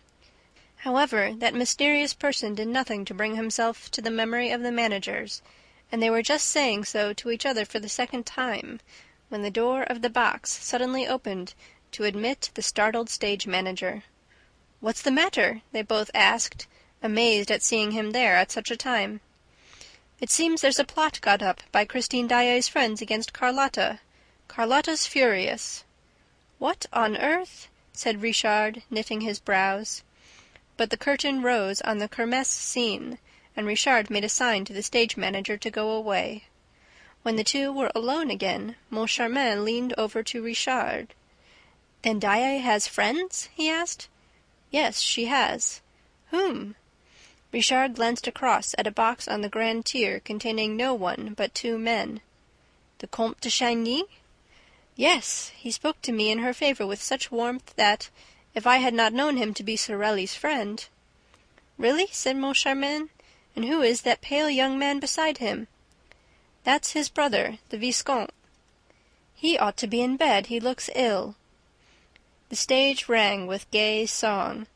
"Red or white liquor, coarse or fine, what can it matter, so we have wine?" Students, citizens, soldiers, girls, and matrons whirled light-heartedly before the inn, with the figure of Bacchus for a sign. Cybele made her entrance, Christine Daae looked charming in her boy's clothes, and Carlotta's partisans expected to hear her greeted with an ovation which would have enlightened them as to the intentions of her friends. But nothing happened. On the other hand, when Margarita crossed the stage and sang the only 2 lines allotted her in this second act, "No, my lord, not a lady am I, nor yet a beauty, and do not need an arm to help me on my way," Carlotta was received with enthusiastic applause. It was so unexpected and so uncalled for that those who knew nothing about the rumors looked at one another and asked what was happening. And this act also was finished without incident. Then everybody said, "Of course it will be during the next act." Some, who seemed to be better informed than the rest, declared that the row would begin with the ballad of the King of Thule, and rushed to the subscribers' entrance to warn Carlotta. The managers left the box during the entr'acte to find out more about the cabal of which the stage manager had spoken, but they soon returned to their seats, shrugging their shoulders and treating the whole affair as silly. The first thing they saw on entering the box was a box of English sweets on the little shelf of the ledge. Who had put it there? They asked the box-keepers, but none of them knew. Then they went back to the shelf and, next to the box of sweets, found an opera glass. They looked at each other.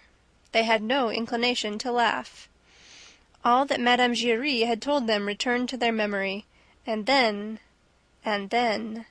they seemed to feel a curious sort of draught around them. They sat down in silence. The scene represented Margarita's garden. "Gentle flowers in the dew, be message from me." As she sang these first two lines, with her bunch of roses and lilacs in her hand, Christine, raising her head, saw the Vicomte de Chagny in the box, and from that moment her voice seemed less sure, less crystal clear than usual.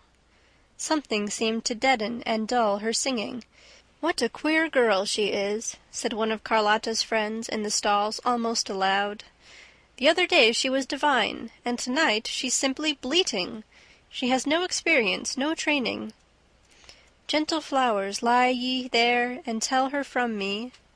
The Viscount put his head under his hands and wept.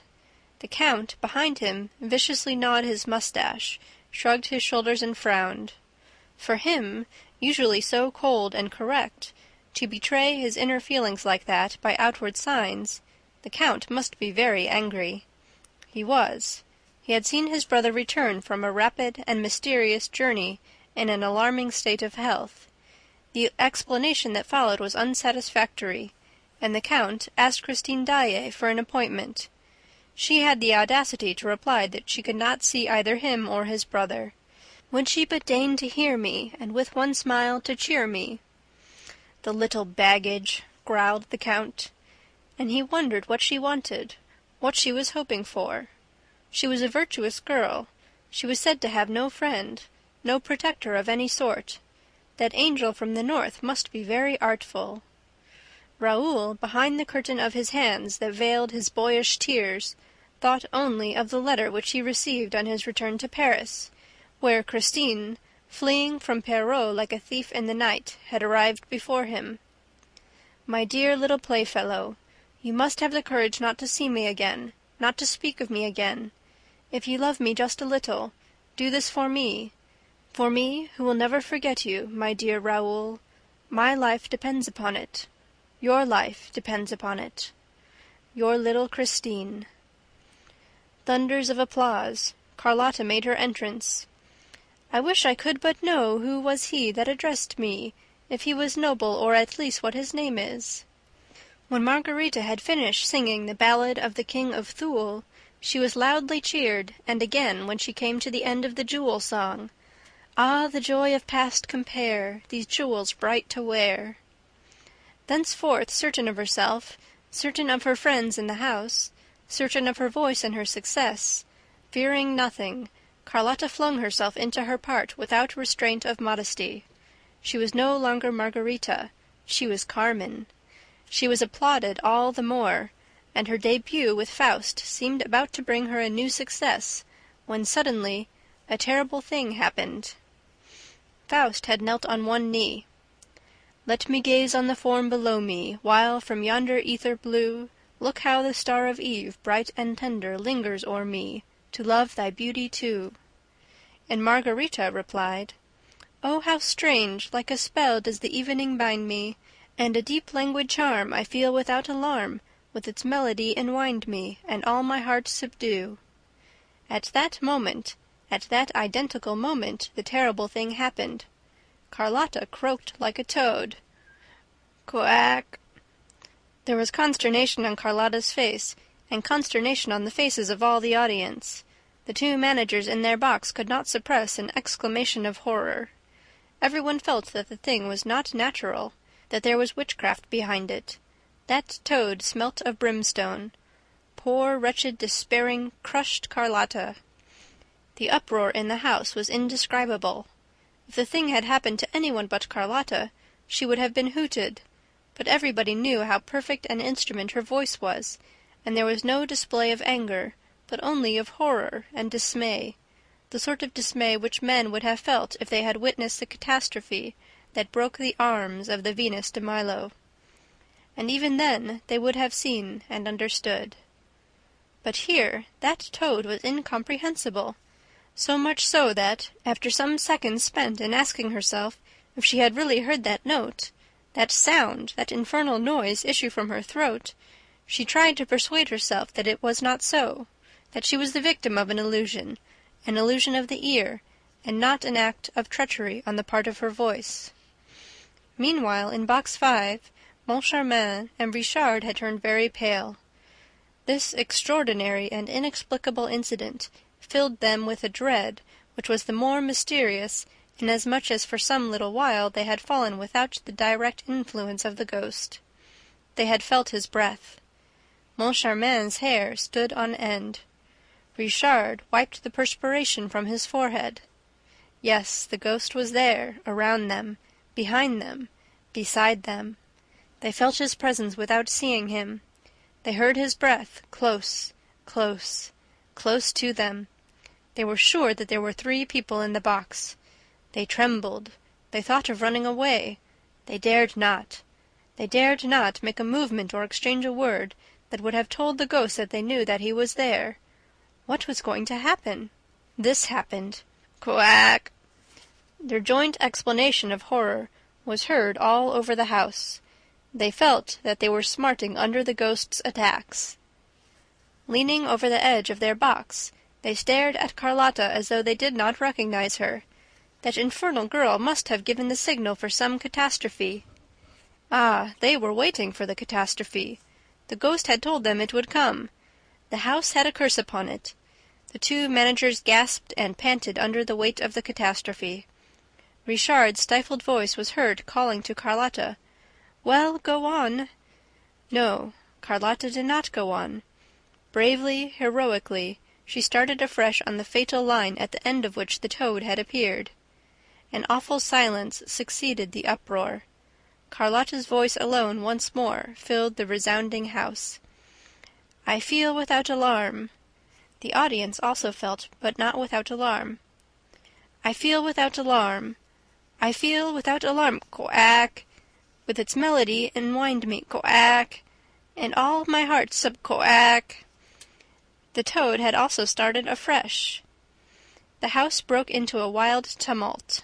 The 2 managers collapsed in their chairs and dared not even turn round. They had not the strength. The ghost was chuckling behind their backs. And at last they distinctly heard his voice in their right ears, the impossible voice, the mouthless voice, saying, "She is singing tonight to bring the chandelier down." With one accord they raised their eyes to the ceiling and uttered a terrible cry. The chandelier, the immense mass of the chandelier was slipping down, coming toward them, at the call of that fiendish voice. Released from its hook, it plunged from the ceiling and came smashing into the middle of the stalls, amid 1,000 shouts of terror. A wild rush for the doors followed. The papers of the day state that there were numbers wounded and 1 killed. The chandelier had crashed down upon the head of the wretched woman who had come to the opera for the first time in her life, the one whom M. Richard had appointed to succeed Madame Giry, the ghost's box-keeper, in her functions. She died on the spot, and the next morning a newspaper appeared with this heading: 200 kilos on the head of a concierge. That was her sole epitaph. End of chapter 7. Faust and what followed. That was her sole epitaph. Chapter 8. The Mysterious Brougham. That tragic evening was bad for everybody. Carlotta fell ill. As for Christine Daae, she disappeared after the performance. A fortnight elapsed, during which she was seen neither at the opera nor outside. Raoul, of course, was the first to be astonished at the prima donna's absence. He wrote to her at Madame Valerius's flat and received no reply. His grief increased, and he ended by being seriously alarmed at never seeing her name on the programme. Faust was played without her. One afternoon he went to the manager's office to ask the reason of Christine's disappearance. He found them both looking extremely worried. Their own friends did not recognize them. they had lost all their gaiety and spirits. They were seen crossing the stage with hanging heads, careworn brows, pale cheeks, as though pursued by some abominable thought or a prey to some persistent sport of fate. The fall of the chandelier had involved them in no little responsibility, but it was difficult to make them speak about it. The inquest had ended in a verdict of accidental death, caused by the wear and tear of the chains by which the chandelier was hung from the ceiling. But it was the duty of both the old and the new managers to have discovered this wear and tear and to have remedied it in time. And I feel bound to say that Messieurs Richard and Moncharmin at this time appeared so changed, so absent-minded, so mysterious, so incomprehensible, that many of the subscribers thought that some event even more horrible than the fall of the chandelier must have affected their state of mind. In their daily intercourse they showed themselves very impatient, except with Mme. Giry, who had been reinstated in her functions; and their reception of the Vicomte de Chagny, when he came to ask about Christine, was anything but cordial. They merely told him that she was taking a holiday. He asked how long the holiday was for, and they replied curtly that it was for an unlimited period, as Mademoiselle Daae had requested leave of absence for reasons of health. "Then she is ill!" he cried. "What is the matter with her?" "We don't know." "Didn't you send the doctor of the Opera to see her?" "No, she did not ask for him, and, as we trust her, we took her word." Raoul left the building, a prey to the gloomiest thoughts. He resolved, come what might, to go and inquire of Mamma Valerius. He remembered the strong phrases in Christine's letter, forbidding him to make any attempt to see her. But what he had seen at Perros, what he had heard behind the dressing-room door, his conversation with Christine at the edge of the moor, made him suspect some machination, which, devilish though it might be, was none the less human. The girl's highly strung imagination, her affectionate and credulous mind, the primitive education which had surrounded her childhood with a circle of legends, the constant brooding over her dead father, and, above all, the state of sublime ecstasy into which music threw her from the moment that this art was made manifest to her in certain exceptional conditions, as in the churchyard at Perros. All this seemed to him to constitute a moral ground only too favorable for the malevolent designs of some mysterious and unscrupulous person. Of whom was Christine Daae the victim?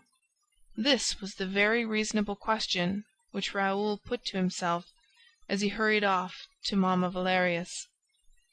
He trembled as he rang at a little flat in the Rue Notre-Dame des Victoires. The door was opened by the maid whom he had seen coming out of Christine's dressing-room one evening. He asked if he could speak to Mme. Valerius. He was told that she was ill in bed and was not receiving visitors.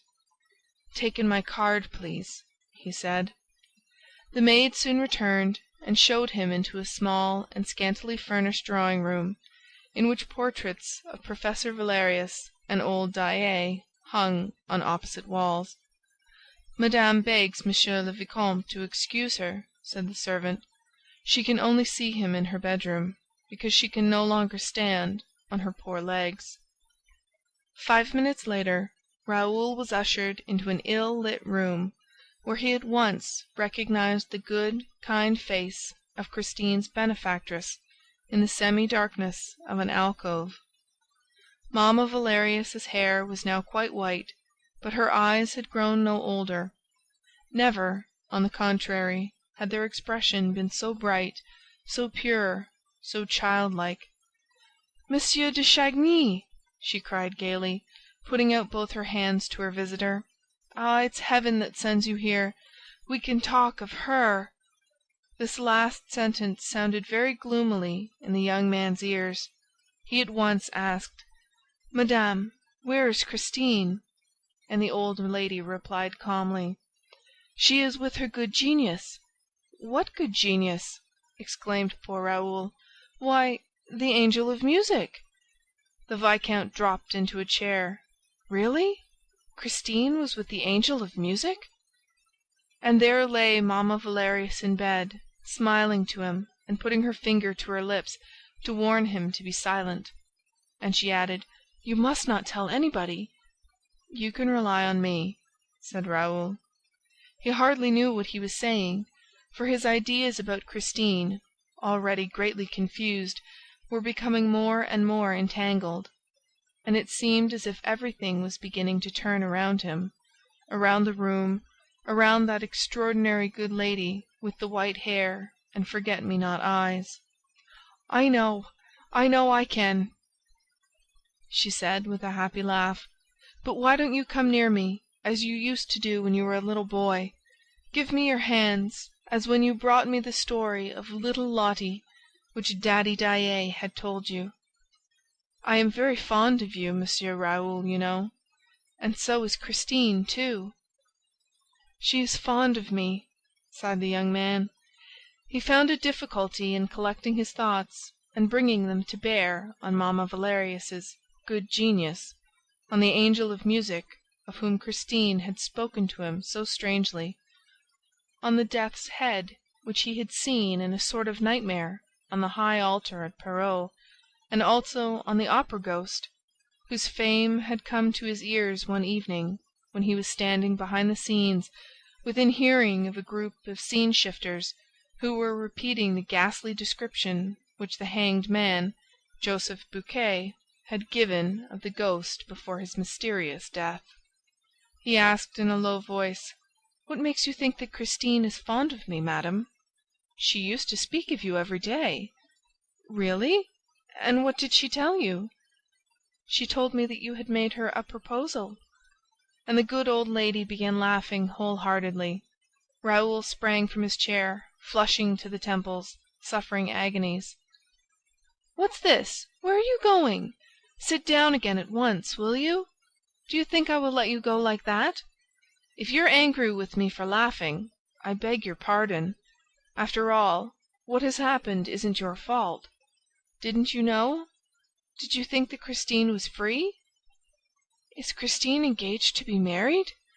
the wretched Raoul asked, in a choking voice. "Why, no! Why, no!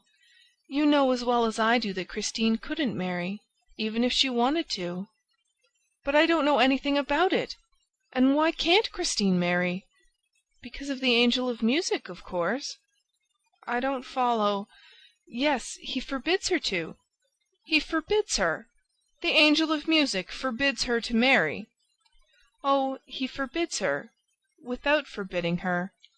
It's like this. He tells her that, if she got married, she would never hear him again. That's all. And that he would go away forever. So, you understand, she can't let the angel of music go. It's quite natural." "Yes, yes," echoed Raoul submissively. "It's quite natural." "Besides, I thought Christine had told you all that, when she met you at Perros, where she went with her good genius." "Oh, she went to Perros with her good genius, did she?" "That is to say, he arranged to meet her down there, in Perros churchyard, at Daae's grave. He promised to play her the Resurrection of Lazarus on her father's violin." Raoul de Chagny rose and, with a very authoritative air, pronounced these peremptory words: "Madame, you will have the goodness to tell me where that genius lives." The old lady did not seem surprised at this indiscreet command. She raised her eyes and said, "In heaven." Such simplicity baffled him. He did not know what to say in the presence of this candid and perfect faith in a genius who came down nightly from heaven to haunt the dressing-rooms at the Opera. He now realized the possible state of mind of a girl brought up between a superstitious fiddler and a visionary old lady, and he shuddered when he thought of the consequences of it all. "Is Christine still a good girl?" he asked suddenly, in spite of himself. "I swear it, as I hope to be saved!" exclaimed the old woman, who, this time, seemed to be incensed. "And if you doubt it, sir, I don't know what you are here for." Raoul tore at his gloves. "How long has she known this genius?" "About 3 months. Yes, it's quite 3 months since he began to give her lessons." The Viscount threw up his arms with a gesture of despair. "The genius gives her lessons? And where, pray?" "Now that she has gone away with him, I can't say. But, up to a fortnight ago, it was in Christine's dressing-room. It would be impossible in this little flat. The whole house would hear them. Whereas at the Opera, at 8 o'clock in the morning, there was no one about. Do you see?" "Yes, I see, I see!" cried the Viscount. And he hurriedly took leave of Mme. Valerius, who asked herself if the young nobleman was not a little off his head. He walked home to his brother's house in a pitiful state. He could have struck himself, banged his head against the walls. To think that he had believed in her innocence, in her purity! The Angel of Music! He knew him now! He saw him! It was beyond a doubt some unspeakable tenor, a good-looking jackanapes, who mouthed and simpered as he sang. He thought himself as absurd and as wretched as could be.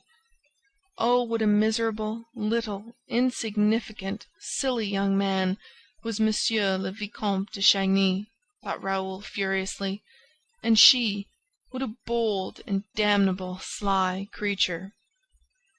His brother was waiting for him, and Raoul fell into his arms like a child.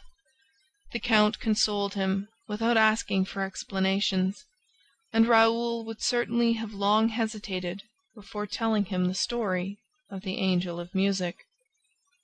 His brother suggested taking him out to dinner. Overcome as he was with despair, Raoul would probably have refused any invitation that evening, if the count had not, as an inducement, told him that the lady of his thoughts had been seen, the night before, in company of the other sex, in the Bois. At first the Viscount refused to believe, but he received such exact details that he ceased protesting. She had been seen, it appeared, driving in a brougham with the window down. She seemed to be slowly taking in the icy night air. There was a glorious moon shining. She was recognized beyond a doubt. As for her companion, only his shadowy outline was distinguished, leaning back in the dark. The carriage was going at a walking pace, in a lonely drive, behind the grandstand at Longchamp. Raoul dressed in a frantic haste, prepared to forget his distress by flinging himself, as people say, into the vortex of pleasure. Alas, he was a very sorry guest, and leaving his brother early, found himself, by 10 o'clock in the evening, in a cab, behind the Longchamp racecourse. It was bitterly cold. The roads seemed deserted and very bright under the moonlight. He told the driver to wait for him patiently at the corner of a near turning, and, hiding himself as well as he could, stood stamping his feet to keep warm.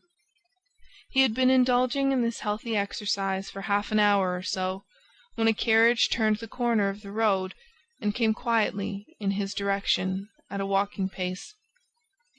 As it approached, he saw that a woman was leaning her head from the window, and suddenly the moon shed a pale gleam over her features. Christine! The sacred name of his love had sprung from his heart and his lips. He could not keep it back. He would have given anything to withdraw it, for that name, proclaimed in the stillness of the night, had acted as though it were the preconcerted signal for a furious rush on the part of the whole turnout, which dashed past him before he could put into execution his plan of leaping at the horses' heads.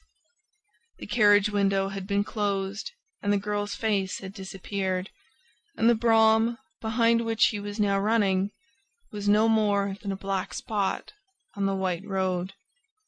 He called out again, "Christine!" no reply, and he stopped in the midst of the silence.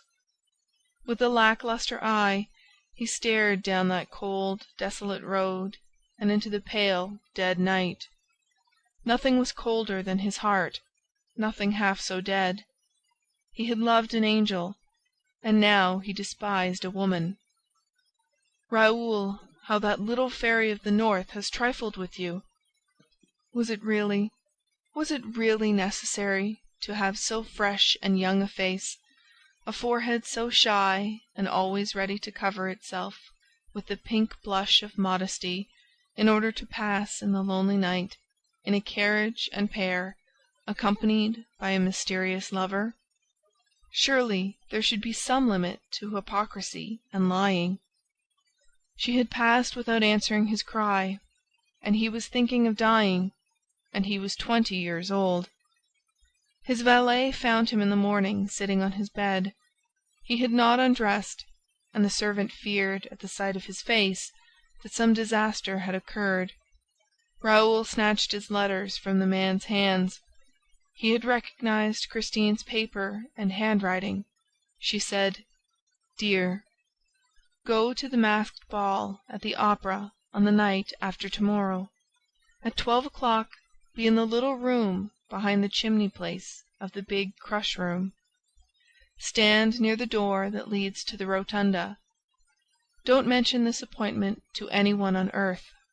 Wear a white domino and be carefully masked. As you love me, do not let yourself be recognized. Christine."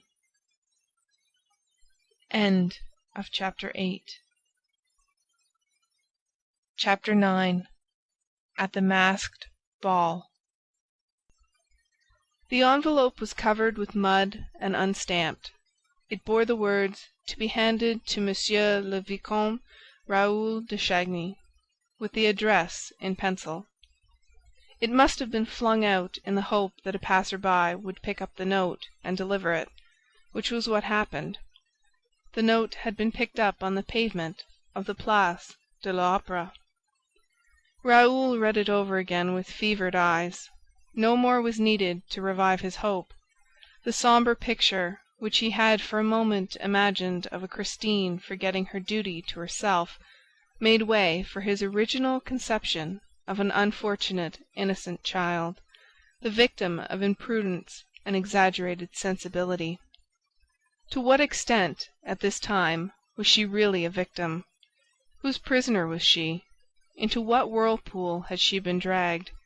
He asked himself these questions with a cruel anguish, but even this pain seemed endurable beside the frenzy into which he was thrown at the thought of a lying and deceitful Christine. What had happened? What influence had she undergone? What monster had carried her off, and by what means? By what means, indeed, but that of music? He knew of Christine's story.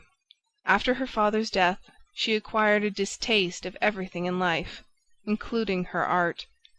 She went through the conservatoire like a poor, soulless singing machine. And suddenly she awoke as though through the intervention of a god. The angel of music appeared upon the scene. She sang Margarita in Faust and triumphed. The angel of music! For 3 months the angel of music had been giving Christine lessons. Ah, he was a punctual singing master, and now he was taking her for drives in the Bois. Raoul's fingers clutched at his flesh above his jealous heart. In his inexperience, he now asked himself with terror what game the girl was playing. Up to what point could an opera singer make a fool of a good-natured young man, quite new to love? Oh, misery! Thus did Raoul's thoughts fly from one extreme to the other. He no longer knew whether to pity Christine or to curse her, and he pitied and cursed her turn and turn about. At all events, he bought a white domino. The hour of the appointment came at last. With his face in a mask trimmed with long, thick lace, looking like a Pierrot in his white wrap, the Viscount thought himself very ridiculous.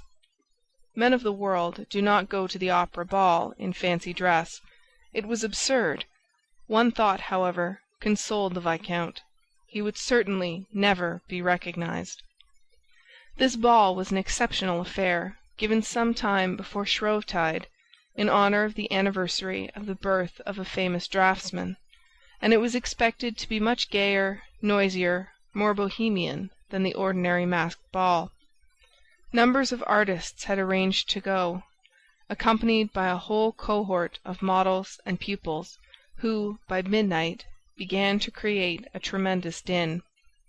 Raoul climbed the grand staircase at 11:05, did not linger to look at the motley dresses displayed all the way up the marble steps. One of the richest settings in the world allowed no facetious mask to draw him into a war of wits, replied to no jests, and shook off the bold familiarity of a number of couples who had already become a trifle too gay. Crossing the big crush room and escaping from a mad whirl of dancers in which he was caught for a moment, he at last entered the room mentioned in Christine's letter. He found it crammed, for this small space was the point where all those who were going to take supper in the rotunda crossed those who were returning from taking a glass of champagne. The fun here waxed fast and furious. Raoul leaned against a doorpost and waited. He did not wait long. A black domino passed and gave a quick squeeze to the tips of his fingers. He understood that it was she, and followed her. "Is that you, Christine?" he asked, between his teeth. The black domino turned round promptly and raised her finger to her lips, no doubt to warn him not to mention her name again. Raoul continued to follow her in silence.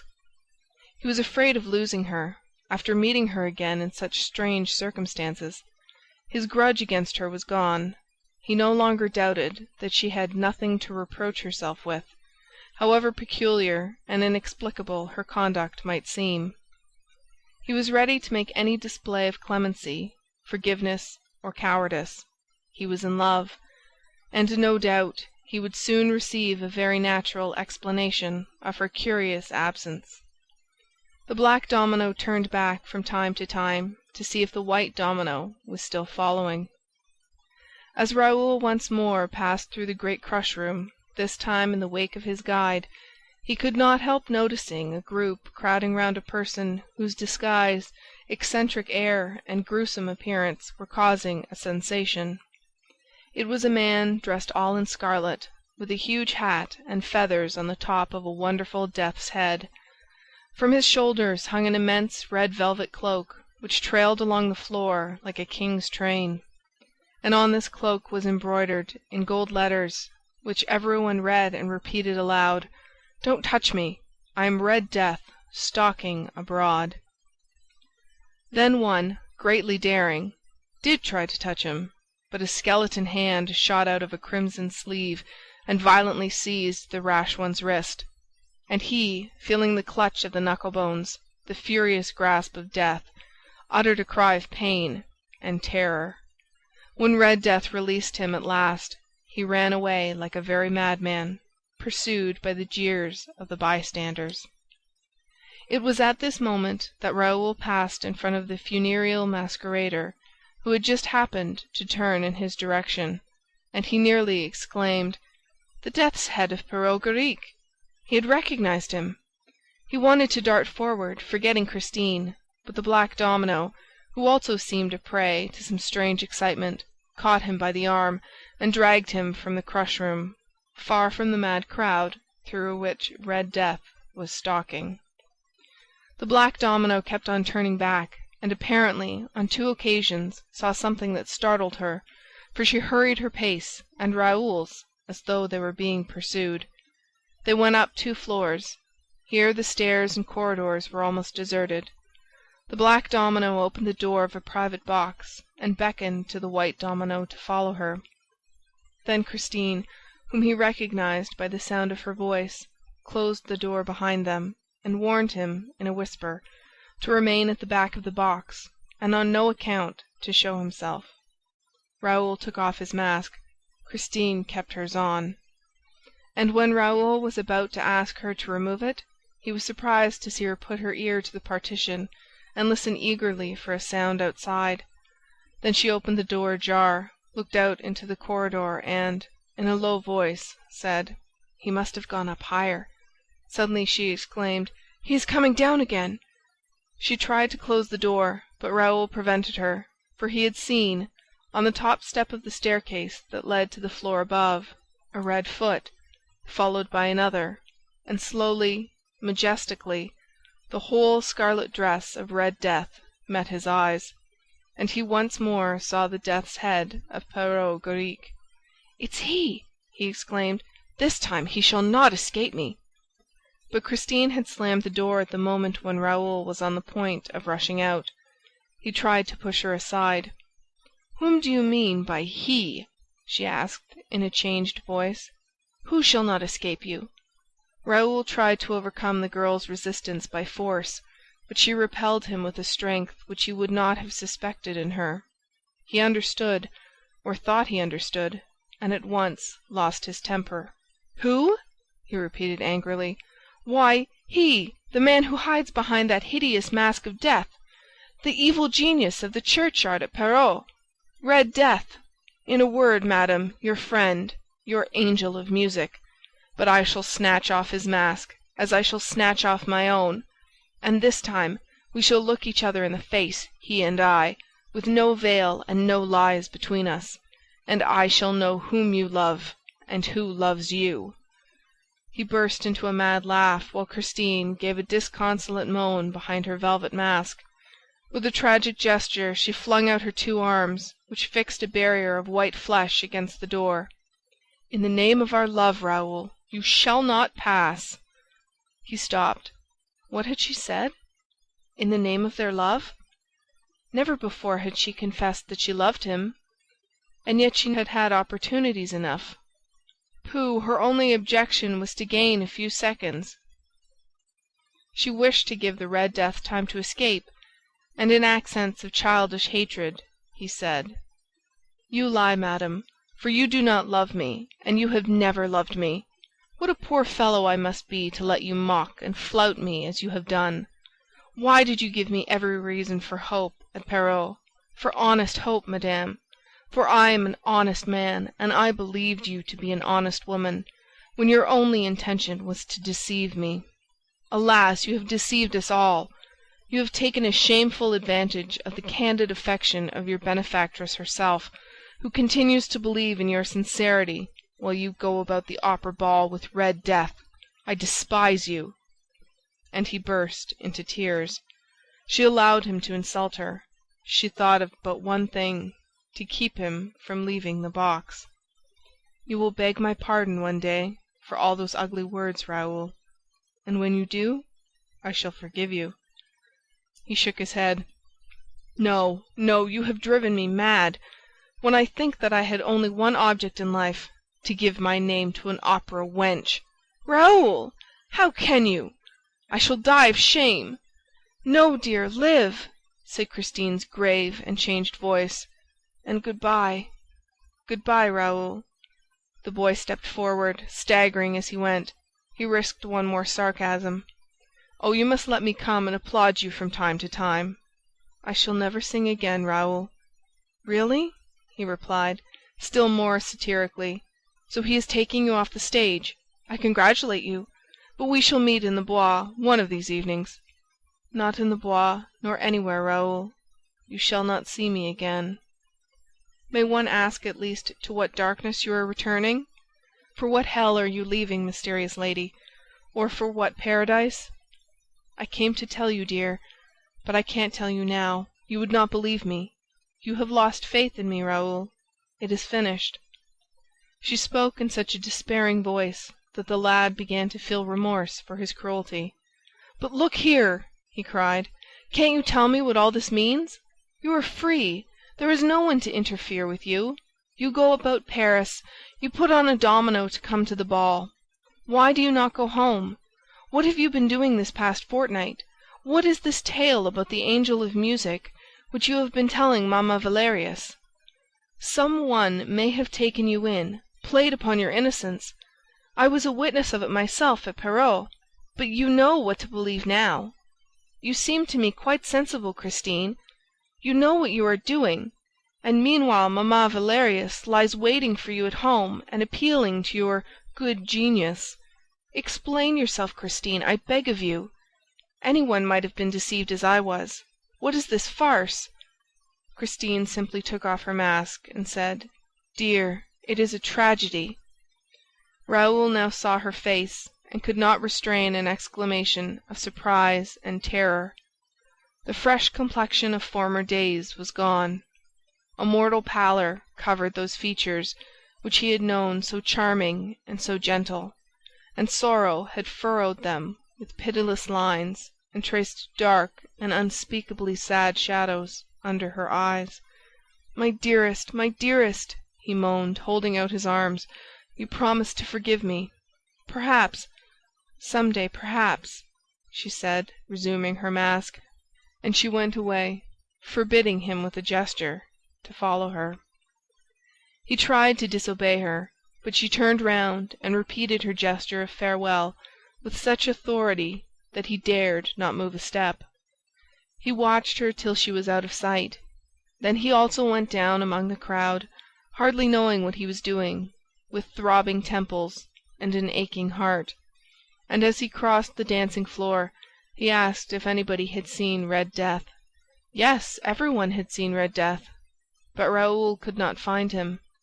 And, at 2 o'clock in the morning, he turned down the passage behind the scenes that led to Christine Daae's dressing-room.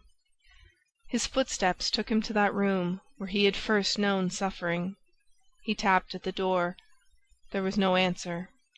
He entered, as he had entered when he looked everywhere for the man's voice. The room was empty. A gas jet was burning, turned down low. He saw some writing paper on a little desk. He thought of writing to Christine, but he heard steps in the passage. He had only time to hide in the inner room, which was separated from the dressing-room by a curtain. Christine entered, took off her mask with a weary movement, and flung it on the table. She sighed and let her pretty head fall into her two hands. What was she thinking of? Of Raoul? No, for Raoul heard her murmur, "Poor Erik!" At first he thought he must be mistaken. To begin with, he was persuaded that, if anyone was to be pitied, it was he, Raoul. It would have been quite natural if she had said, "Poor Raoul," after what had happened between them. But, shaking her head, she repeated, "Poor Erik." What had this Erik to do with Christine's sighs, and why was she pitying Erik when Raoul was so unhappy? Christine began to write, deliberately, calmly, and so placidly that Raoul, who was still trembling from the effects of the tragedy that separated them, was painfully impressed. "What coolness!" he said to himself. She wrote on, filling 2, 3, 4 sheets. Suddenly she raised her head and hid the sheets in her bodice. She seemed to be listening. Raoul also listened. Whence came that strange sound, that distant rhythm? A faint singing seemed to issue from the walls. Yes, it was as though the walls themselves were singing. The song became plainer. The words were now distinguishable. He heard a voice, a very beautiful, very soft, very captivating voice. But for all its softness, it remained a male voice. The voice came nearer and nearer. It came through the wall. It approached. And now the voice was in the room, in front of Christine. Christine rose and addressed the voice, as though speaking to someone. "Here I am, Erik," she said.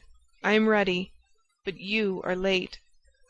Raoul, peeping from behind the curtain, could not believe his eyes, which showed him nothing. Christine's face lit up.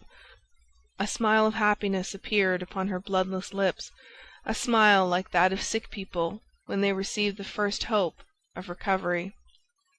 The voice without a body went on singing, and certainly Raoul had never in his life heard anything more absolutely and heroically sweet, more gloriously insidious, more delicate, more powerful, in short, more irresistibly triumphant.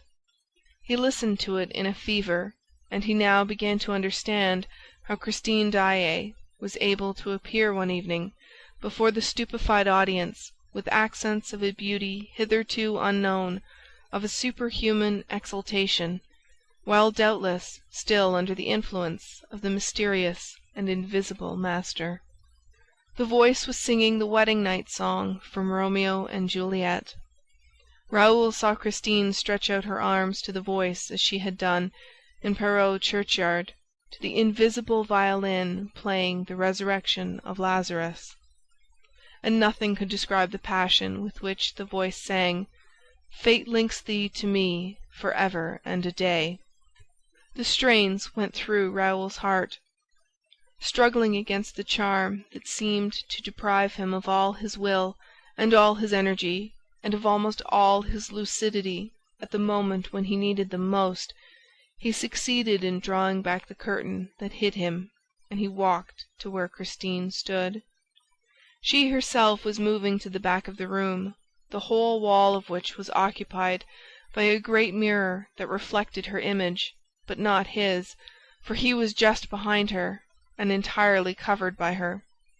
Fate links thee to me forever and a day.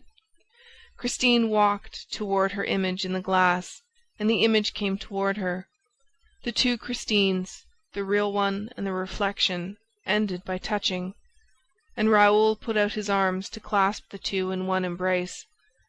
But, by a sort of dazzling miracle that sent him staggering, Raoul was suddenly flung back, while an icy blast swept over his face. He saw not 2, but 4, 8, 20 Christines spinning round him, laughing at him and fleeing so swiftly that he could not touch one of them. At last everything stood still again, and he saw himself in the glass, but Christine had disappeared. He rushed up to the glass. He struck at the walls. Nobody! And meanwhile the room still echoed with the distant, passionate singing. Fate links thee to me for ever and a day. Which way had Christine gone? Which way would she return? Would she return? Alas, had she not declared to him that everything was finished?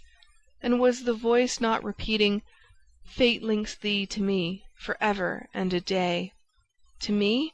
To whom? Then, worn out, beaten, empty-brained, he sat down on the chair which Christine had just left. Like her, he let his head fall into his hands. When he raised it, the tears were streaming down his young cheeks, real, heavy tears, like those which jealous children shed, tears that wept for a sorrow which was in no way fanciful, but which is common to all the lovers on earth, and which he expressed aloud. "Who is this Erik?" he said. End of chapter 9. Chapter 10. Forget the name of the man's voice. The day after Christine had vanished before his eyes in a sort of dazzlement that still made him doubt the evidence of his senses, Monsieur le Vicomte de Chagny called to inquire at Mamma Valerius. He came upon a charming picture. Christine herself was seated by the bedside of the old lady, who was sitting up against the pillows, knitting. The pink and white had returned to the young girl's cheeks. The dark rings round her eyes had disappeared. Raoul no longer recognized the tragic face of the day before.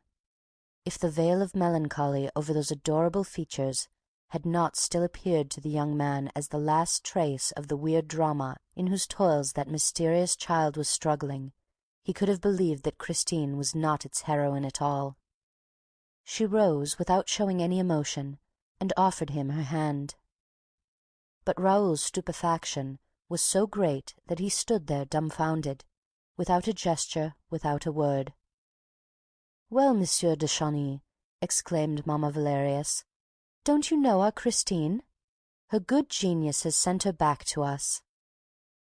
"Mamma," the girl broke in promptly, while a deep blush mantled to her eyes, "I thought, Mamma, that there was to be no more question of that.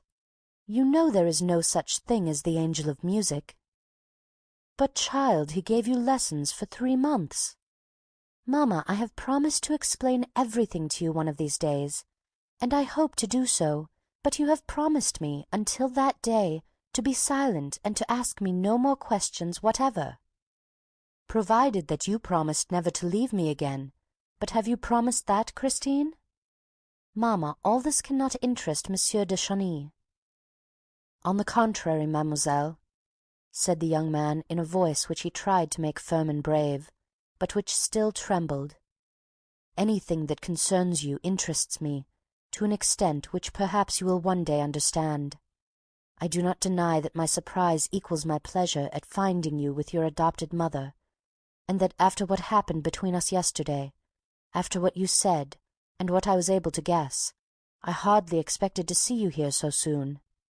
I should be the first to delight at your return, if you were not so bent on preserving a secrecy that may be fatal to you, and I have been your friend too long not to be alarmed, with Madame Valerius, at a disastrous adventure which will remain dangerous so long as we have not unravelled its threads, and of which you will certainly end by being the victim, Christine." At these words Mamma Valerius tossed about in her bed. "What does this mean?" she cried. "Is Christine in danger?" "Yes, madame," said Raoul courageously, notwithstanding the signs which Christine made to him. "My God!" exclaimed the good, simple old woman, gasping for breath. "You must tell me everything, Christine. Why did you try to reassure me? And what danger is it, Monsieur de Chagny?" "An impostor is abusing her good faith." "Is the angel of music an impostor?"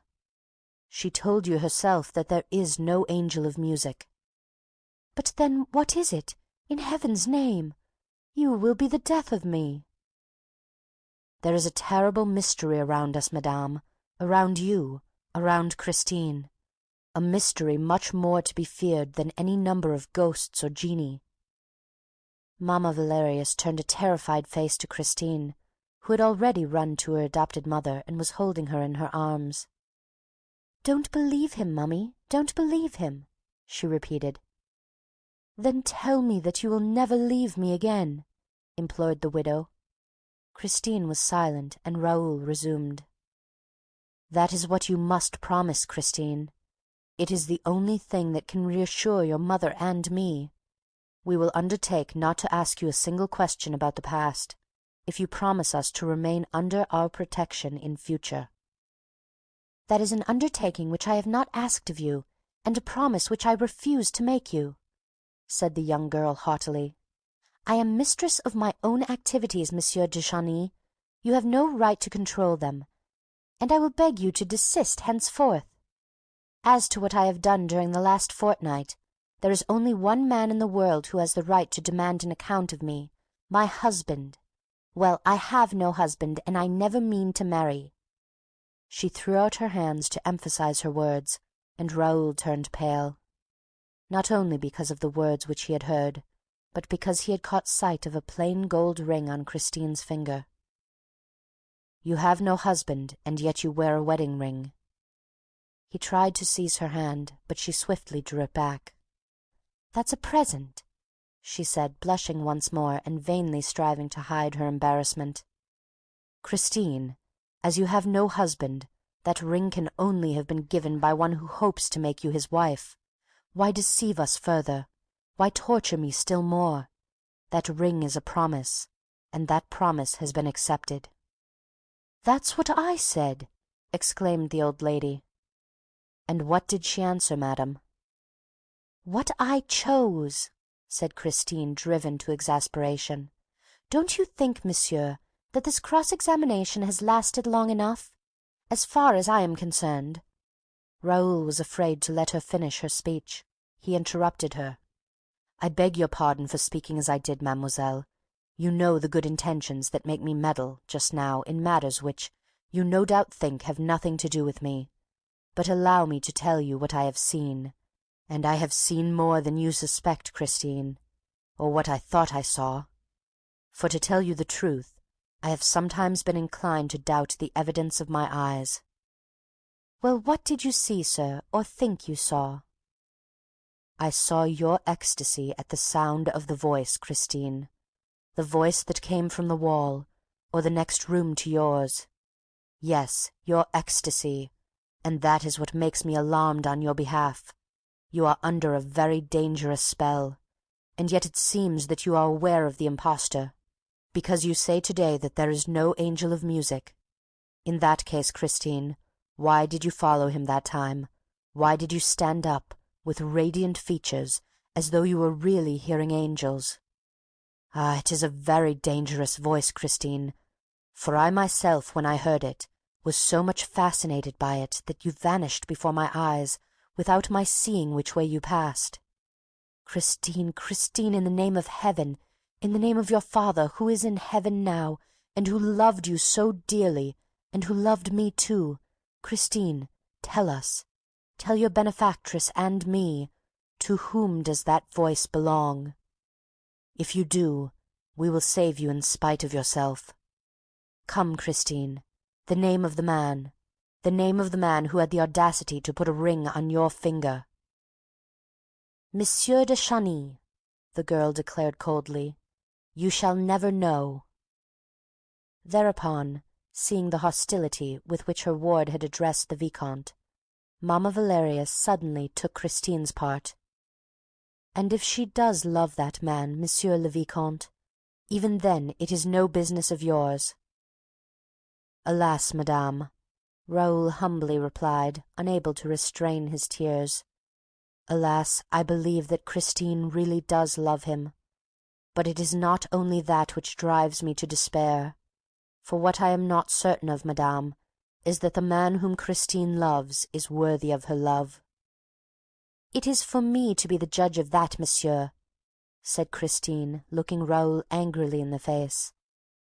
When a man, continued Raoul, adopts such romantic methods to entice a young girl's affections, the man must be either a villain or the girl a fool, is that it? Christine! Raoul, why do you condemn a man whom you have never seen, whom no one knows, and about whom you yourself know nothing? Yes, Christine, yes, I at least know the name that you thought to keep from me forever. The name of your angel of music, mademoiselle, is Eric. Christine at once betrayed herself. She turned white as a sheet and stammered. Who told you? You yourself. How do you mean? By pitying him the other night, the night of the masked ball. When you went to your dressing-room, did you not say, poor Eric? Well, Christine, there was a poor Raoul who overheard you. This is the second time that you have listened behind the door, Monsieur de Chagny. I was not behind the door. I was in the dressing-room, in the inner room, mademoiselle. Oh, unhappy man, moaned the girl, showing every sign of unspeakable terror. Unhappy man, do you want to be killed? Perhaps. Raoul uttered this perhaps with so much love and despair in his voice that Christine could not keep back a sob. She took his hands and looked at him with all the pure affection of which she was capable. Raoul, she said, forget the man's voice and do not even remember its name. You must never try to fathom the mystery of the man's voice. Is the mystery so very terrible? There is no more awful mystery on this earth.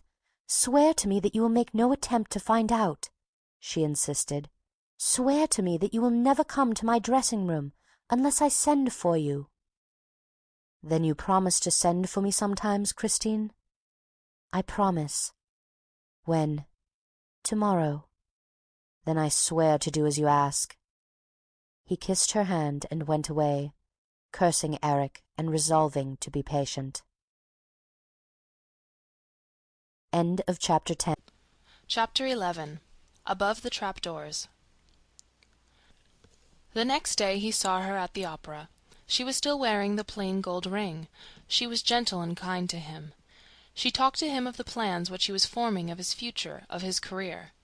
He told her that the date of the polar expedition had been put forward, and that he would leave France in 3 weeks, or a month at least.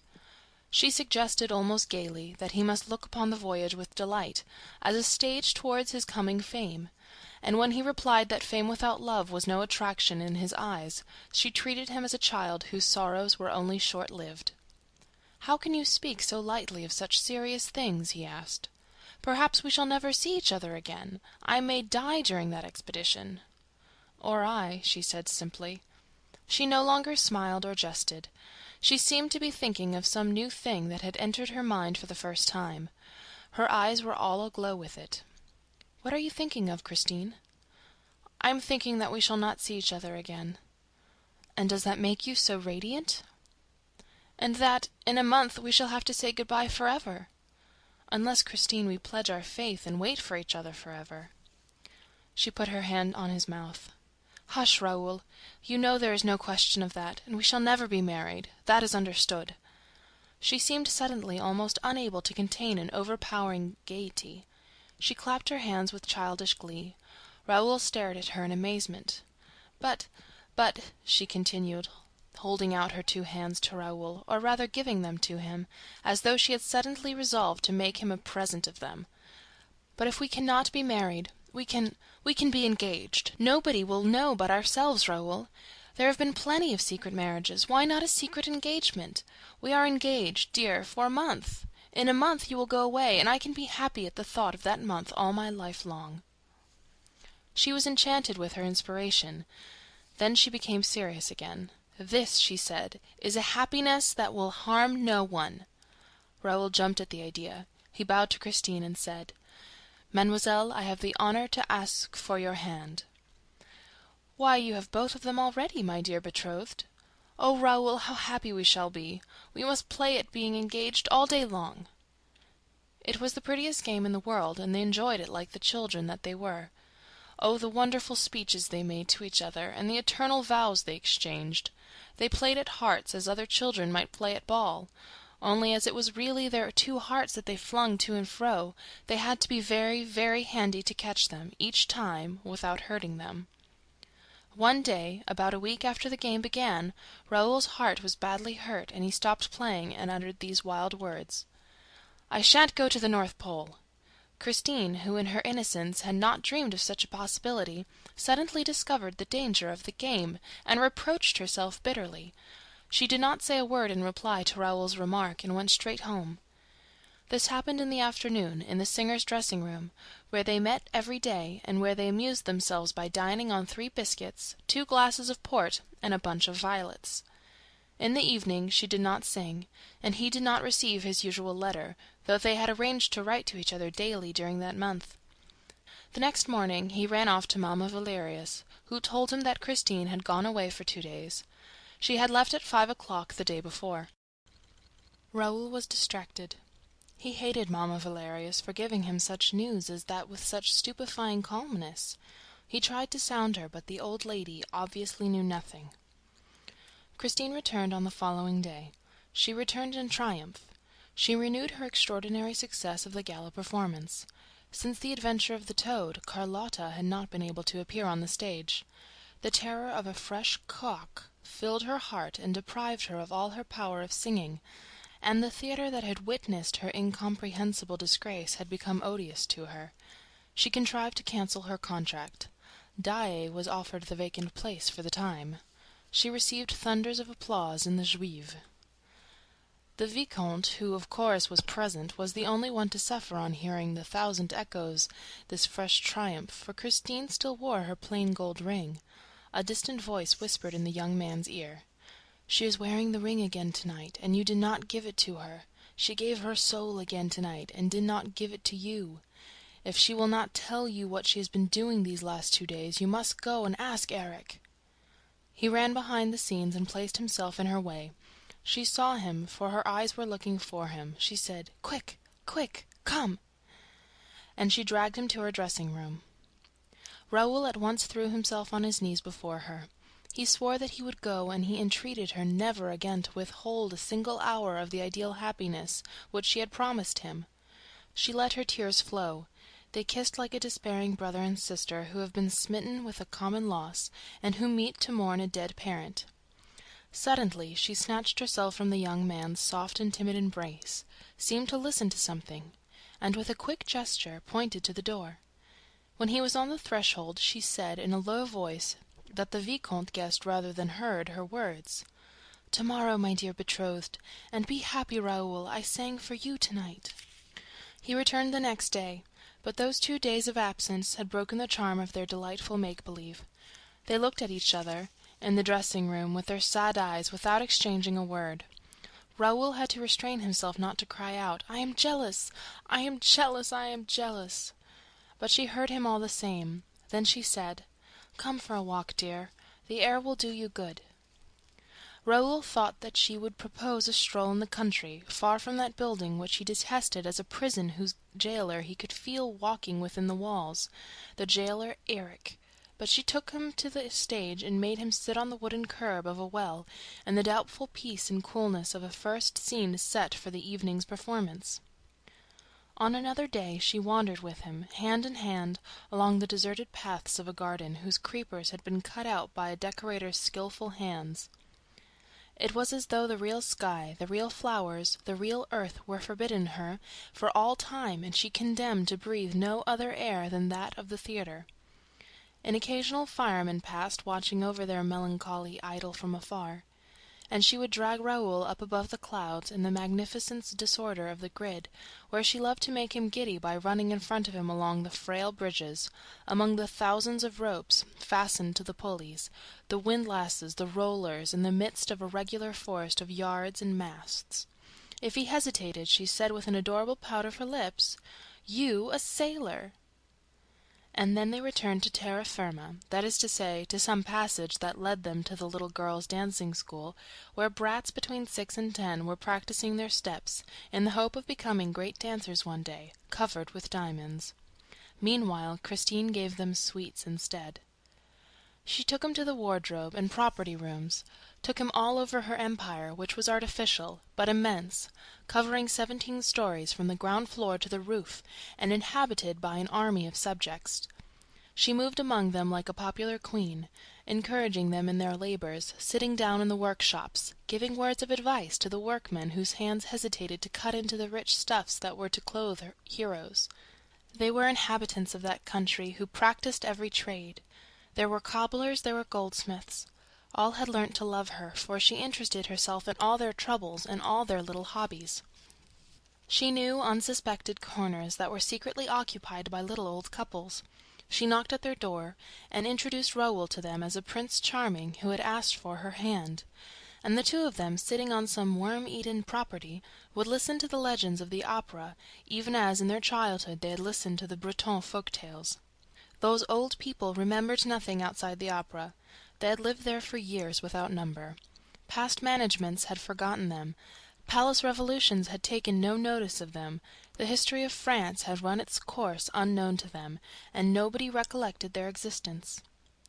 The precious days sped in this way, and Raoul and Christine, by affecting excessive interest in outside matters, strove awkwardly to hide from each other the one thought of their hearts. One fact was certain, that Christine, who until then had shown herself the stronger of the two, suddenly became inexpressibly nervous. When on their expedition she would start running without reason, or else suddenly stop, and her hand, turning ice-cold in a moment, would hold the young man back. Sometimes her eyes seemed to pursue imaginary shadows. She cried, "This way, and this way, and this way," laughing in a breathless laugh that often ended in tears. Then Raoul tried to speak, to question her, in spite of his promises. But even before he had worded his question, she answered feverishly, "Nothing, I swear, it's nothing." Once, when they were passing before an open trap-door on the stage, Raoul stopped over the dark cavity and said, "You have shown me over the upper part of your empire, Christine, but there are strange stories told of the lower part. Shall we go down?" She caught him in her arms, as though she feared to see him disappear down the black hole, and in a trembling voice whispered, "Never!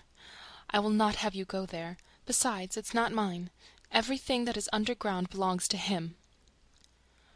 Raoul looked her in the eyes and said roughly, "So he lives down there, does he?" "I never said so. Who told you a thing like that? Come away. I sometimes wonder if you are quite sane, Raoul. You always take things in such an impossible way. Come along, come." And she literally dragged him away, for he was obstinate and wanted to remain by the trap-door. That hole attracted him. Suddenly the trapdoor closed, and so quickly that they did not even see the hand that worked it, and they remained quite dazed. "Perhaps he was there," Raoul said at last. She shrugged her shoulders, but did not seem very easy. "No, no, it was the trapdoor shutters. They must do something, you know. They open and shut the trapdoors without any particular reason. It's like the door shutters. They must spend their time somehow." "But suppose it were he, Christine?" "No, no. He has shut himself up. He's working." "Oh, really? He's working, is he?" "Yes. He can't open and shut trapdoors and work at the same time." She shivered. "What is he working at?" "Oh, something terrible. But it's all the better for us. When he's working at that, he sees nothing. He does not eat, drink, or breathe for days and nights at a time. He becomes a living dead man, and has no time to amuse himself with the trapdoors." She shivered again. She was still holding him in her arms. Then she sighed and said in her turn, "Suppose it were he!" "Are you afraid of him?" "No, no, of course not," she said. For all that, on the next day and the following days, Christine was careful to avoid the trapdoors. Her agitation increased as the hours passed. At last, one afternoon, she arrived very late, with her face so desperately pale and her eyes so desperately red, that Raoul resolved to go to all lengths, including that which he foreshadowed when he blurted out that he would not go on the North Pole expedition unless she first told him the secret of the man's voice. "Hush, hush, in heaven's name! Suppose he heard you, you unfortunate Raoul!" And Christine's eyes stared wildly at everything around her. "I will remove you from his power, Christine, I swear it, and you shall not think of him any more." "Is it possible?"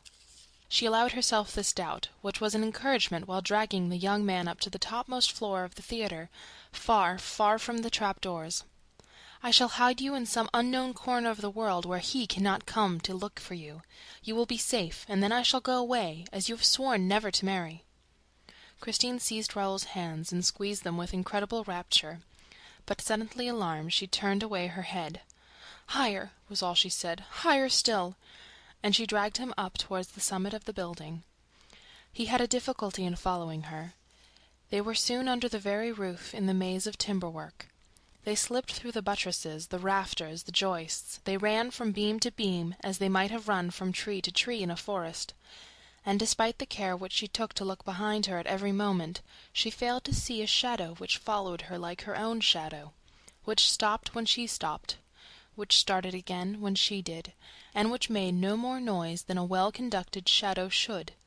As for Raoul, he saw nothing either, for when he had Christine in front of him, nothing interested him that happened behind.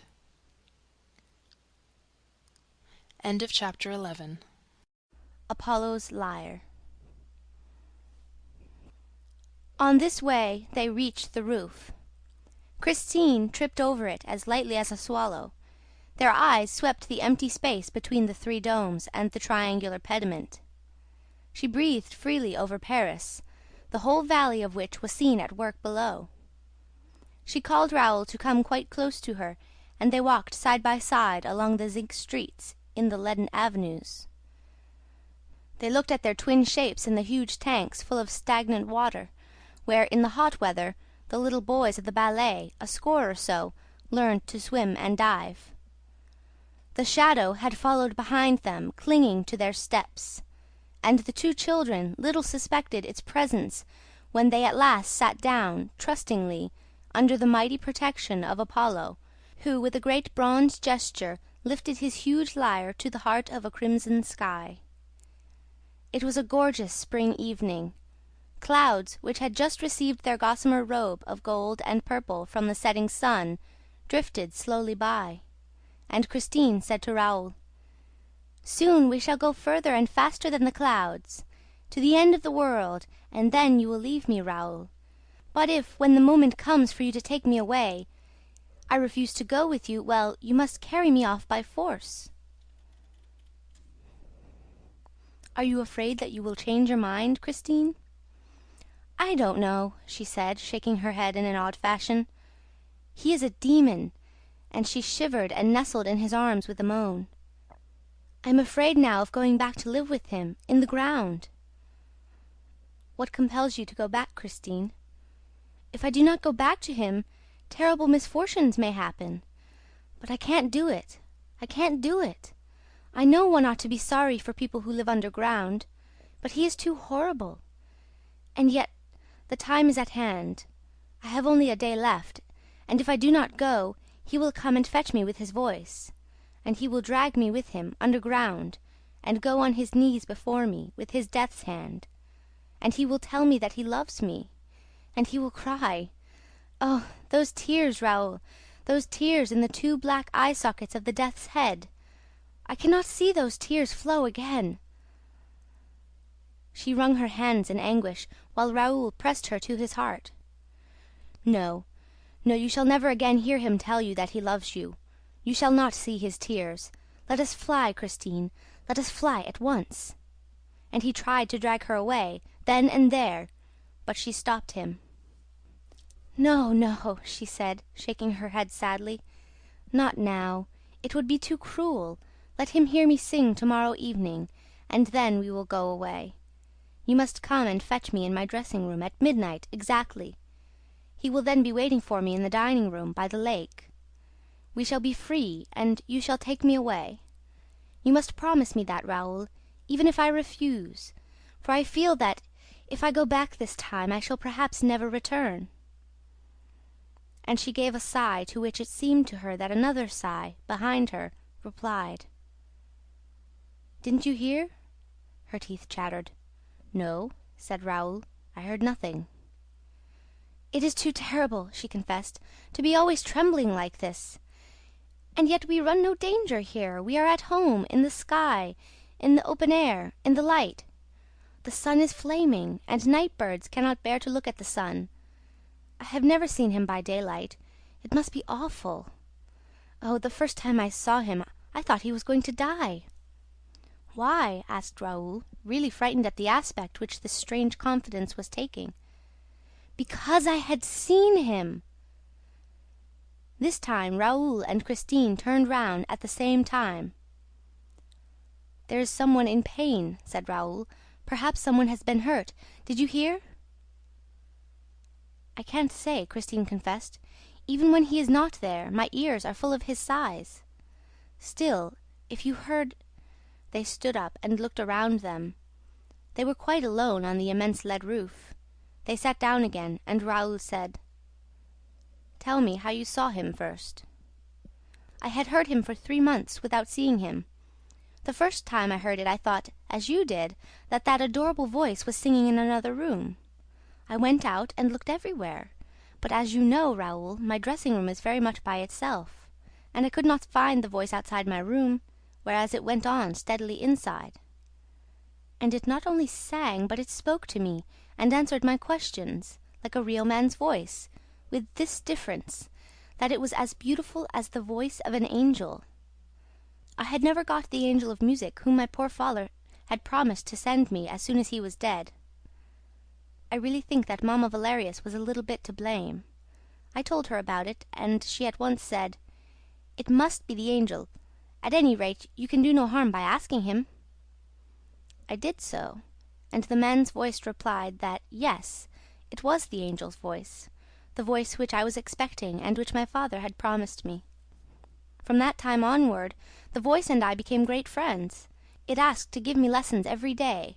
I agreed, and never failed to keep the appointment which it gave me in my dressing-room. You have no idea, though you have heard the voice, of what those lessons were like." "No, I have no idea," said Raoul. "What was your accompaniment?" "We were accompanied by a music which I do not know. It was behind the wall and wonderfully accurate. The voice seemed to understand mine exactly, to know precisely where my father had left off teaching me. In a few weeks' time, I hardly knew myself when I sang. I was even frightened. It seemed to dread a sort of witchcraft behind it, but Mamma Valerius reassured me. She said that she knew I was much too simple a girl to give the devil a hold on me. My progress, by the voice's own order, was kept a secret between the voice, Mamma Valerius, and myself. It was a curious thing, but outside the dressing-room I sang with my ordinary, everyday voice, and nobody noticed anything. I did all that the voice asked. It said, 'Wait and see. We shall astonish Paris.' and I waited and lived on in a sort of ecstatic dream.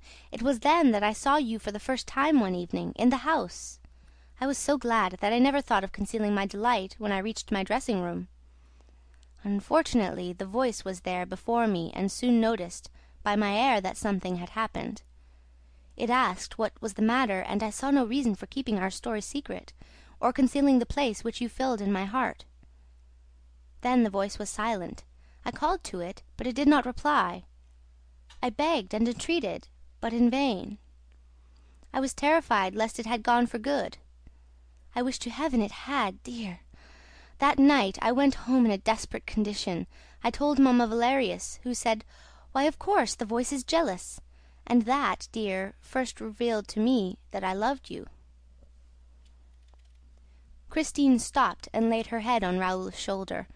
They sat like that for a moment in silence, and they did not perceive the moment, at a few steps from them, of the creeping shadow of two great black wings, a shadow that came along the roof so near them that it could have stifled them by closing over them. The next day, Christine continued with a sigh, I went back to my dressing-room in a very pensive frame of mind. The voice was there, spoke to me with great sadness, and told me plainly that, if I must bestow my heart on earth, there was nothing for the voice to do but to go back to heaven. And it said this with such an accent of human sorrow that I ought then and there to have suspected and begun to believe that I was the victim of my deluded senses. But my faith in the voice, with which the memory of my father was so closely intermingled, remained undisturbed. I feared nothing so much as that I might never hear it again. I had thought about my love for you, and realized all the useless danger of it, and I did not even know if you remembered me. Whatever happened, your position in society forbade me to contemplate the possibility of ever marrying you, and I swore to the voice that you were no more than a brother to me, nor ever would be, and that my heart was incapable of any earthly love. And that, dear, was why I refused to recognize or see you when I met you on the stage or in the passages. Meanwhile, the hours during which the voice taught me were spent in divine frenzy, until at last the voice said to me, "You can now, Christine Daae, give to men a little of the music of heaven." I don't know how it was that Carlotta did not come to the theater that night, nor why I was called upon to sing in her stead, but I sang with a rapture I had never known before, and I felt for a moment as if my soul were leaving my body. "Oh, Christine," said Raoul, "my heart quivered that night at every accent of your voice. I saw the tears stream down your cheeks, and I wept with you. How could you sing like that while crying?" "I felt myself fainting," said Christine. "I closed my eyes. When I opened them, you were by my side. But the voice was there also, Raoul. I was afraid for your sake, and again I would not recognize you, and began to laugh when you reminded me that you had picked up my scarf in the sea. Alas, there is no deceiving the voice. The voice recognized you, and the voice was jealous. It said that, if I did not love you, I would not avoid you, but treat you like any other old friend. It made me scene upon scene. At last I said to the voice, 'That will do. I'm going to Paris tomorrow to pray on my father's grave, and I shall ask Monsieur Raoul de Chagny to go with me.' 'Do as you please,' replied the voice. 'But I shall be at Paris too, for I am wherever you are, Christine. And if you are still worthy of me, if you have not lied to me, I will play you the resurrection of Lazarus on the stroke of midnight, on your father's tomb and on your father's violin.' That, dear, was how I came to write you the letter that brought you to Paris. How could I have been so beguiled? How was it, when I saw the personal, the selfish point of view of the voice, that I did not suspect some impostor? Alas, I was no longer mistress of myself. I had become this thing." "But, after all," cried Raoul, "you soon came to know the truth. Why did you not at once rid yourself of that abominable nightmare?" "Know the truth, Raoul? Rid myself of that nightmare? But, my poor boy, I was not caught in the nightmare until the day when I learned the truth. Pity me, Raoul, pity me.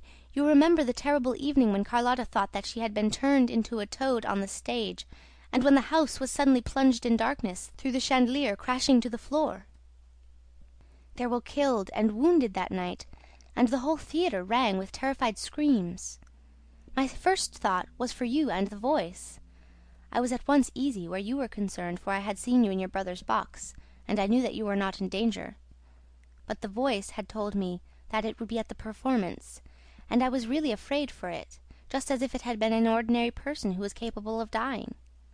I thought to myself, the chandelier may have come down upon the voice. I was then on the stage and was nearly running into the house to look for the voice among the killed and wounded, when I thought that, if the voice was safe, it would be sure to be in my dressing-room, and I rushed to my room. The voice was not there. I locked my door, and with tears in my eyes besought it, if it were still alive, to manifest itself to me. The voice did not reply, but suddenly I heard a long, beautiful wail which I knew well. It is the plaint of Lazarus when, at the sound of the Redeemer's voice, he begins to open his eyes and see the light of day. It was the music which you and I, Raoul, heard at Perros. And then the voice began to sing the leading phrase: "Come and believe in me. Whoso believes in me shall live. Walk. Whoso hath believed in me shall never die." I cannot tell you the effect which that music had upon me. It seemed to command me personally to come, to stand up and come to it. It retreated, and I followed. "Come and believe in me." I believed in it. I came, and this was the extraordinary thing. My dressing-room, as I moved, seemed to lengthen out. Evidently it must have been an effect of mirrors, for I had the mirror in front of me, and suddenly I was outside the room without knowing how. What? Without knowing how? Christine, you must really stop dreaming. I was not dreaming, dear. I was outside my room without knowing how. You, who saw me disappear from my room one evening, may be able to explain it, but I cannot. I can only tell you that, suddenly, there was no mirror before me, and no dressing-room. I was in a dark passage. I was frightened, and I cried out. It was quite dark, but for a faint red glimmer at a distant corner of the wall. I cried out. My voice was the only sound, for the singing and the violin had stopped.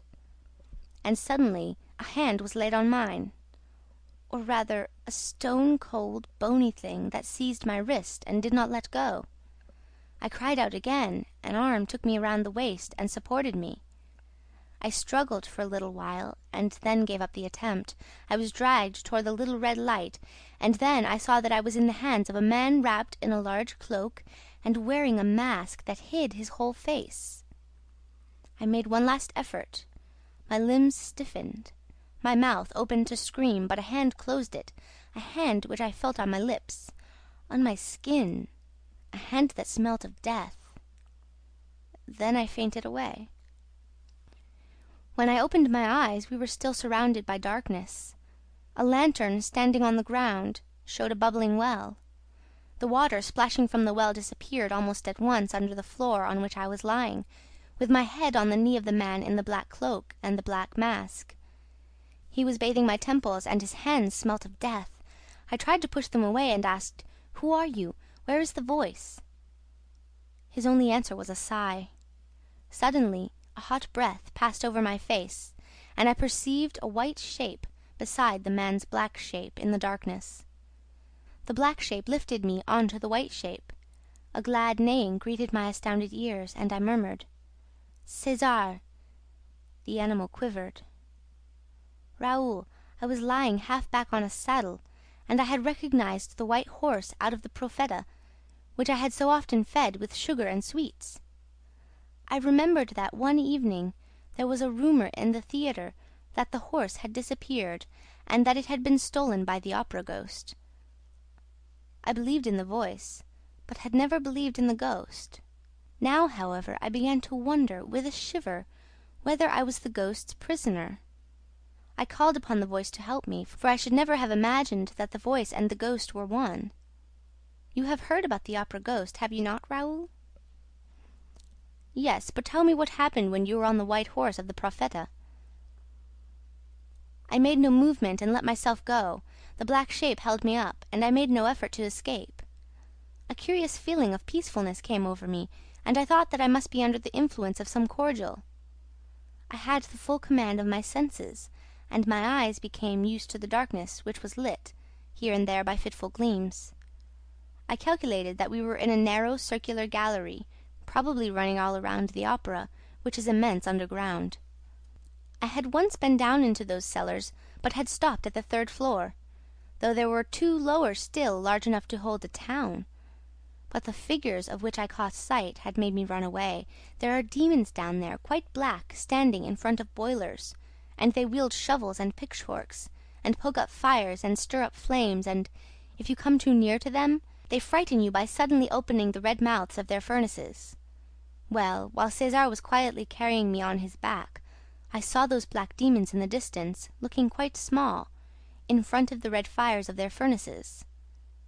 They came into sight, disappeared, and came into sight again as we went on our winding way. At last they disappeared altogether. The shape was still holding me up, and César walked on, unled and sure-footed. I could not tell you, even approximately, how long this ride lasted. I only know that we seemed to turn, and often went down a spiral stair into the very heart of the earth. Even then, it may be that my head was turning, but I don't think so. No, my mind was quite clear. At last, César raised his nostrils, sniffed the air, and quickened his pace a little. I felt a moistness in the air, and César stopped. A darkness had lifted. A sort of bluey light surrounded us. We were on the edge of a lake, whose leaden waters stretched into the distance, into the darkness. But the blue light lit up the bank, and I saw a little boat fastened to an iron ring on the wharf. A boat? Yes, but I knew that all that existed, and that there was nothing supernatural about that underground lake and boat. But think of the exceptional conditions in which I arrived upon that shore. I don't know whether the effects of the cordial had worn off when the man's shape lifted me into the boat, but my terror began all over again. My gruesome escort must have noticed it, for he sent César back, and I heard his hoofs trampling up a staircase, while the man jumped into the boat, untied the rope that held it, and seized the oars. He rowed with a quick, powerful stroke, and his eyes, under the mask, never left me. We slipped across the noiseless water in the bluey light which I told you of. Then we were in the dark again, and we touched shore. And I was once more taken up in the man's arms. I cried aloud, and then suddenly I was silent, dazed by the light. Yes, a dazzling light, in the midst of which I had been put down. I sprang to my feet. I was in the middle of a drawing-room that seemed to me to be decorated, adorned and furnished with nothing but flowers. Flowers both magnificent and stupid, because of the silk ribbons that tied them to baskets, like those which they sell in the shops on the boulevards. They were much too civilized flowers, like those which I used to find in my dressing-room after a first night. And in the midst of all these flowers stood the black shape of the man in the mask, with arms crossed, and he said, "Don't be afraid, Christine, you are in no danger." It was the voice! My anger equaled my amazement. I rushed at the mask and tried to snatch it away, so as to see the face of the voice. The man said, "You are in no danger so long as you do not touch the mask." And taking me gently by the wrists, he forced me into a chair, and then went down on his knees before me, and said nothing more. His humility gave me back some of my courage, and the light restored me to the realities of life. However extraordinary the adventure might be, I was now surrounded by mortal, visible, tangible things. The furniture, the hangings, the candles, the vases, and the very flowers in their baskets, of which I could almost have told whence they came and what they cost, were bound to confine my imagination to the limits of a drawing-room quite as commonplace as any, that at least had the excuse of not being in the cellars of the Opera. I had, no doubt, to do with a terrible, eccentric person who, in some mysterious fashion, had succeeded in taking up his abode there, under the opera-house, 5 stories below the level of the ground. And the voice which I had recognized under the mask, was on its knees before me, was a man, and I began to cry. The man, still kneeling, must have understood the cause of my tears, for he said, "It is true, Christine. I am not an angel, nor a genius, nor a ghost. I am Erik." Christine's narrative was again interrupted. An echo behind them seemed to repeat the word after her. "Erik!" What echo? They both turned round and saw that night had fallen. Raoul made a movement as though to rise, but Christine kept him beside her. "Don't go," she said. "I want you to know everything here." "But why here, Christine? I am afraid of your catching cold." "We have nothing to fear except the trap-doors, dear. And here we are miles away from the trap-doors. And I am not allowed to see you outside the theater. This is not the time to annoy him. We must not arouse his suspicion." "Christine, Christine, something tells me you are wrong to wait till tomorrow evening and that we ought to fly at once. I tell you that if he does not hear me sing tomorrow, it will cause him infinite pain." "It is difficult not to cause him pain and yet to escape from him for good." "You are right in that, Raoul, for certainly he will die of my flight." And she added in a dull voice, "But then it counts both ways, for we risk his killing us." "Does he love you so much?" "He would commit murder for me." "But one can find out where he lives, one can go in search of him. Now that we know that Erik is not a ghost, one can speak to him and force him to answer." Christine shook her head. "No, no, there is nothing to be done with Erik except to run away." "Then why, when you are able to run away, did you go back to him?" "Because I had to, and you will understand that when I tell you how I left him." "Oh, I hate him!" cried Raoul. "And you, Christine, tell me, do you hate him too?" "No," said Christine simply. "No, of course not. Why, you love him. Your fear, your terror, all of that is just love, and love of the most exquisite kind, the kind which people do not admit even to themselves," said Raoul bitterly. "The kind that gives you a thrill when you think of it. Picture it, a man who lives in a palace underground." And he gave a leer. "Then you want me to go back there?" said the young girl cruelly. "Take care, Raoul, I have told you I should never return." There was an appalling silence between the three of them. The two who spoke and the shadow that listened behind them. "Before answering that," said Raoul at last, speaking very slowly, "I should like to know with what feeling he inspires you, since you do not hate him." "With horror," she said. "That is the terrible thing about it. He fills me with horror, and I do not hate him. How can I hate him, Raoul? Think of Erik at my feet, in the house, on the lake, underground. He accuses himself, he curses himself, he implores my forgiveness. He confesses his cheat. He loves me. He lays at my feet an immense and tragic love. He has carried me off for love. He has imprisoned me with him, underground, for love. But he respects me. He crawls, he moans, he weeps. And when I stood up, Raoul, and told him that I could only despise him if he did not, then and there, give me my liberty, he offered it. He offered to show me the mysterious road. Only he rose too, and I was made to remember that, though he was not an angel, nor a ghost, nor a genius, he remained the voice. For he sang.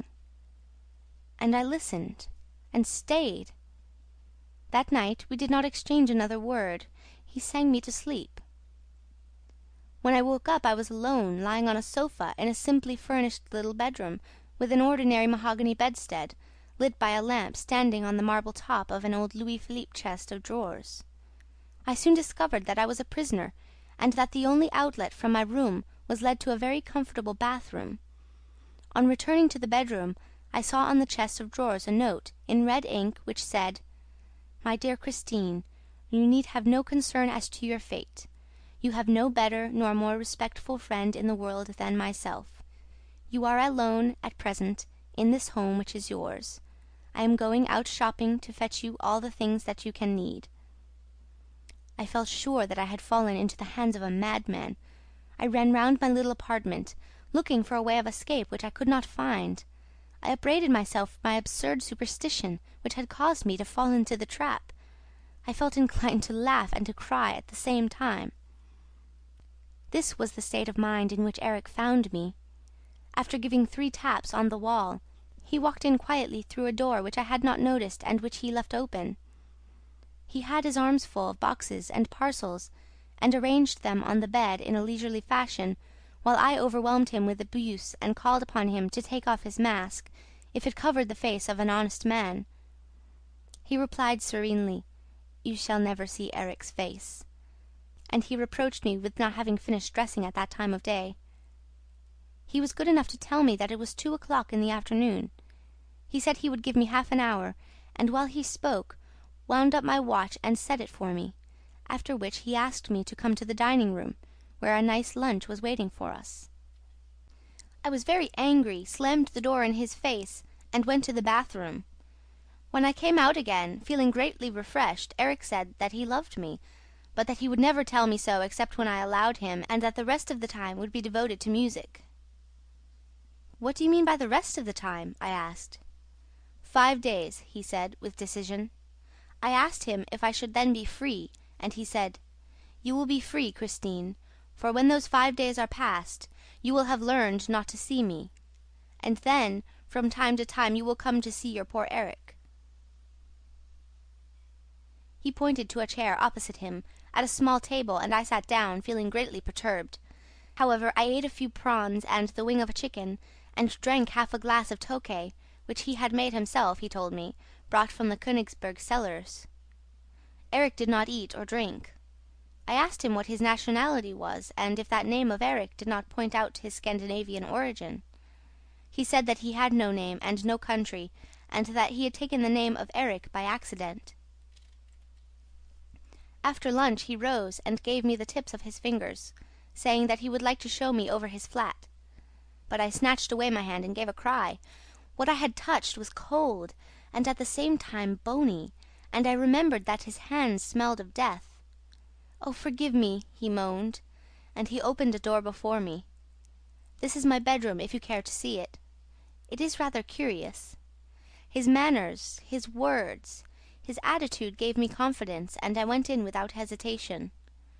I felt as if I were entering the room of a dead person. The walls were all hung with black, but instead of the white trimmings that usually set off that funereal upholstery, there was an enormous stave of music with the notes of the Dies Irae many times repeated. In the middle of the room was a canopy, from which hung curtains of red brocaded stuff, and under the canopy an open coffin. "That is where I sleep," said Eric. "One has to get used to everything in life, even to eternity." The sight upset me so much that I turned away my head. Then I saw the keyboard of an organ which filled one whole side of the walls. On the desk was a music book covered with red notes. I asked leave to look at it and read Don Juan Triumphant. "Yes," he said, "I compose sometimes. I began that work 20 years ago. When I have finished, I shall take it away with me in that coffin and never wake up again." "You must work at it as seldom as you can," I said.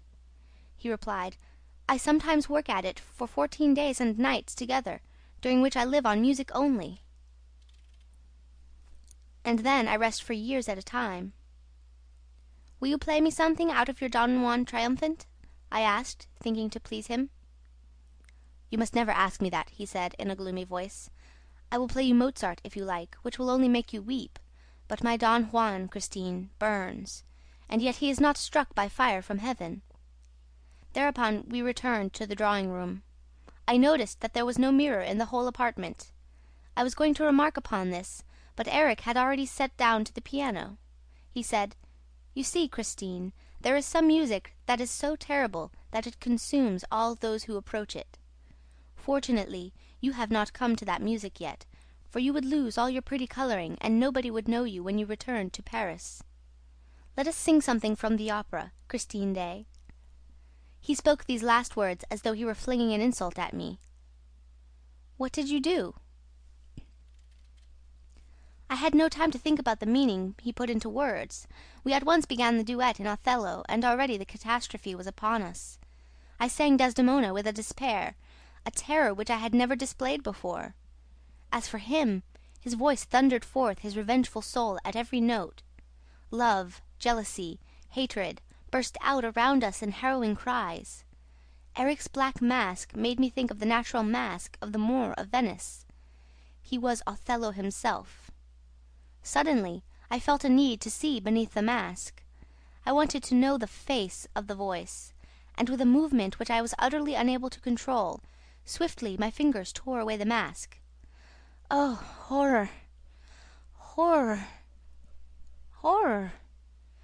Christine stopped at the thought of the vision that had scared her, while the echoes of the night, which had repeated the name of Eric, now thrice moaned the cry.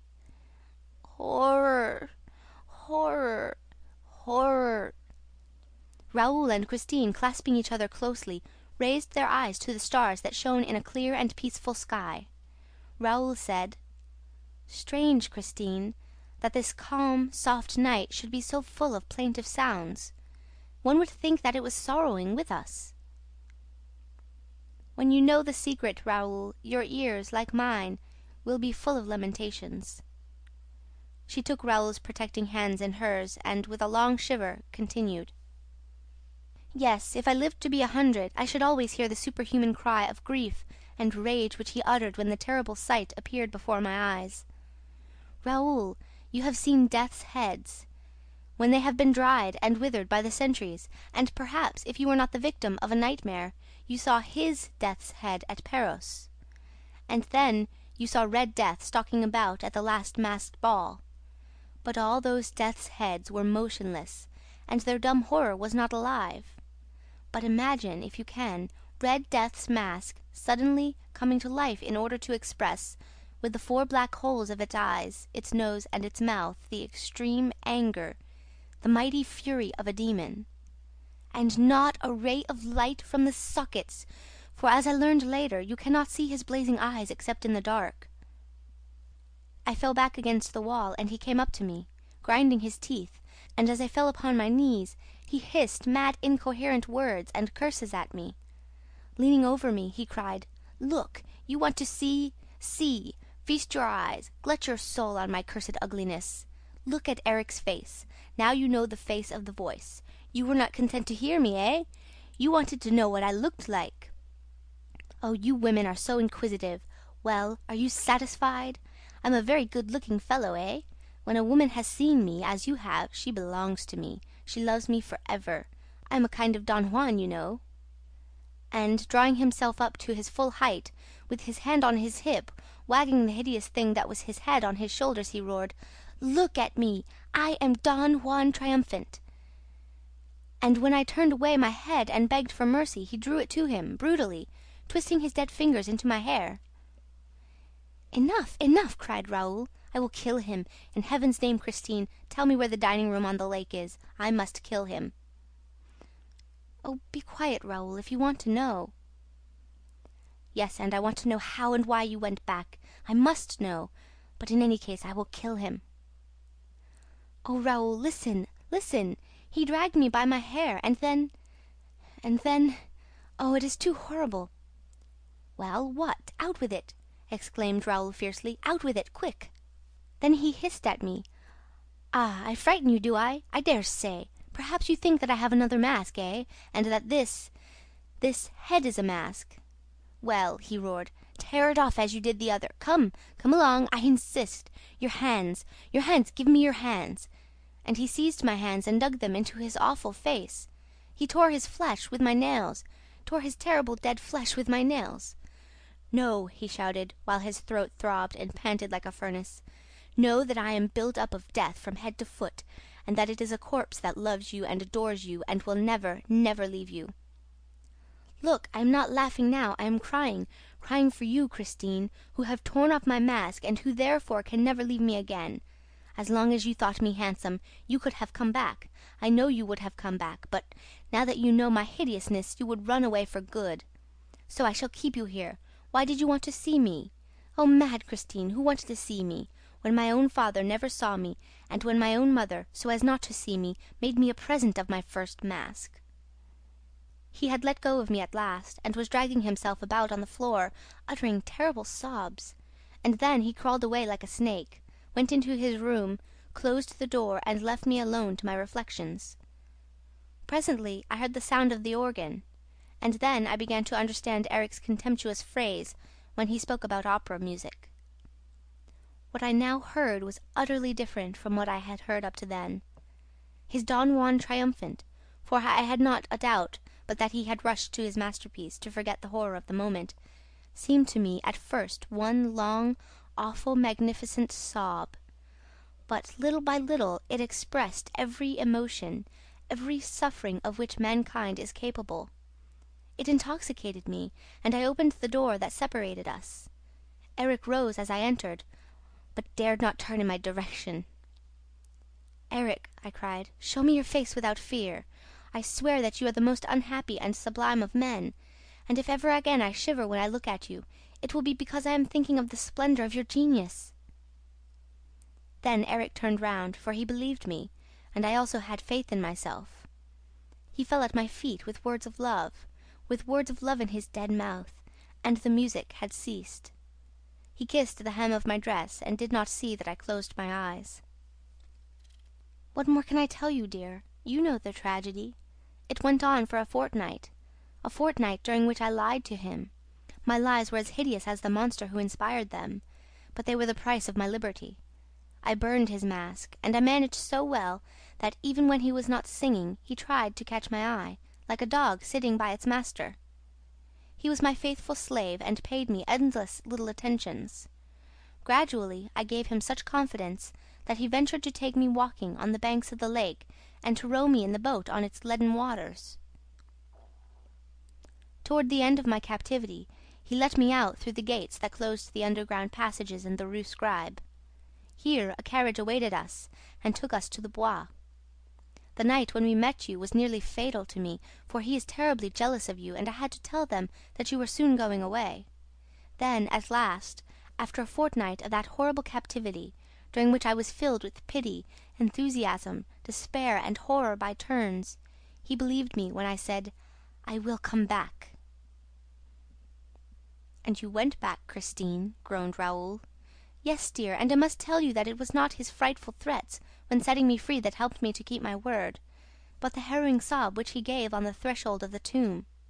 That sob attached me to the unfortunate man more than I myself suspected when saying good-bye to him. Poor Eric! Poor Eric!" "Christine," said Raoul, rising, "you tell me that you love me, but you had recovered your liberty hardly a few hours before you returned to Eric. Remember the masked ball?" "Yes, and do you remember those hours which I passed with you, Raoul, to the great danger of both of us?" "I doubted your love for me during those hours." "Do you doubt it still, Raoul? Then know that each of my visits to Eric increased my horror of him. For each of those visits, instead of calming him, as I hoped, made him mad with love. I am so frightened, so frightened." "You are frightened, but do you love me? If Eric were good-looking, would you love me, Christine?" She rose in her turn, putting her two trembling arms around the young man's neck, and said, "Oh, my betrothed of a day, if I did not love you, I would not give you my lips. Take them for the first time and the last." He kissed her lips, but the night that surrounded them was rent asunder. They fled as at the approach of a storm, and their eyes, filled with dread for Eric, showed them, before they disappeared, high up above them, an immense night bird that stared at them with its blazing eyes and seemed to cling to the string of Apollo's lyre. End of Chapter 12 of The Phantom of the Opera.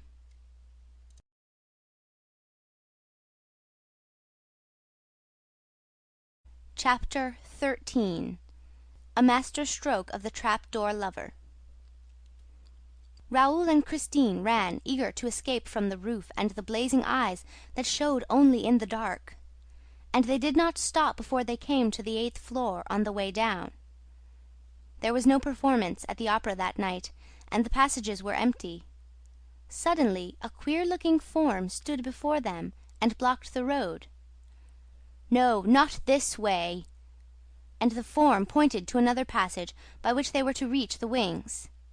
Raoul wanted to stop and ask for an explanation, but the form, which wore a sort of long frock coat and a pointed cap, said, "Quick! Go away quickly!" Christine was already dragging Raoul, compelling him to start running again. "But who is he? Who is that man?" he asked. Christine replied, "It's the Persian." "What's he doing here?" "Nobody knows. He is always in the opera." "You are making me run away for the first time in my life. If we really saw Erik, what I ought to have done was to nail him to Apollo's lyre, just as we nail the owls to the walls of our Breton farms, and there would have been no more question of him." "My dear Raoul, you would first have had to climb up to Apollo's lyre. That is no easy matter." "The blazing eyes were there." "Oh, you are getting like me now, seeing him everywhere. What I took for blazing eyes was probably a couple of stars shining through the strings of the lyre." And Christine went down another floor, with Raoul following her. "As you have quite made up your mind to go, Christine, I assure you it would be better to go at once. Why wait for tomorrow? He may have heard us tonight." "No, no, he is working, I tell you, at his Don Juan triumphant and not thinking of us." "You are so sure of that you keep on looking behind you. Come to my dressing room." "Hadn't we better meet outside the opera?"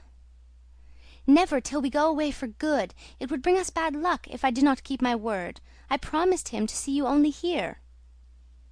"It's a good thing for me that he allowed you even that. Do you know," said Raoul bitterly, "that it was very plucky of you to let us play at being engaged?"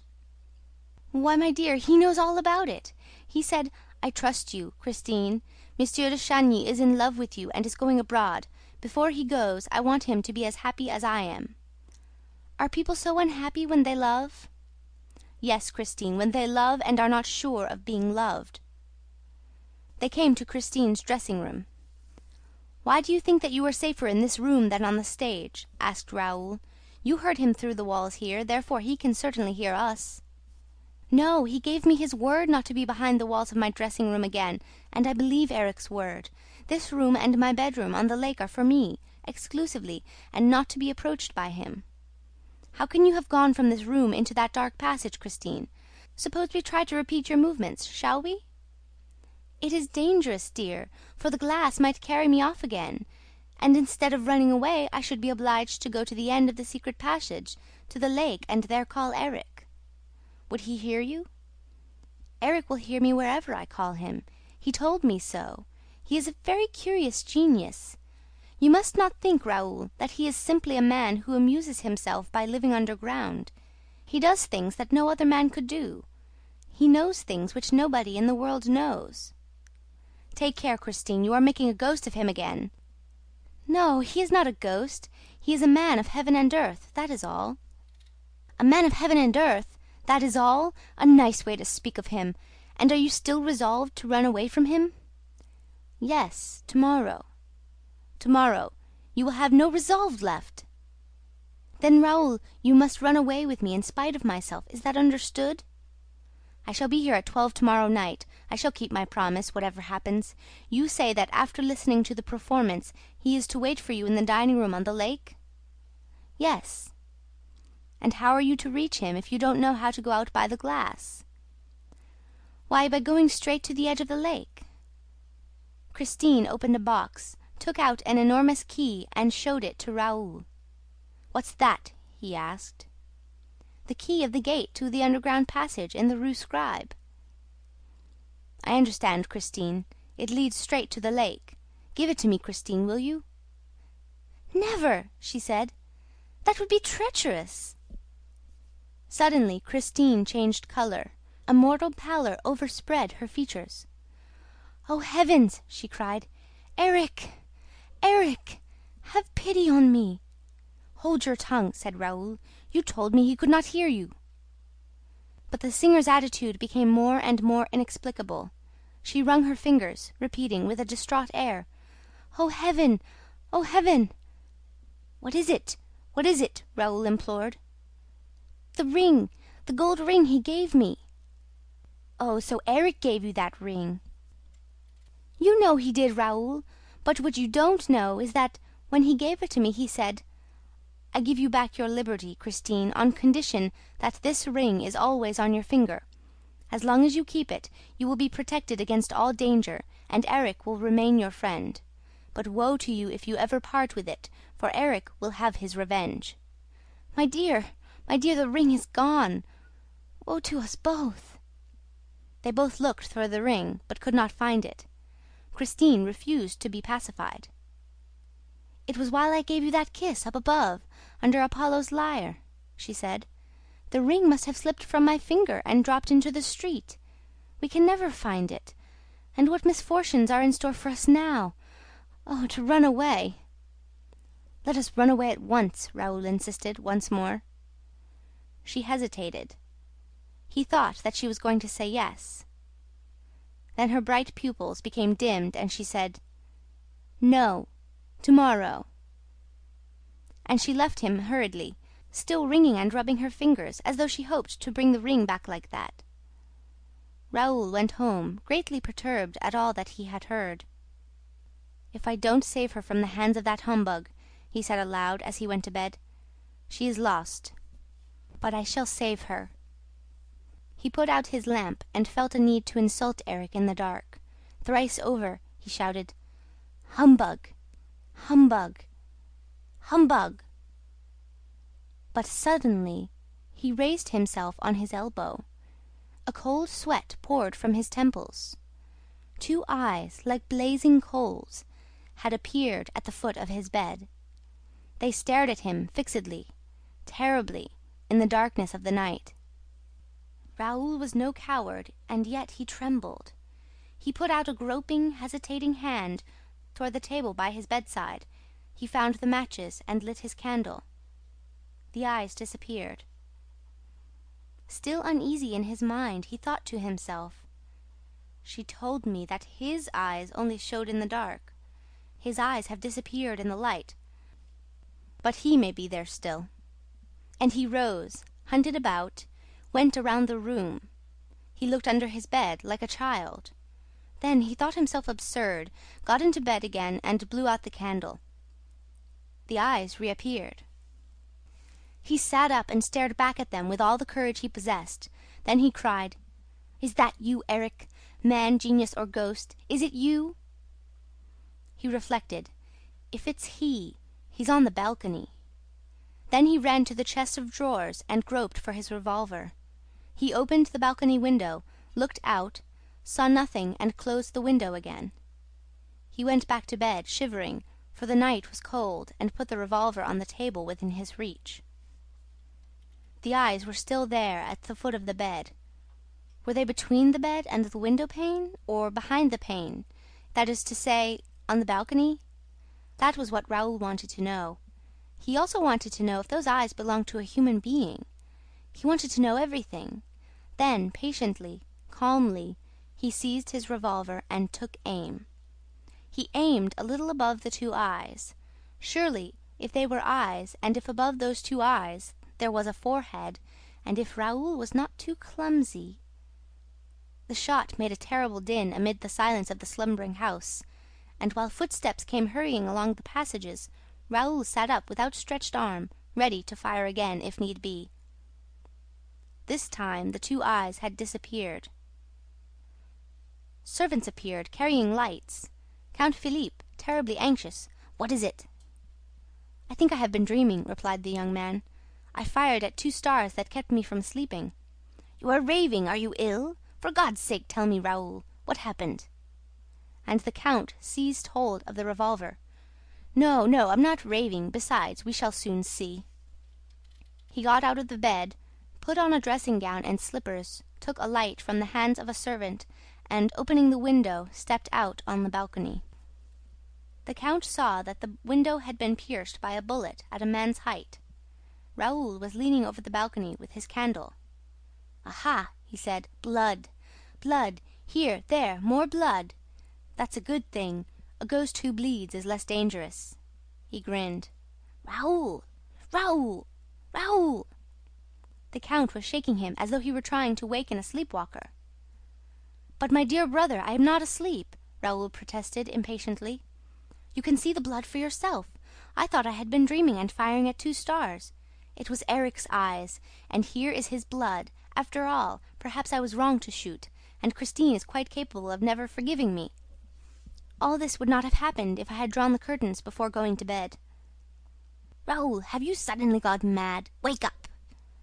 "What, still? You would do better to help me find Erik, for after all, a ghost who bleeds can always be found."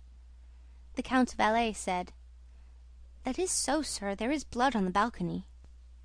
The other manservant brought a lamp, by the light of which they examined the balcony carefully. The marks of blood followed the rail till they reached a gutter spout. Then they went up the gutter spout. "My dear fellow," said the Count Philippe, "you have fired at a cat." "The misfortune is," said Raoul with a grin, "that it's quite possible. With Erik you never know. Is it Erik? Is it the cat? Is it the ghost? No, with Erik you can't tell." Raoul went on making the strange sort of remarks which corresponded so intimately and logically with the preoccupation of his brain, and which at the same time tended to persuade many people that his mind was unhinged. The count himself was seized with this idea, and later the examining magistrate, on receiving the report of the commissary of police, came to the same conclusion. "Who is Erik?" asked the count, pressing his brother's hand. "He is my rival, and if he's not dead, it's a pity." He dismissed the servants with a wave of the hand, and the two Chagnys were left alone. But the men were not out of earshot before the count's valet heard Raoul say, distinctly and emphatically, "I shall carry off Christine Daae tonight." This phrase was afterward repeated to Mr. Farr, the examining magistrate. But no one ever knew exactly what passed between the two brothers at this interview. The servants declared that this was not their first quarrel. Their voices penetrated the wall, and it was always an actress called Christine Daae that was in question. At breakfast, the early morning breakfast which the count took in his study, Philippe sent for his brother. Raoul arrived silent and gloomy. The scene was a very short one. Philippe handed his brother a copy of the Epoque and said, "Read that." The Viscount read, "The latest news in the Faubourg is that there is a promise of marriage between Mademoiselle Christine Daae, the opera singer, and Mr. le Vicomte Raoul de Chagny. If the gossips are to be credited, Count Philippe has sworn that, for the first time on record, the Chagnys shall not keep their promise. But as love is all-powerful, at the opera, and even more than elsewhere, we wonder how Count Philippe intends to prevent the Viscount, his brother, from leading the new Margarita to the altar. The two brothers are said to adore each other, but the Count is curiously mistaken if he imagines that brotherly love will triumph over love pure and simple." "You see, Raoul," said the Count, "you are making us ridiculous. That little girl has turned your head with her ghost stories." The Viscount had evidently repeated Christine's narrative to his brother during the night. All that he now said was, "Good-bye, Philippe." "Have you quite made up your mind? You are going tonight with her?" No reply. "Surely you will not do anything so foolish. I shall know how to prevent you." "Good-bye, Philippe," said the Viscount again, and left the room. This scene was described to the examining magistrate by the Count himself, who did not see Raoul again until that evening, at the opera a few minutes before Christine's disappearance. Raoul, in fact, devoted the whole day to his preparations for the flight. The horses, the carriage, the coachman, the provisions, the luggage, the money required for the journey, the road to be taken.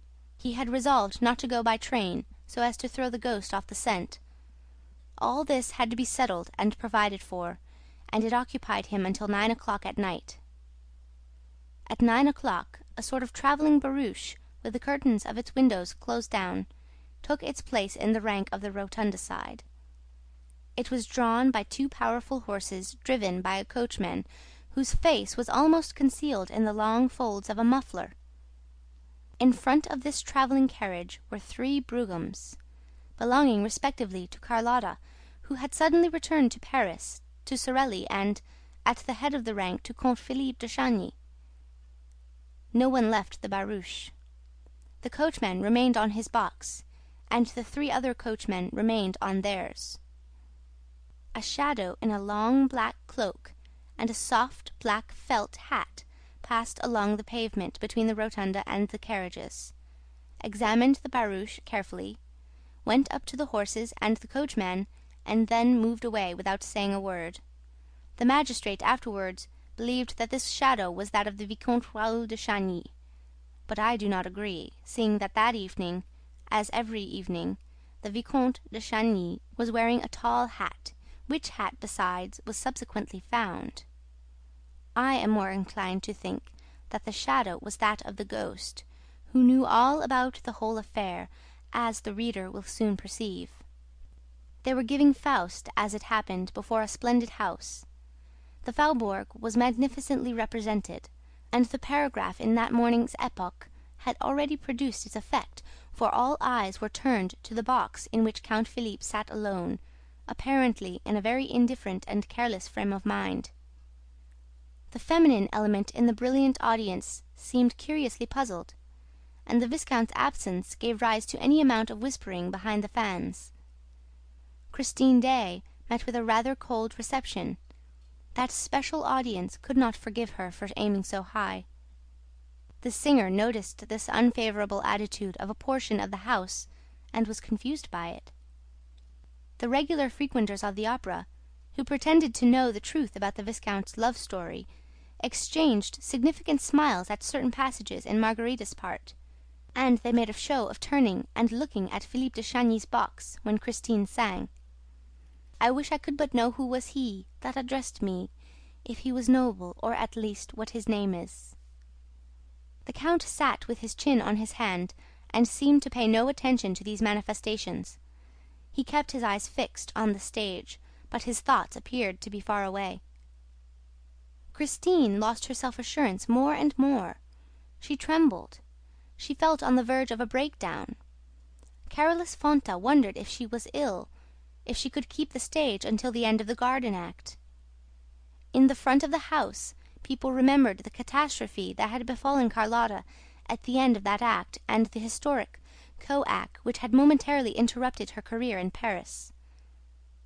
Just then Carlotta made her entrance in a box facing the stage. A sensational entrance.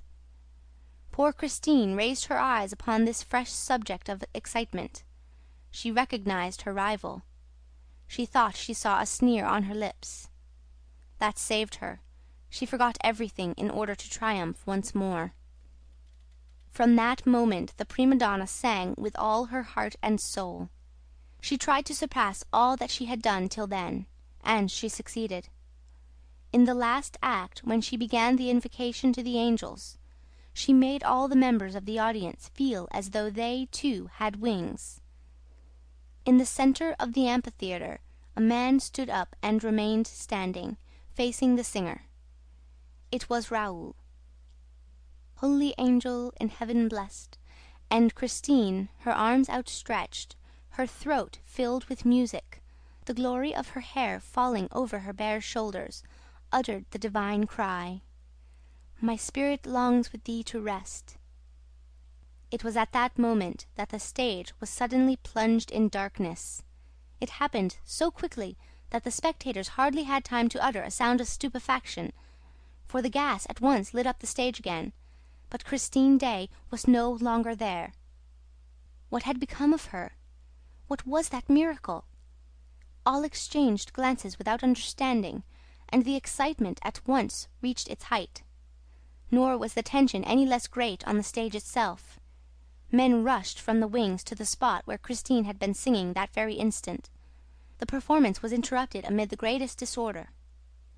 Where had Christine gone? What witchcraft had snatched her away before the eyes of thousands of enthusiastic onlookers and from the arms of Carolus Fonta himself? It was as though the angels had really carried her up to rest. Raoul, still standing up in the amphitheater, had uttered a cry. Count Philippe had sprung to his feet in his box. People looked at the stage, at the count, at Raoul, and wondered if this curious event was connected in any way with the paragraph in that morning's paper. But Raoul hurriedly left his seat, the count disappeared from his box, and while the curtain was lowered, the subscribers rushed to the door that led behind the scenes. The rest of the audience waited amid an indescribable hubbub. Everyone spoke at once. Everyone tried to suggest an explanation of the extraordinary incident. At last the curtain rose slowly, and Carolus Fonta stepped to the conductor's desk, and in a sad and serious voice said, "Ladies and gentlemen, an unprecedented event has taken place and thrown us into a state of the greatest alarm. Our sister artist, Christine Daae, has disappeared before our eyes, and nobody can tell us how." End of chapter 13 of The Phantom of the Opera.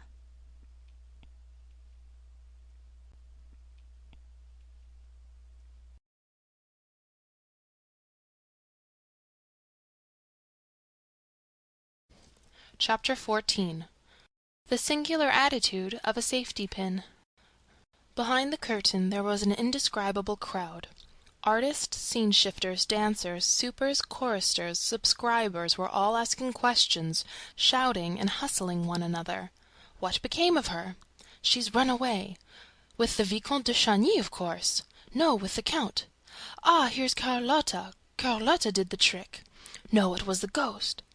And a few laughed, especially as a careful examination of the trapdoors and boards had put the idea of an accident out of the question. Amid this noisy throng, 3 men stood talking in a low voice and with despairing gestures.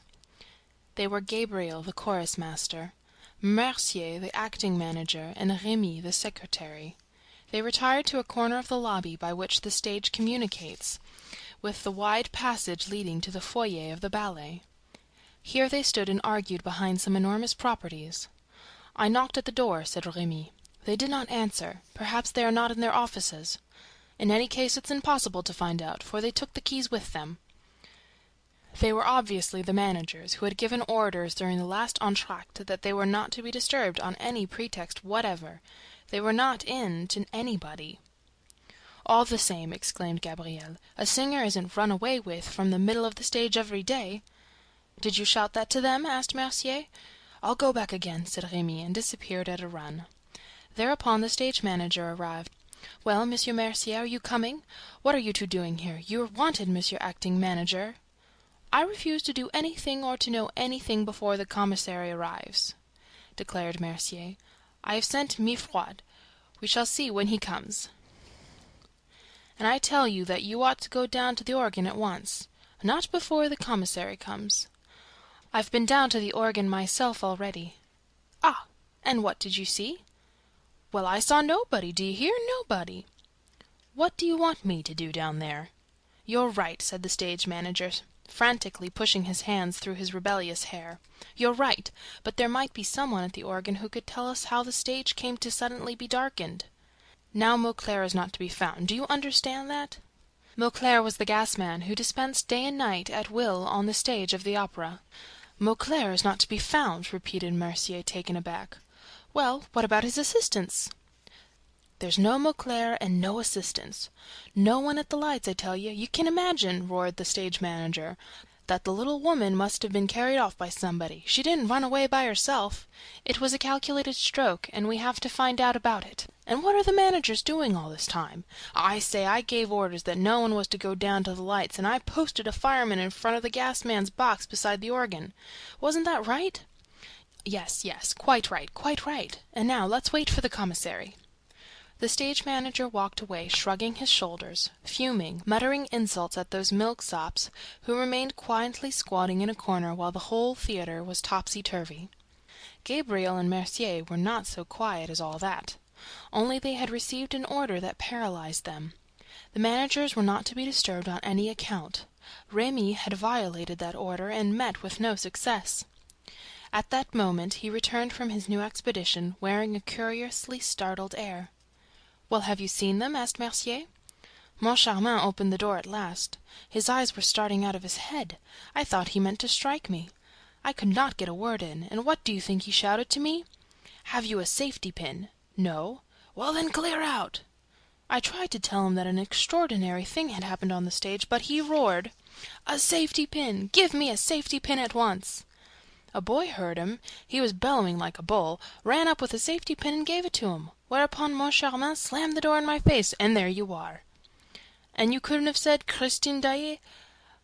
I should like to have seen you in my place. He was foaming at the mouth. He thought of nothing but a safety pin. I believe if they hadn't brought him one he would have fallen down in a fit.